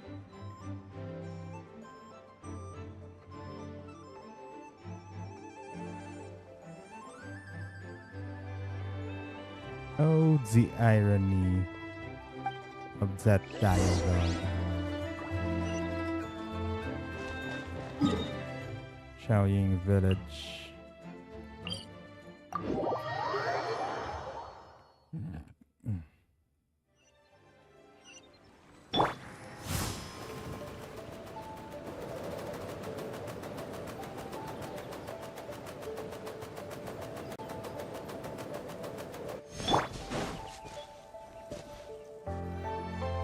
Here we are! Chaoying Village!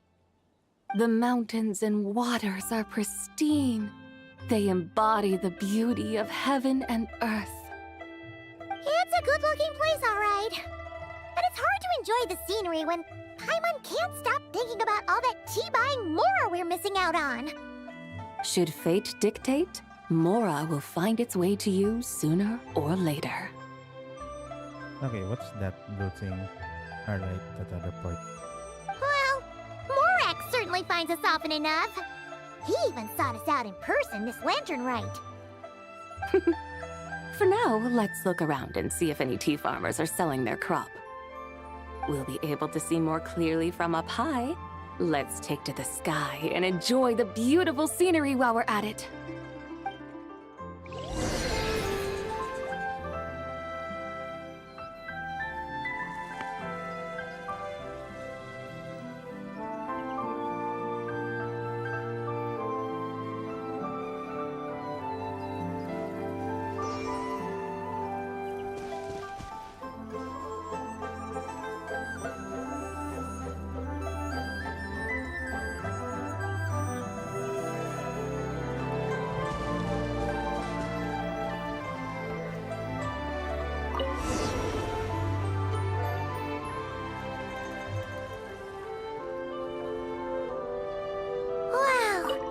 Chaoying Village looks beautiful from up here.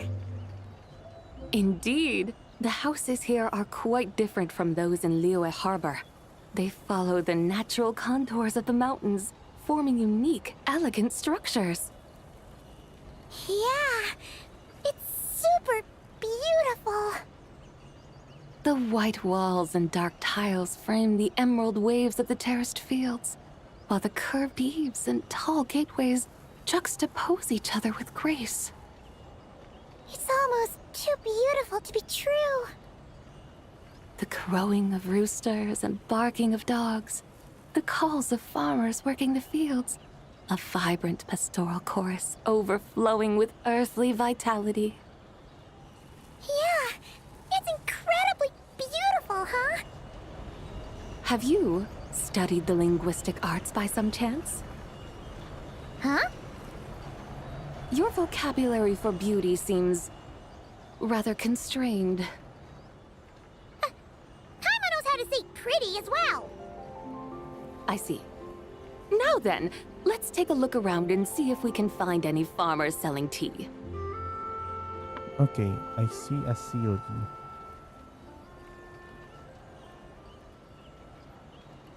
Look!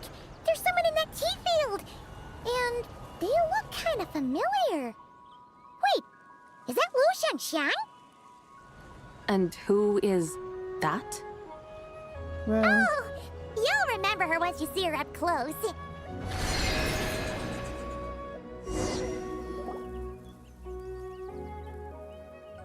Hey there, Lu Xiangxiang! It really is you!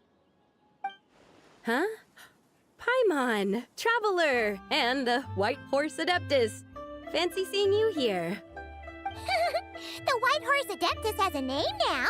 You can call her Zabai. And you are... Wait. I remember now, you're...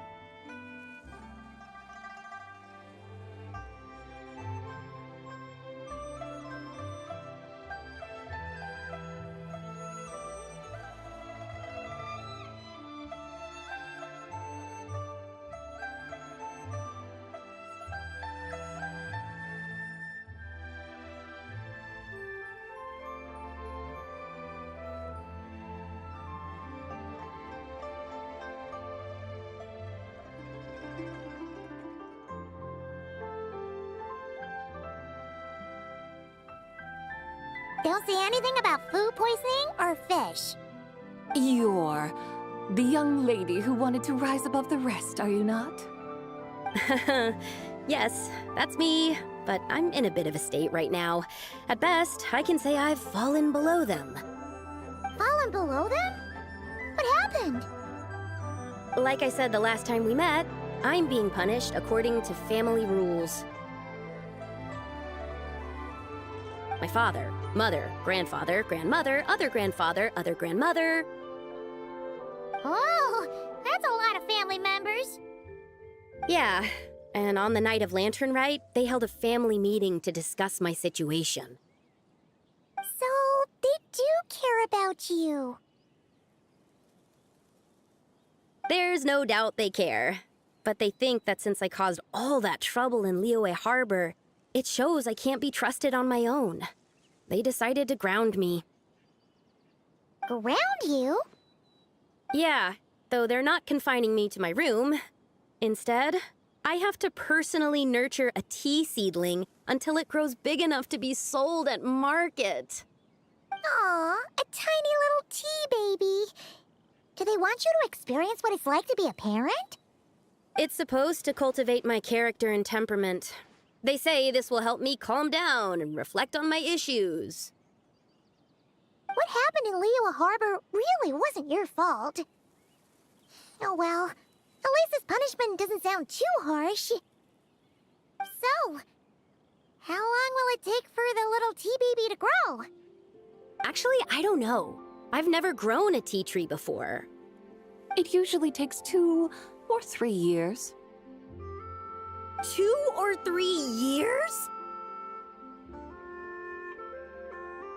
Yes, the tea in this garden requires 2 or 3 years to mature. That long? Zabai, you're not making this up, are you? How do you know so much about growing tea? When the plants thrive and grow, that is the meaning of my name. I can tell at a glance when their season of ripening will come. Do I really have to waste 2 or 3 years here? Why is this happening to me? I'd only just found my direction in life. Yes, during the night of Lanternlit, I heard many people reciting poems from long gone in praise of the moon. In that moment, I suddenly felt a great sense of pride. I mean, I helped excavate cultural artifacts from long gone. So I contributed to the revival of these poems too, right? So I decided to stay with the archaeological team. I want to unearth even more history. I see. And are you sure that's what you want to do? If you don't achieve anything significant in the years to come, will you still enjoy it? Yes, because archaeology gives me that boom shakalaka feeling. Wait, did Xiangling teach you that?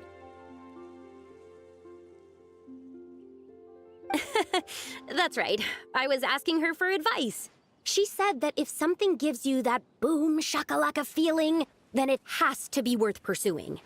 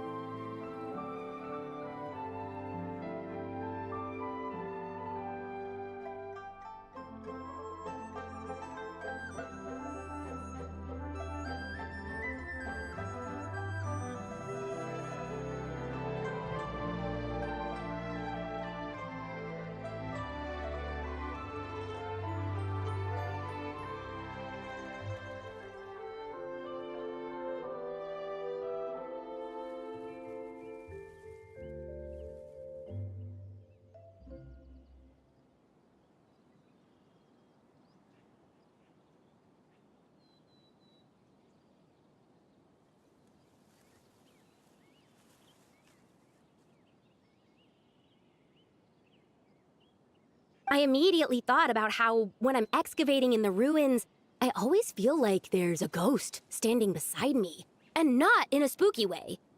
It feels like my great-great-great-great-great-grandmother patting me on the shoulder and saying, "Keep going. You're about to rediscover some grand ancestral knowledge." That certainly sounds like a boom shakalaka sort of feeling. Right? It feels like I've made some kind of connection with my ancestors. Isn't that amazing? Since you've made up your mind, you should give it your all. And I'd love to, but I'm still grounded. Run away, summon up a little boom shakalaka, and leave the tea garden behind. Flee this village. That might be going a bit far. You don't want to lead others astray, Zabai. Maybe you can try negotiating with your family. Yeah! Tell them about your great-great-great-great-great-grandmother. She must be the most super-duper ancestor to have ever risen above the rest, right? I'd be better off telling them about the White Horse Adeptus. After all, she's the supreme riser above the rest who saved my great-great-great-great-great-grandmother. Then it's settled. Tell your family that your decision has my blessing.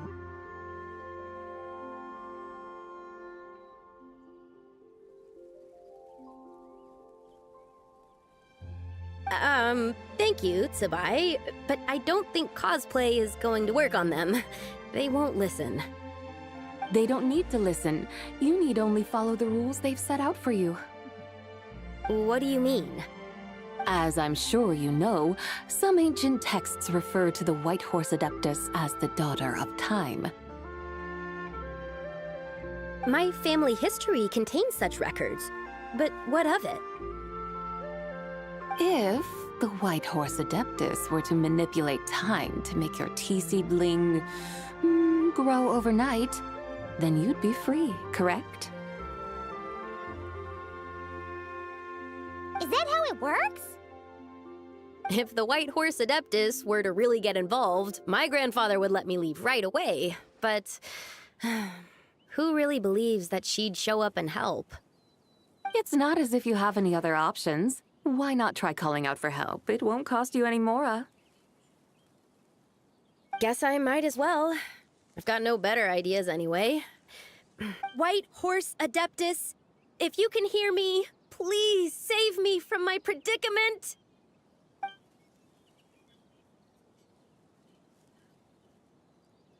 Ugh. Nothing happened, as expected. Perhaps the White Horse Adeptus has already heard your prayer. Why not come back here tomorrow and take a look? By then, the seedling you planted may well have grown into a thriving tea tree. Thank you, Tsubai, for trying to comfort me. I do feel better now, kinda. But can't you really do something like that? I'm also curious to find out. Oh, it's getting late. Why don't you all stay at my house tonight? My family may be strict with me, but they're always welcoming to guests. That sounds great! Let's get some sleep and then come back here tomorrow to see if our tea baby has grown. Tea baby.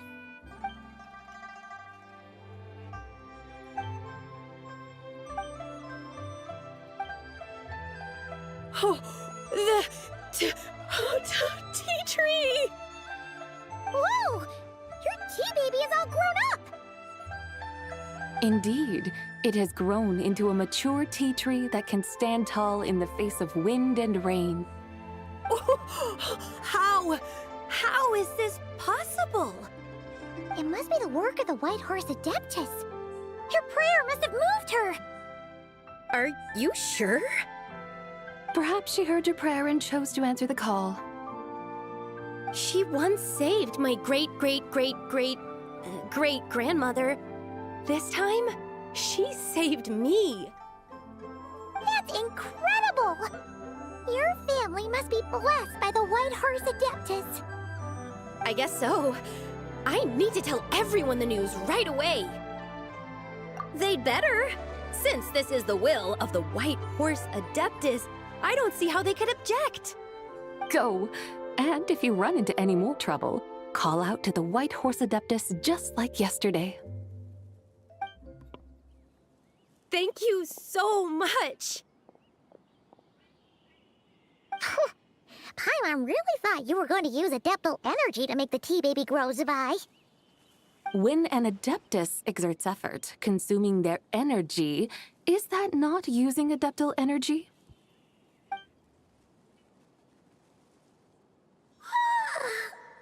All right. What are we doing out here in the middle of the night? We're here to help Lu Xiangxiang fulfill her wish, of course. Can you really make the tea baby grow? It won't be easy, but there are ways.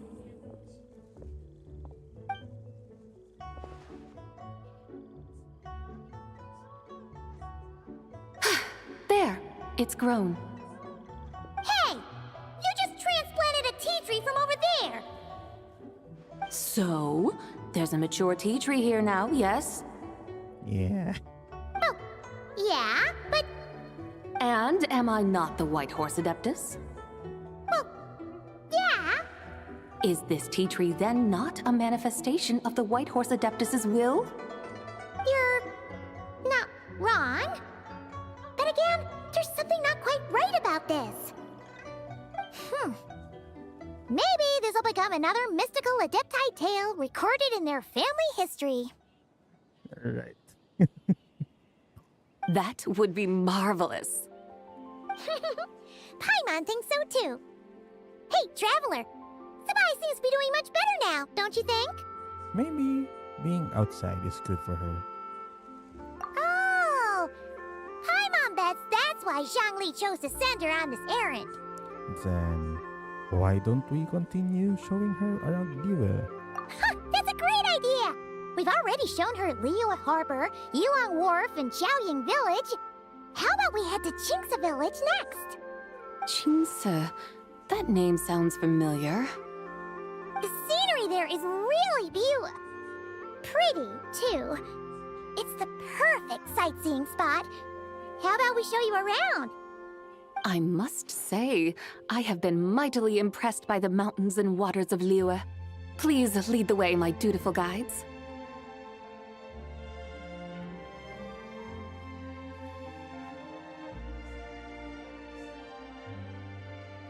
Alright, let's go!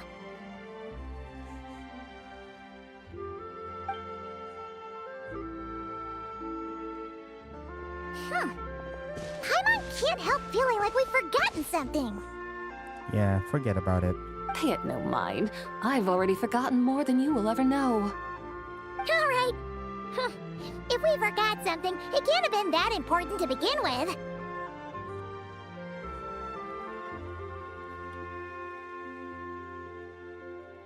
Qingce Village, here we come!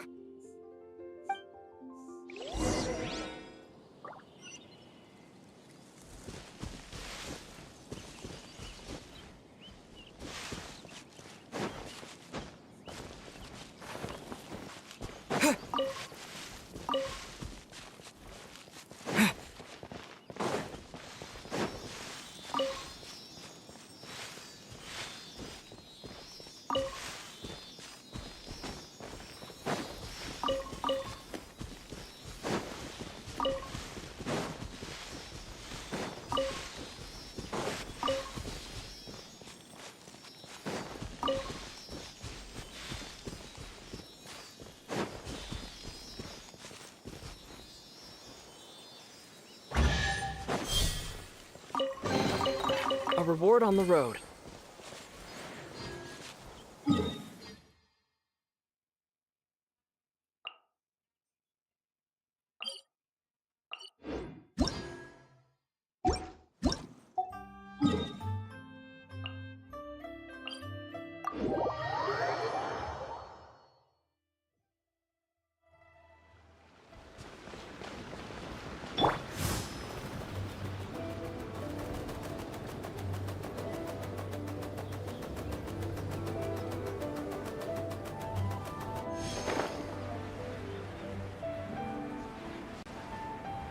Okay, so there are two kids here.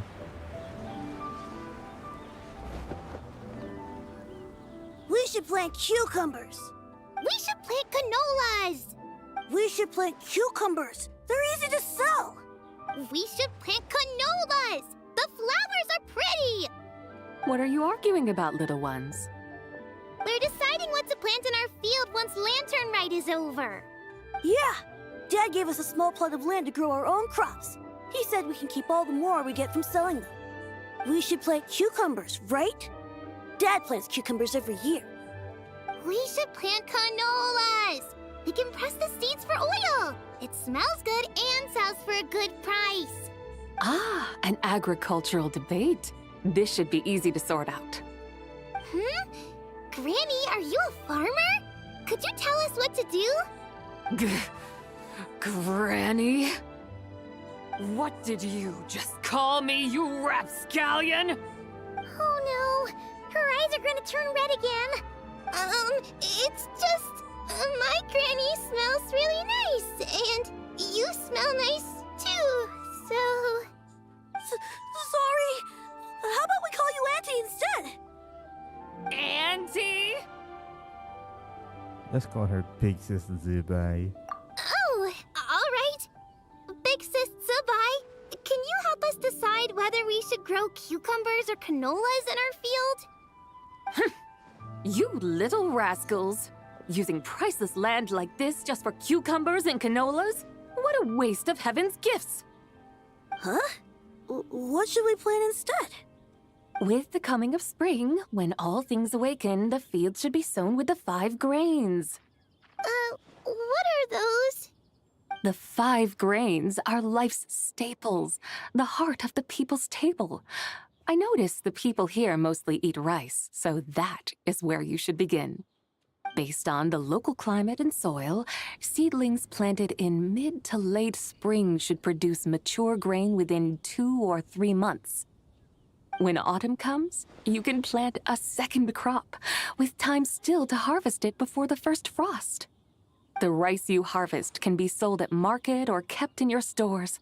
It's a far better choice than cucumbers or canolas. Oh, but Big Sister Zubai, I like canolas. That's no issue. It is unsuitable for continuous cropping in any case. You can rotate it with rice to maximize your yields.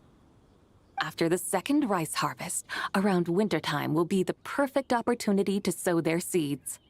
And when they mature in mid to late spring, you shall be just in time to sow the first rice crop of the year in turn.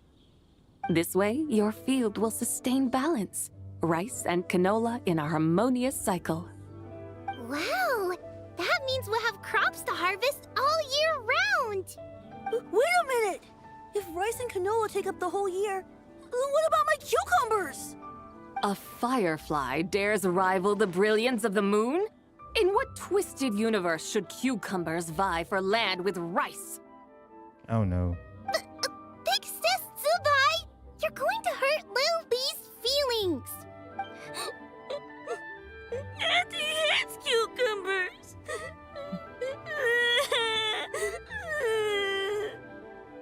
Stop crying this instant! I meant that cucumbers are simple enough to grow. There's no need to devote a whole field to them. Just find an empty corner of your yard, scatter some cucumber seeds in the earth, and before you know it, you'll have a thriving patch of vines. Cucumbers delight in sunlight and moisture, but they suffer in cold weather. If you wish to plant them this early in the year, you should make sure they're protected from frost. Wow. Is it really that simple? Let's hurry home and get started right away! Are you really in that much of a rush? Well, thanks, Big Sis Zubai, who's fierce but really good at farming. We gotta go! Thanks, Big Sis Zubai! See you around!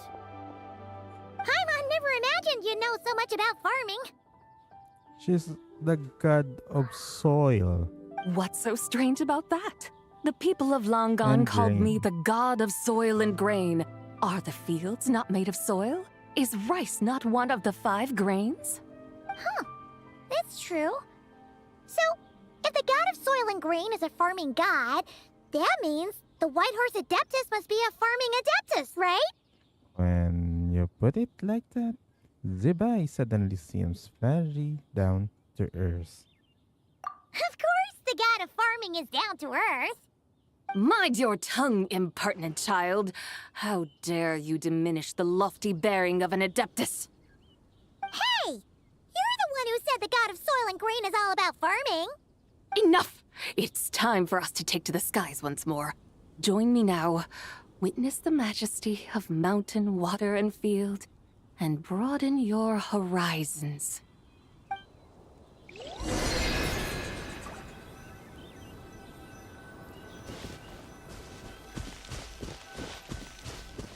Is that red? Okay, it's yellow.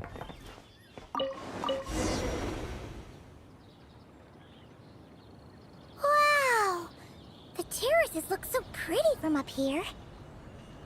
The mountains tower like pagodas, the hills coiling at their feet like shells. Layers built upon layers, rising and falling in harmony. A truly unique and mesmerizing sight. Thinking about it, You have a special connection to this place, you know. A special connection? Yeah! There's a local legend about a white horse leaping from a pure spring to follow Rex Lapis into battle. Don't you remember? You must have been living in seclusion around here. That does sound somewhat familiar. Oh, and if we keep going up this way, we'll reach a super duper spooky spot. You might have a connection to that place too. There's an ancient array that seals away the remains of a fallen god. A god's remains? Yeah, the people of Liyue turned that story into an opera called The Sanctification of Tao Do. Does that ring any bells? Tao Do. Huh. The 7 and 8 gates array. That's right, that's right! You do remember! Buna, the god of the underworld, who could pacify the forces of life and death. Huh? So, Tao Do had another name? Let's go take a look.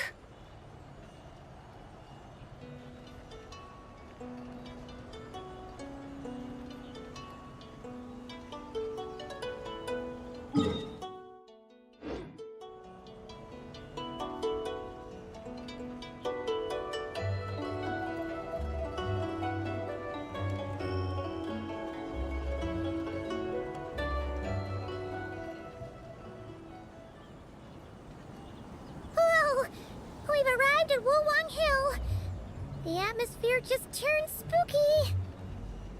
I can't help but feel there's something strange about this friend you haven't seen in ages. Huh? Paimon thought she heard someone's voice. Let's head down and check it out.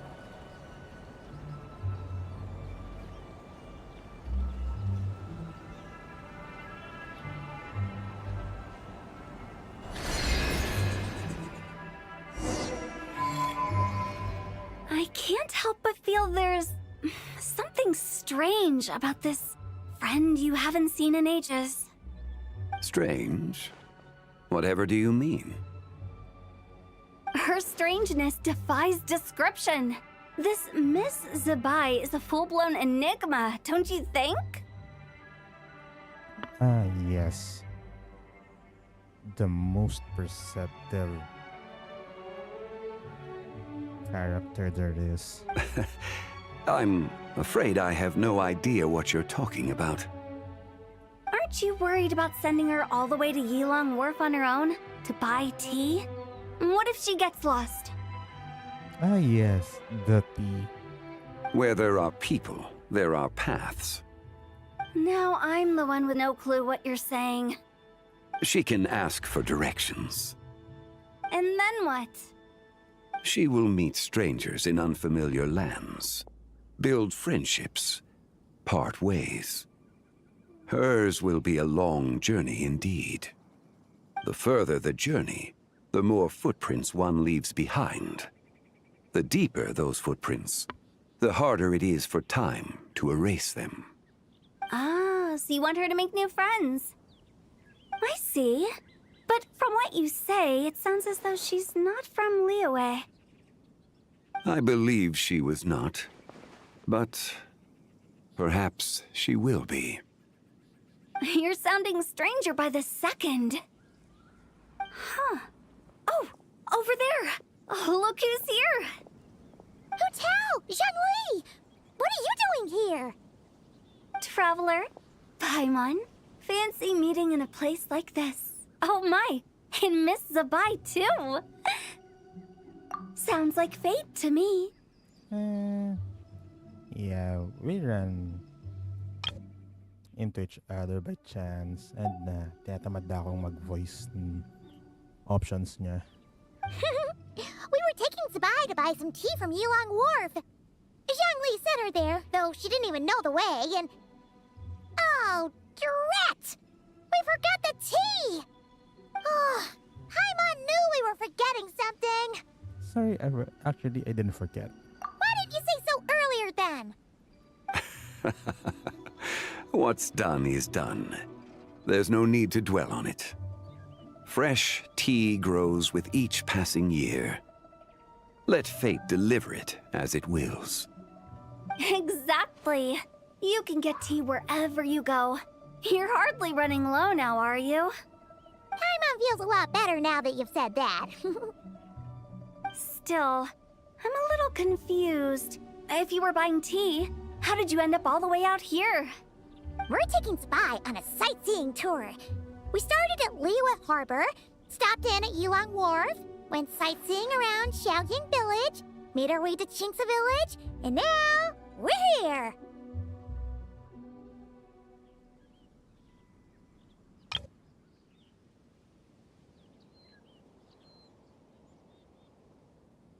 Wow, that is quite the itinerary.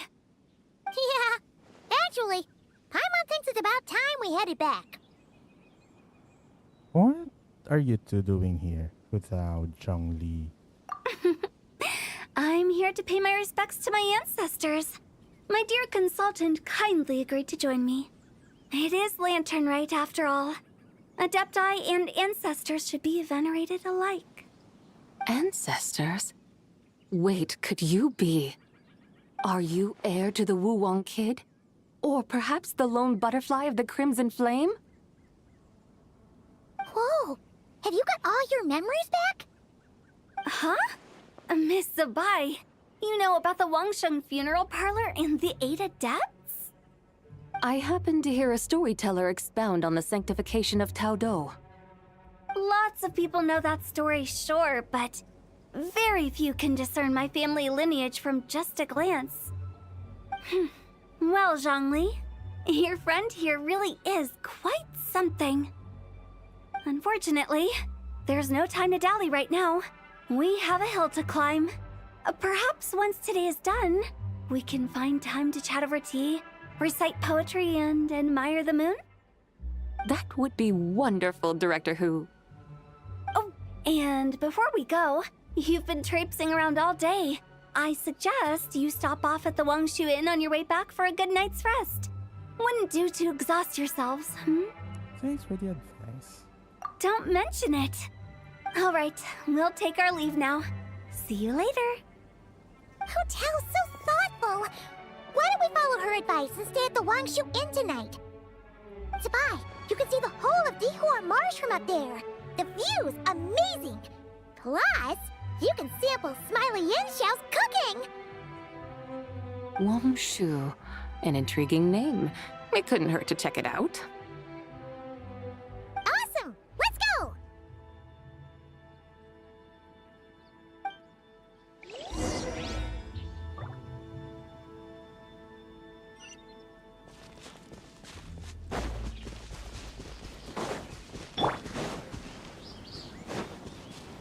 Mind the wind.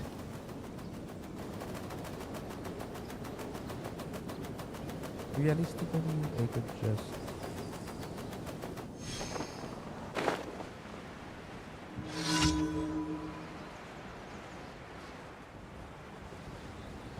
I could just teleport there anyway.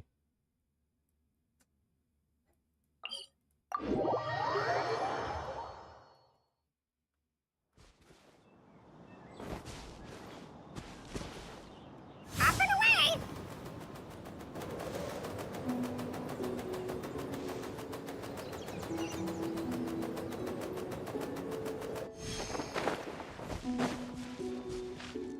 Better watch out for Simon.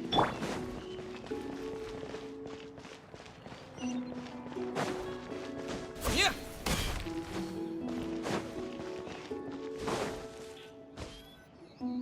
Is that towering structure Wangshu Inn? Sure is. We can take the lift up from over there. Always walking the path long trodden. Does retracing others' footsteps not tire you? Come on, get in.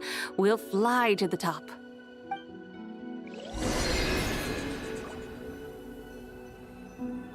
Yung sanay kong maglakad. Tapos ito yung kasama mo.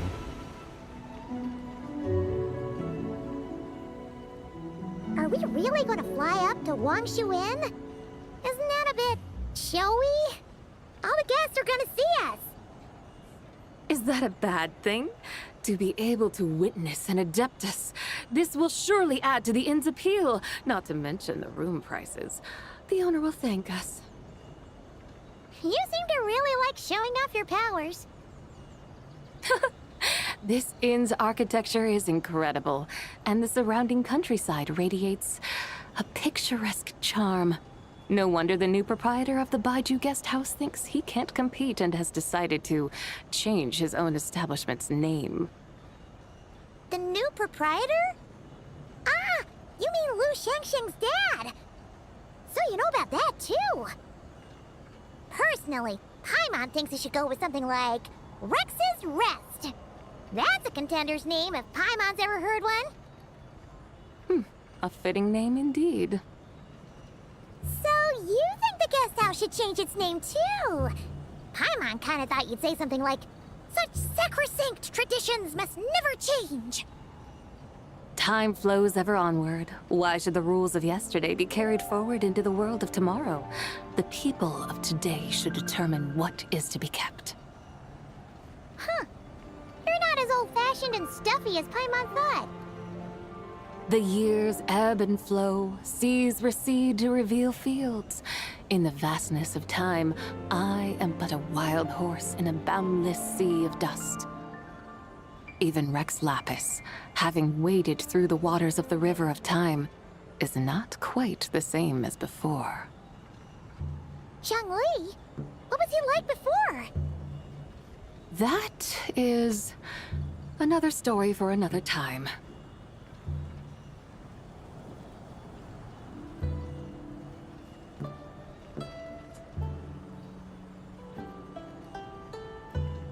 We have arrived.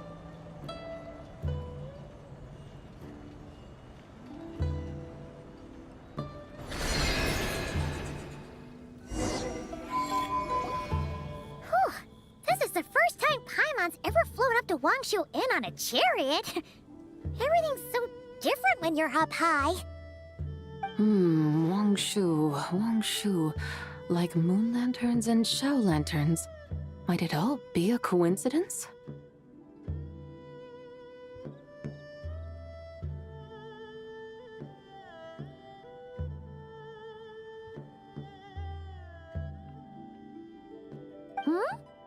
What's a coincidence?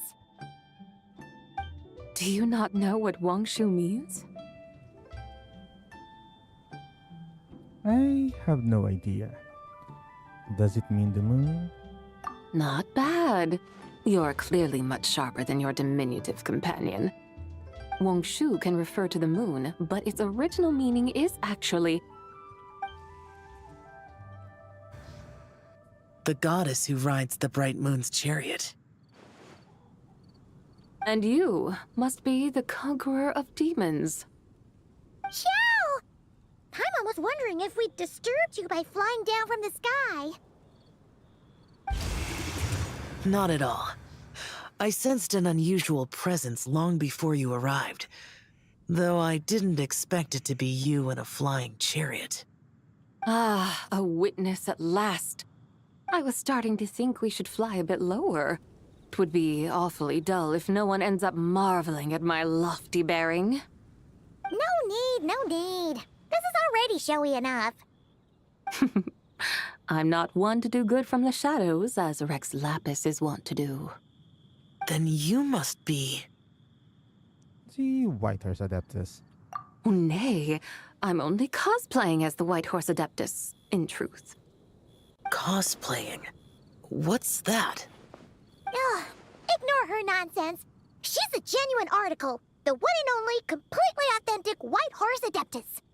It's just... Xiao, did Zhongli say anything about her being a teensy bit... not quite right?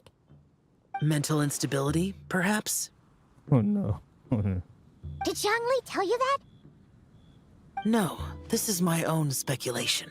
Well, you pretty much hit the nail on the head. It's like her brain's filled with a bunch of slimes right now. All gloopy and messy. Okay.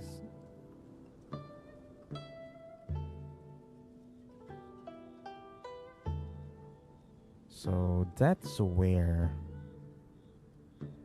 the controversial post on Twitter is from.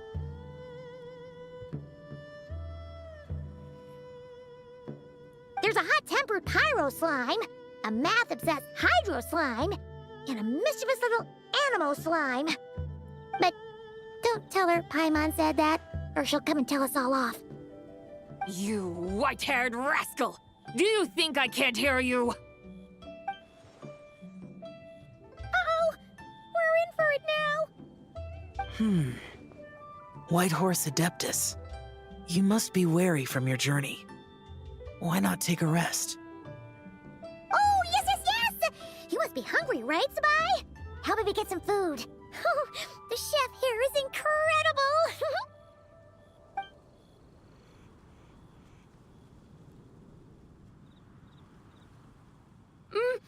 It's so hot! So spicy! Okay, that's a new one. Blushing then crying. Are you okay? Do you want Paimon to get you some water?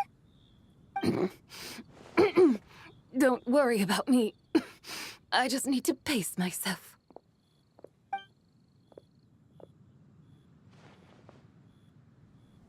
So, regarding your friend and her condition, does even the Lord of Geo have no solution? Nah. Zhangli said we should wait and she'll get better on her own. But who knows how long that's gonna take.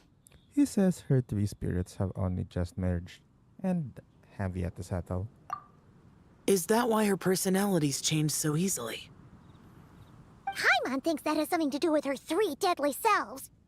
Zhangli told us that the deadly selves are impure, affecting living things that get too close. The White Horse Adeptus' remnant spirit was attached to the deadly selves for a long time. It makes sense that her temperament and memories would have been influenced by them.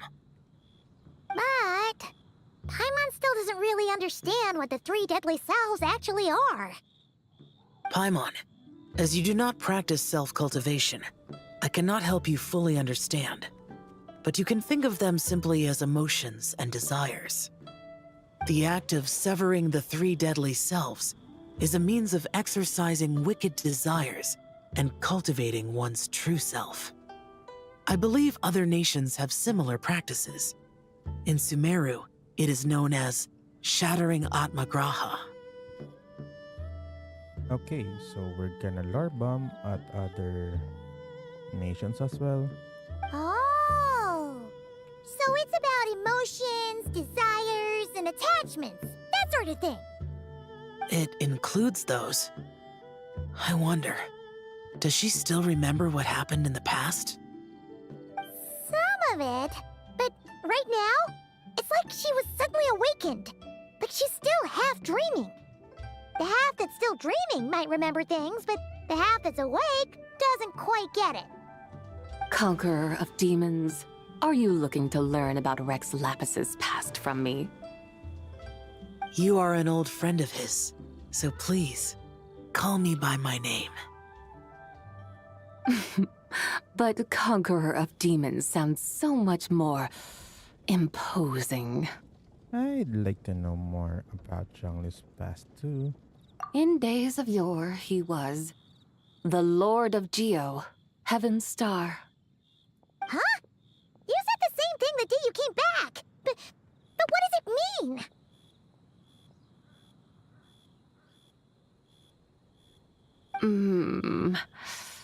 I'm afraid I can't remember. Hey! Did you really forget? Or are you just pretending so you don't have to tell? Why not ask Rex Lapis himself? Whether I've forgotten might be up for debate, but I am certain he remembers.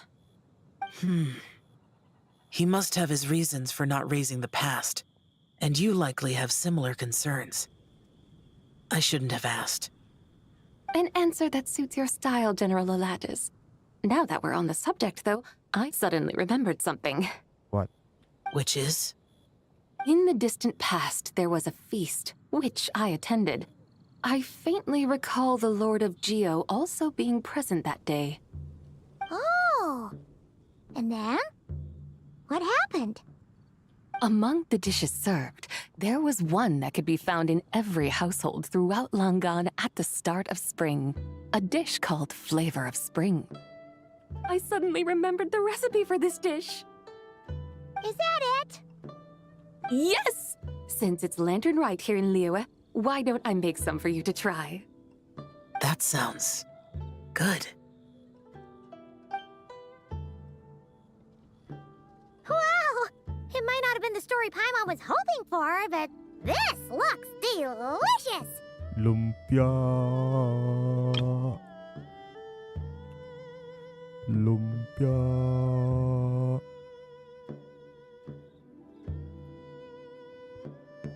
Zibai, the lumpia queen. The spring breeze stirs. Now is the perfect time to savor this dish. No, that's not lumpia. That's a big ass burrito. My dutiful guides have gone to great trouble to show me around Liyue. And even the conqueror of demons has graced us with his presence. I feel deeply honored.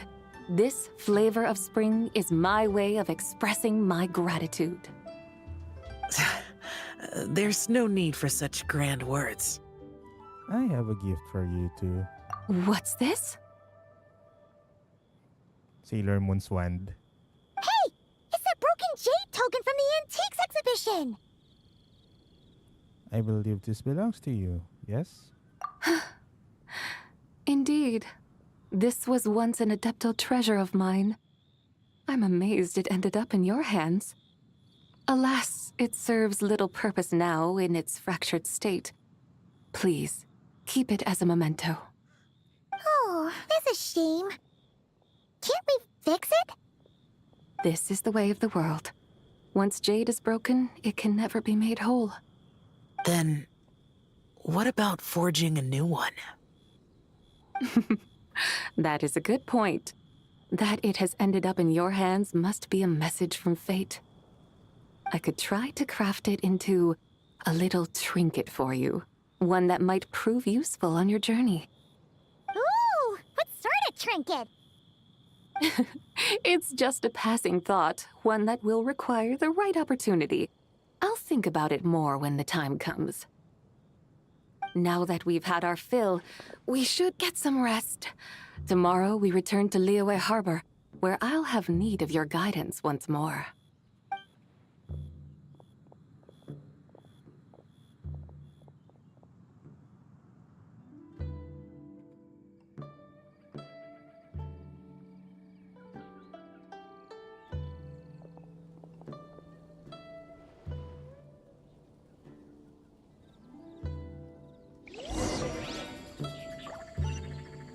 Oh, so no more riding. Boy, what? Wala pa.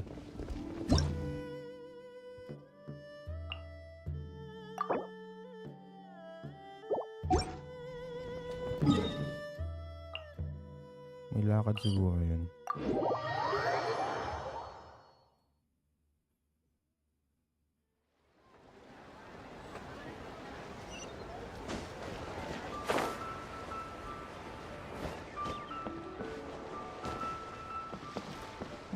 Coming.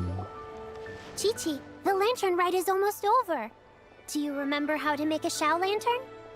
Ah, yes. She's gonna throw a blooper again. Morning, split bamboo, traveler. And get silk, make Paimon.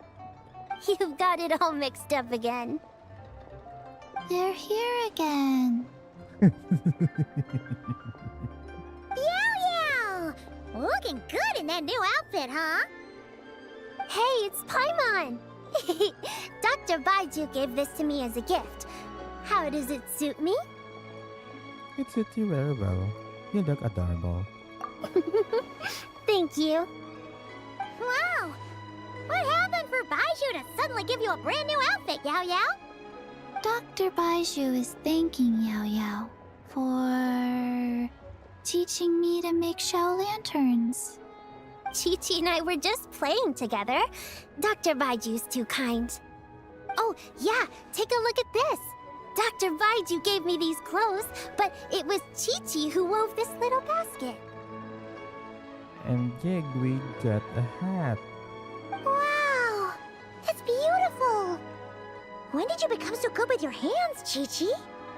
I learned to make Shao lanterns, thanks to Yao Yao.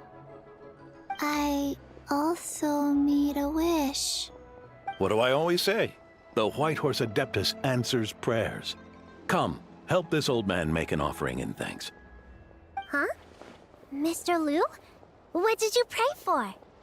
For my idiot son to finally come to his senses and not change Baiju Guest House's name, which he has. Huh? He's keeping the old name? Listen to this. My granddaughter planted a tea seedling in our village just a few days ago. She made a prayer to the White Horse Adeptus to help it grow. Overnight, her seedling flourished into a mature tea tree. Oh, that sure does sound like a miracle. Could the White Horse Adeptus really have helped it grow? Of course she did. Oh, White Horse Adeptus, how blessed is our family over whom you keep watch. Truly, this is an extraordinary miracle. You must record it in your family history without delay.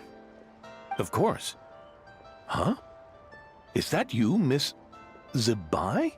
Indeed. I have a long-term booking at your guest house. Yes, I recall. Mr. Zhongli said to charge your expenses to the Wangsheng funeral parlor, if I remember correctly.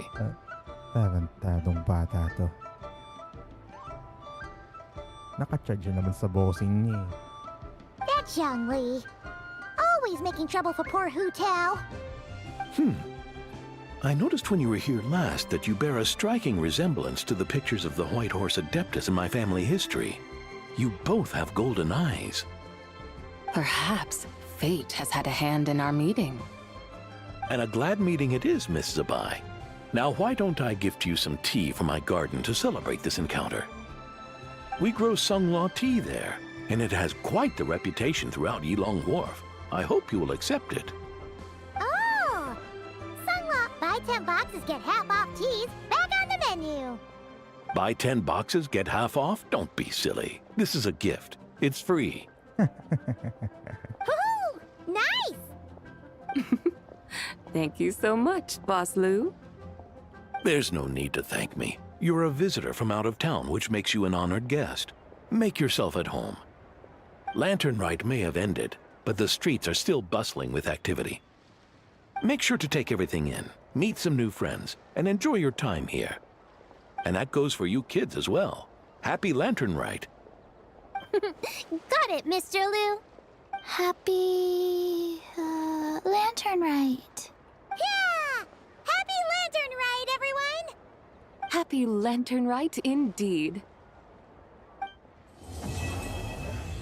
Okay, since I'm done with the quest,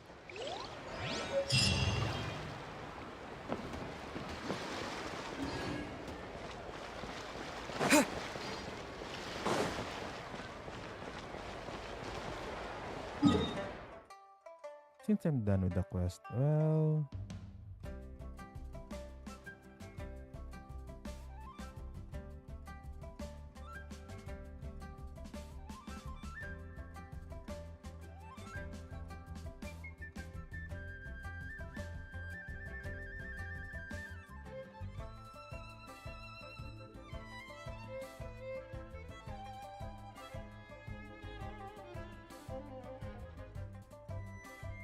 okay, so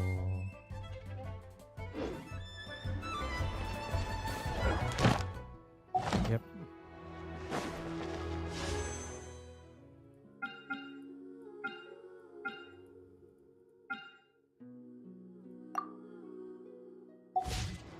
Yeah. What? Yeah.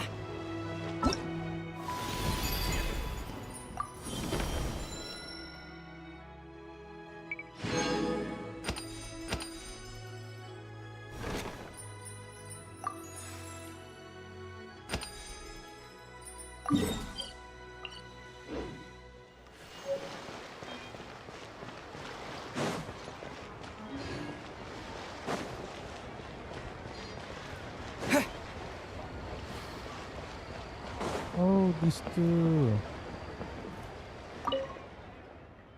The moon seems a bit different this year. Miss Linlang says it looks like this because of sweat. Okay. Do I have my voice mod? Nakakatamad kasi mag-switch ng audio input eh. Okay.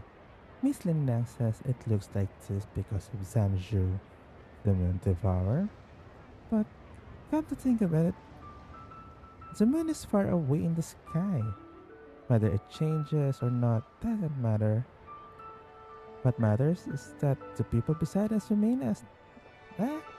What matters is that the people beside us remain unchanged, right? You're right. Speaking of which, shall we write our aspirations on the same shell lantern this year? I mean, the lanterns are selling like hotcakes after all, and we can save some more. The two of us? Sure. Let's go. Okay. These lovebirds.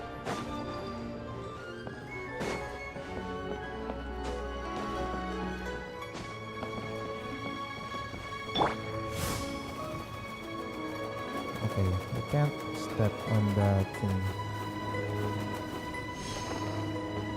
Yeah, we cannot really step on that thing.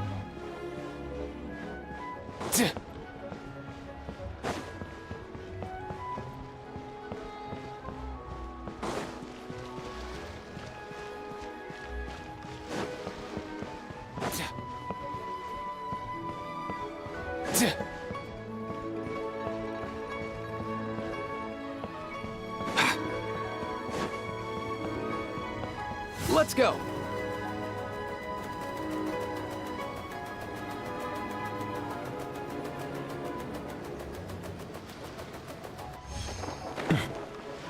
Ay, gagi. Na-over.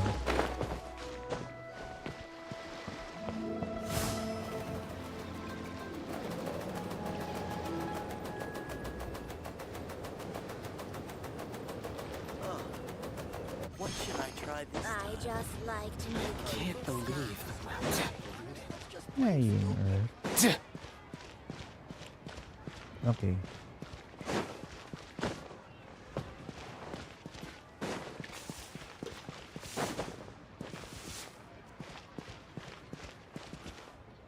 Cheap and tasty suey. Try something new with the one mean restaurant.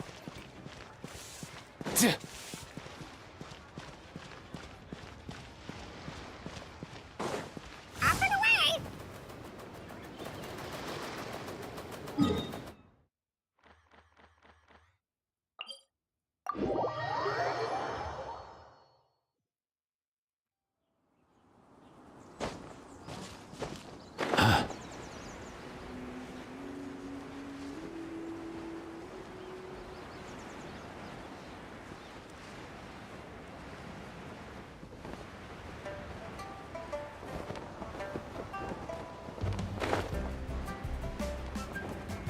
Okay, so no one's here.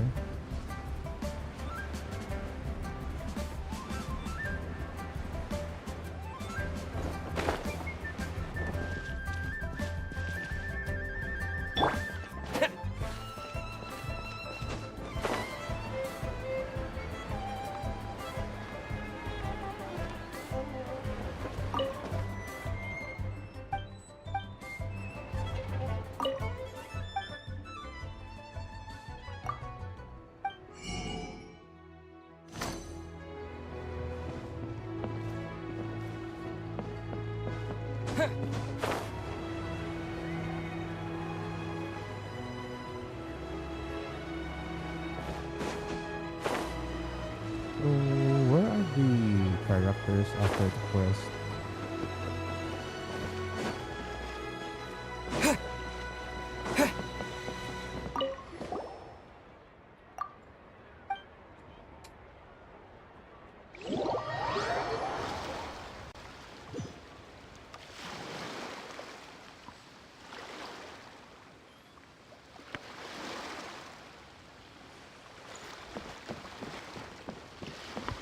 Okay.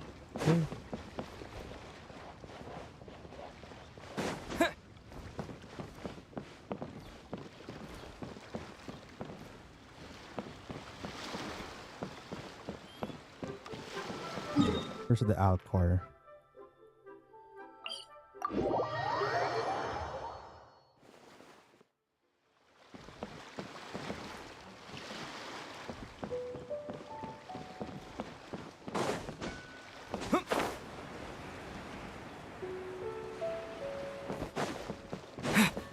Where's Beidou?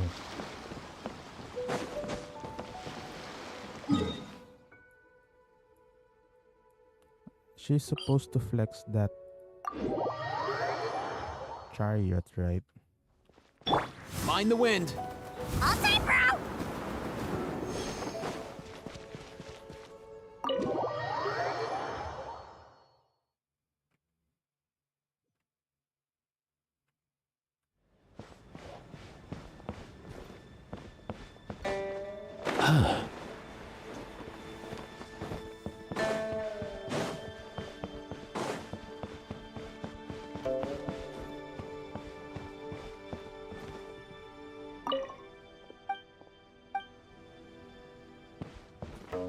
Sorry, anything business related is confidential.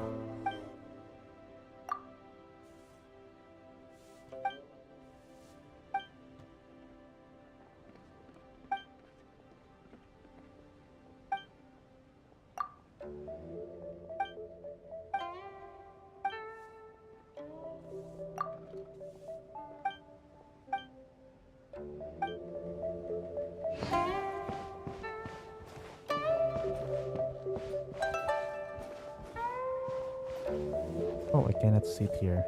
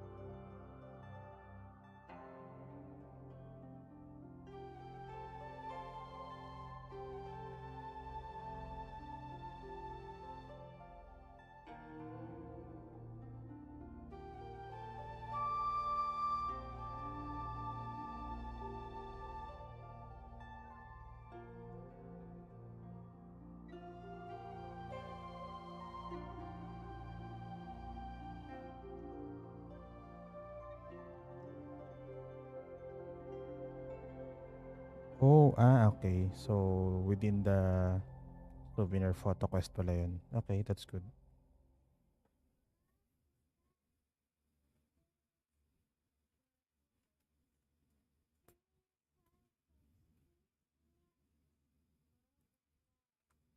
Okay.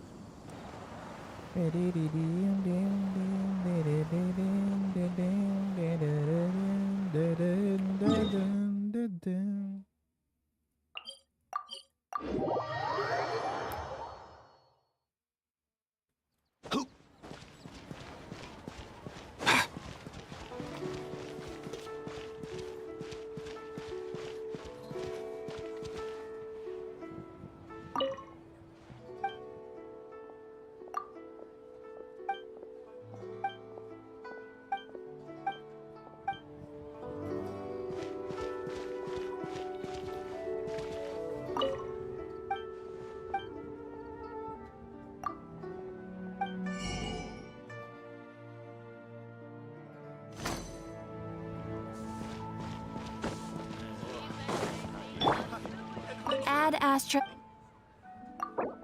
Thank you for complete. Ad Astra Ab.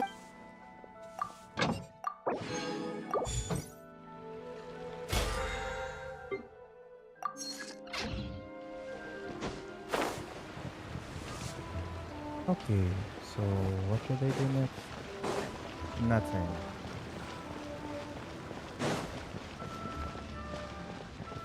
This concludes the stream.